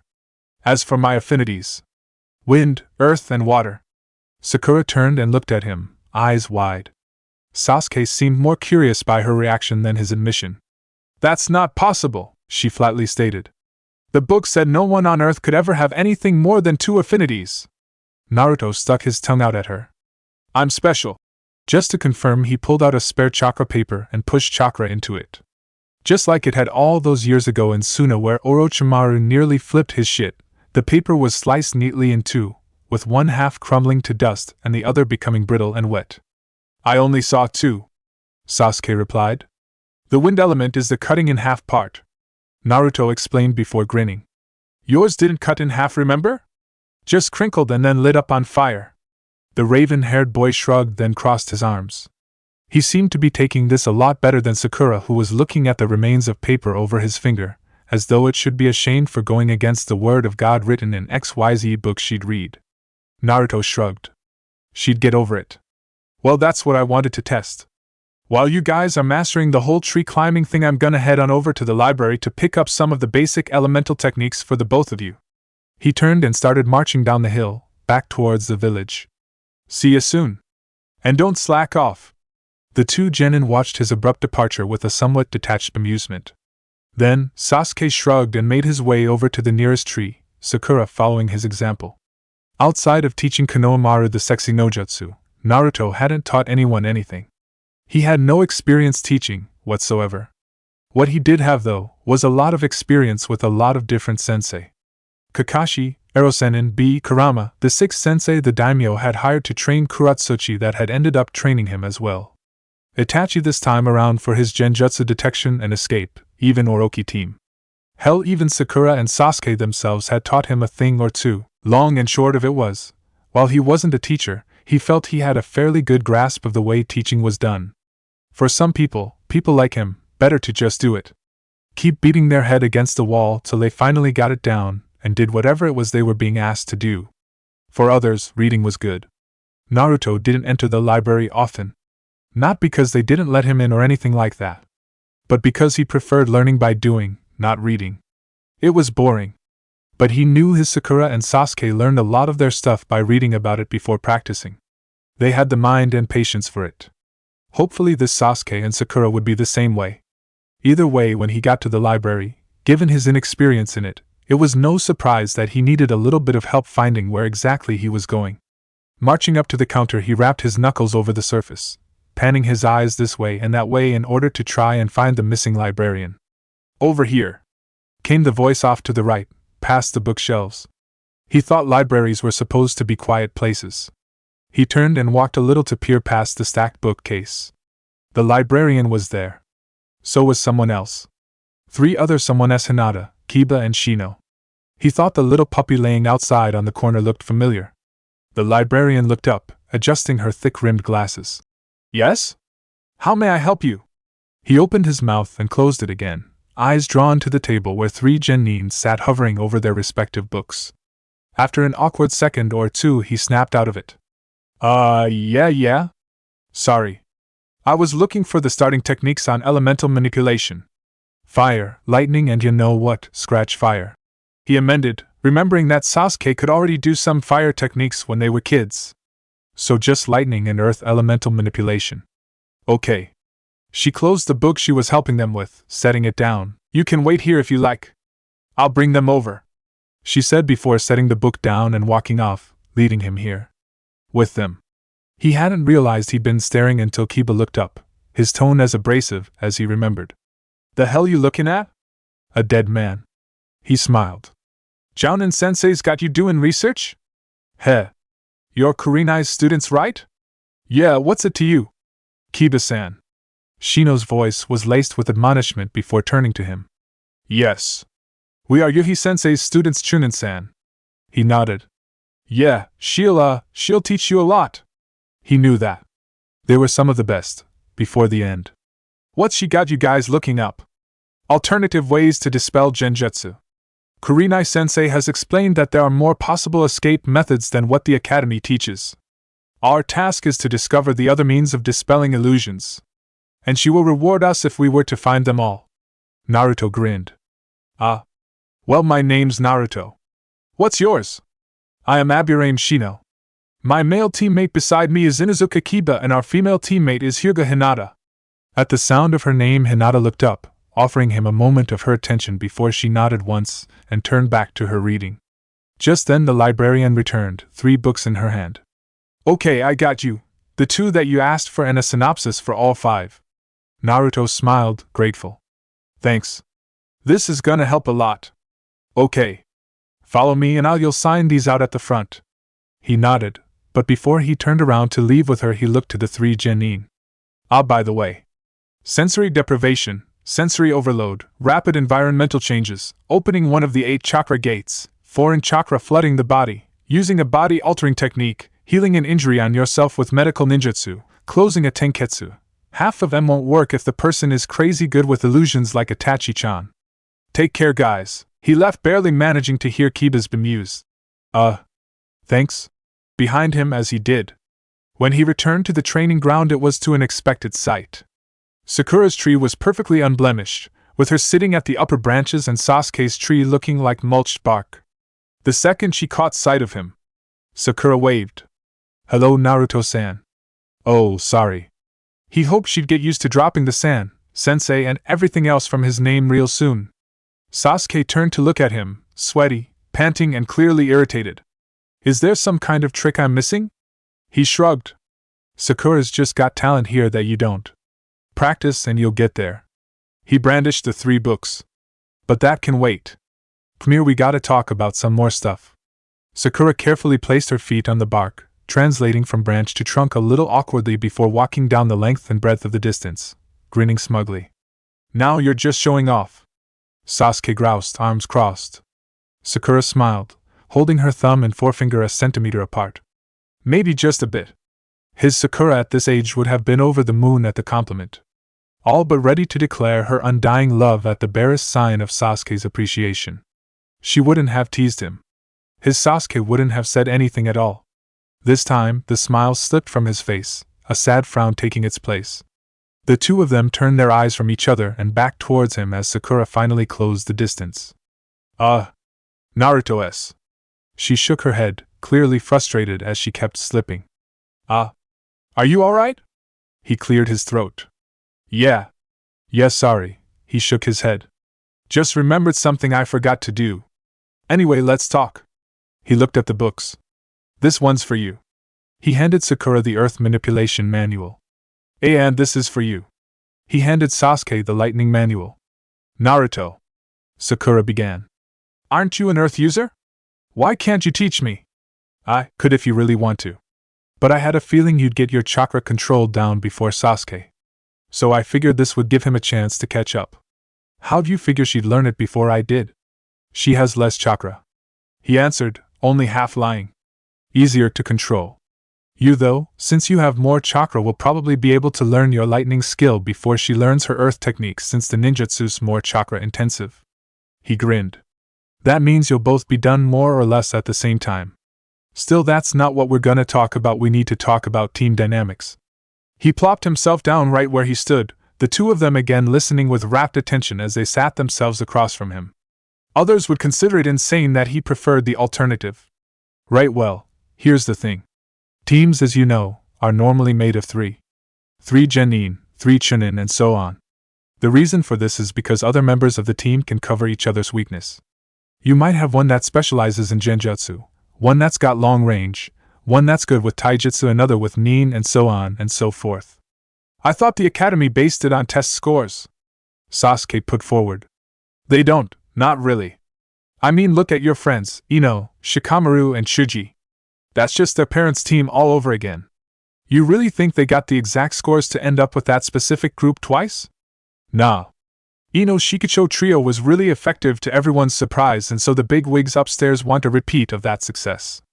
Hinata, Kiba, Shino, those 3 are all excellent trackers, with Hinata's eyes able to see through any genjutsu, Kiba able to handle high-speed hit and run attacks while Hinata handles close attrition and Shino handles support. This isn't random chance, really.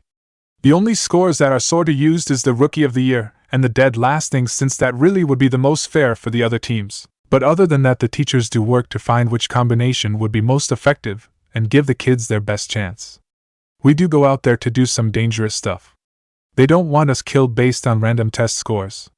They just don't want the parents or the students making a fuss about it, so they say it's all based on the scores. Huh. Sakura drew her eyes upwards. That makes a lot more sense. Course it does.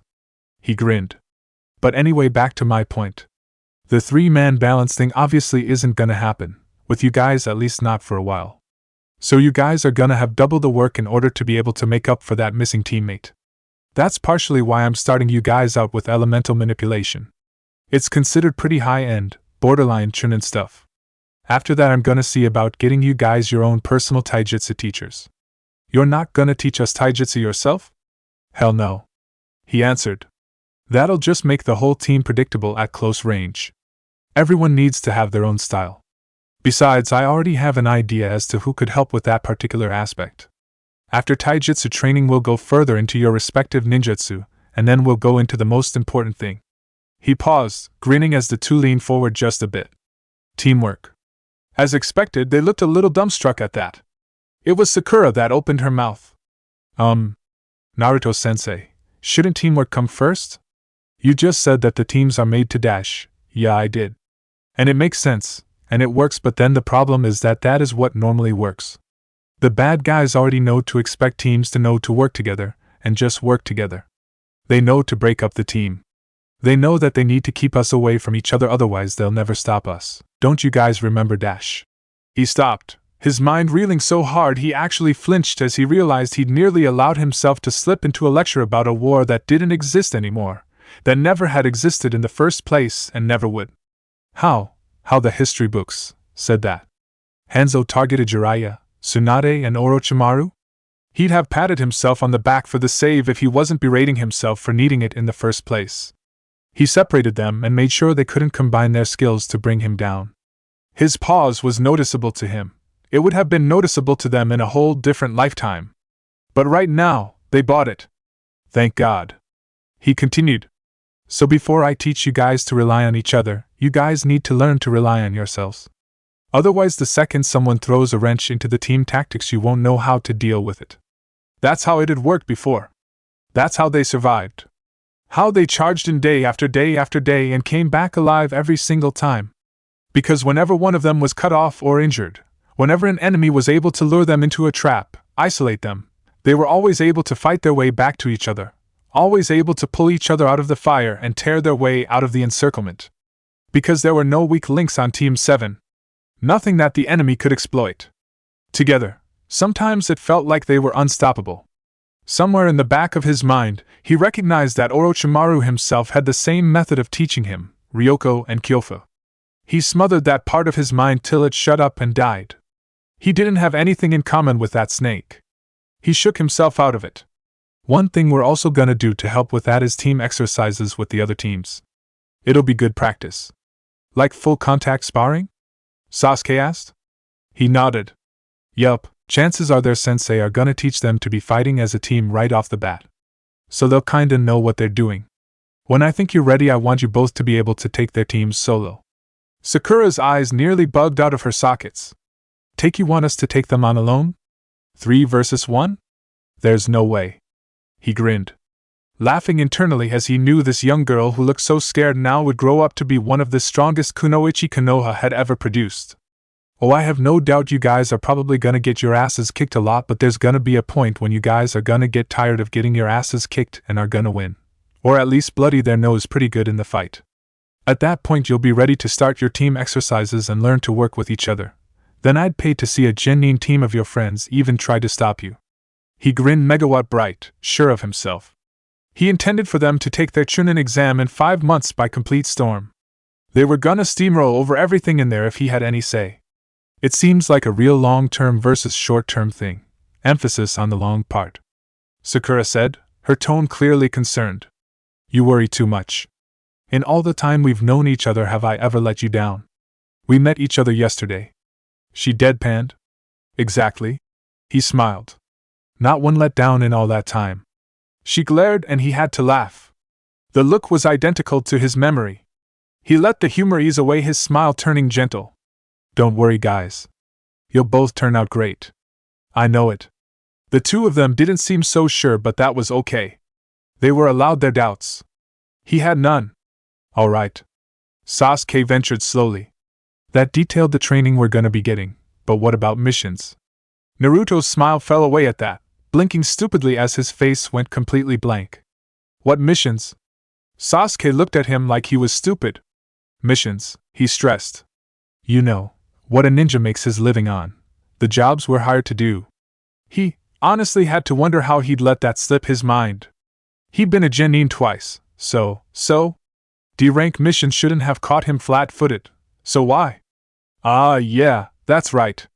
The last time he'd done a D-rank mission was well over a decade ago, since in this time period Orochimaru wouldn't have been caught dead leading a team on D-rank missions.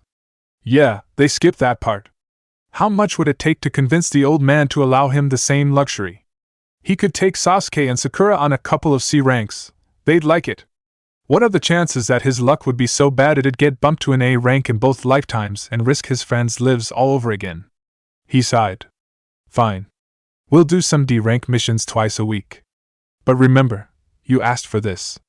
He groused, pointing at Sasuke's face. Why do you seem so sad, Naruto-san? Because D rank sucks, Sakura-chan. I'd rather go through my first Chunin exam all over again. You had to take the Chunin exam twice? Nope. Just once, twice. He grinned, and once more they had to question their teacher's sanity, or lack thereof. Later in the day, Naruto returned home after helping his students back to theirs. It was to a surprise. More aptly described, however, it was an uninvited guest. One with gravity-defying silver hair playing chess on his kitchen table with Itachi. Naruto-san. Naruto. Kakashi smiled. Itachi nodded. Hey, he said back, closing the door behind him. So, what's this? He asked, stepping closer. This, my boy, is a chess game. The Umbu captain smiled in that familiar way that almost made Naruto want to hug him. Itachi-chan asked me to play. I needed a challenge. She said. I know how to play chess. He said, slightly bemused. I needed a challenge. You walked right into that one, he grumbled, feeling his own stupid before turning to Kakashi. So, what's up? Well, I was just curious, really. He scratched under his chin, the fabric of the mask making a distinct noise as his nail tugged at the fibers.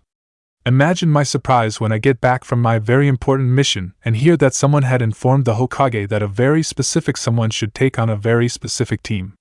Naruto let out something of a nervous chuckle. The day he'd heard Sasuke and Sakura graduated and that Kakashi was still the captain of the ANBU, he'd done just that, barging into the Hokage's office all but screaming at the top of his lungs that Kakashi was needed for Team 7. Stupid. Correction. Very stupid in retrospect. So, color me curious, but I'd like to know why exactly you think I should lead this team. The man drawled, eyeing the board. Will you? He perked up, leaning forward excitedly.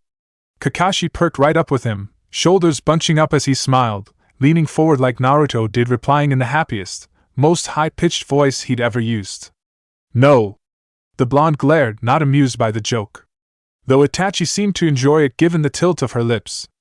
The copy. Wait, no more Sharingans. What the hell was he now? Huh, weird. He'd always known Kakashi-sensei as the copy nin. Without that it just seemed, meh. He mentally shrugged. Oh well. He probably had a different name now and had a whole new bag of tricks up his sleeve. Frankly, he wouldn't be surprised if the eye became a crutch rather than an asset by the time he met the man. At any rate, Kakashi chuckled.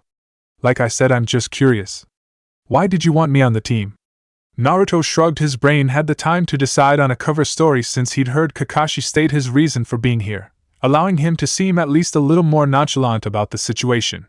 Well, to be honest, everything I'd heard from Unchan here made me think you'd be the best one for the job. Kakashi's single eye gleamed, passing a look at the both of them. Really? He nodded. He noticed Itachi nod as well. Kakashi tilted his head. Then he shrugged. Meh. You're lying. He stated flatly. Naruto was about to deny it when he stopped himself. Kakashi wasn't an idiot. He wasn't Sasuke and Sakura. No point in lying. He also seemed rather non-perturbed by it. The masked man turned his eyes back to the game before he moved his piece and looked to Naruto again. So just tell me one little thing. And this time dash. His face grew serious and Naruto felt the pressure at the back of his mind. Killing intent. It was like blades sliding across his skull. His every instinct told him he was in danger and he had to fight back. He drew that in though, closing his eyes and taking a deep breath. Does your little secret involve anything detrimental to the village? No. Itachi was the one that answered. He said the same a second after she did. Immediately, the killing intent let up, the pressure at the back of his skull, fairly intense even by his standards, vanished immediately. Good. The ANBU chirped, and turned his eyes back to the game. Naruto blinked. Struck stupid. Wait. What? Seriously? That's it. I have enough stress in my job outside the village. Inside I just want to kick back and relax. You'll tell me eventually if it's important enough. Or it's not important and you won't, and I won't have to be bothered. Believe me, why Naruto-kun wants me to train 2 random genin is far beneath my list of concerns right now. It doesn't even make the top 10. Naruto opened his mouth to speak, then closed it again. I'll tell you what. He began carefully. I'll tell you. He noted Itachi's eyes drawing themselves up from the game and towards him. On one condition. The ANBU plucked his piece off the board and carefully set its new place, taking one of Itachi's pawns. You drop by every now and again to help me train them. You do know I'm ANBU captain, right? Very, very busy. Reading porn. He thought, glaring at the side of the man's head. Not asking for you to be there 4 or 5 times a week, or whatever, but every now and again you drop by and help. When you feel like it, he suggested. Okay. Fine. I agree. So what's the big secret? Naruto blinked. I'm not gonna tell you now. Once you know, you won't ever show up. Kakashi turned to him, irritation visible, even with his mask. I already said I'd show up, Naruto. The blonde blinked. So? Are you calling me a liar, Naruto? He hissed, eye narrowing. Naruto blinked. Wow. Was he really getting pissed about this? Yeah, kinda. He answered. Kakashi's fist clenched, the muscles of his arm bunching up like he was gonna punch him. Then he turned back to his game, smiling. Good. You'll live longer that way. You taught him well, Tachi-chan. I try. Naruto blinked. Then he just shook his head. People honestly thought he was the crazy one.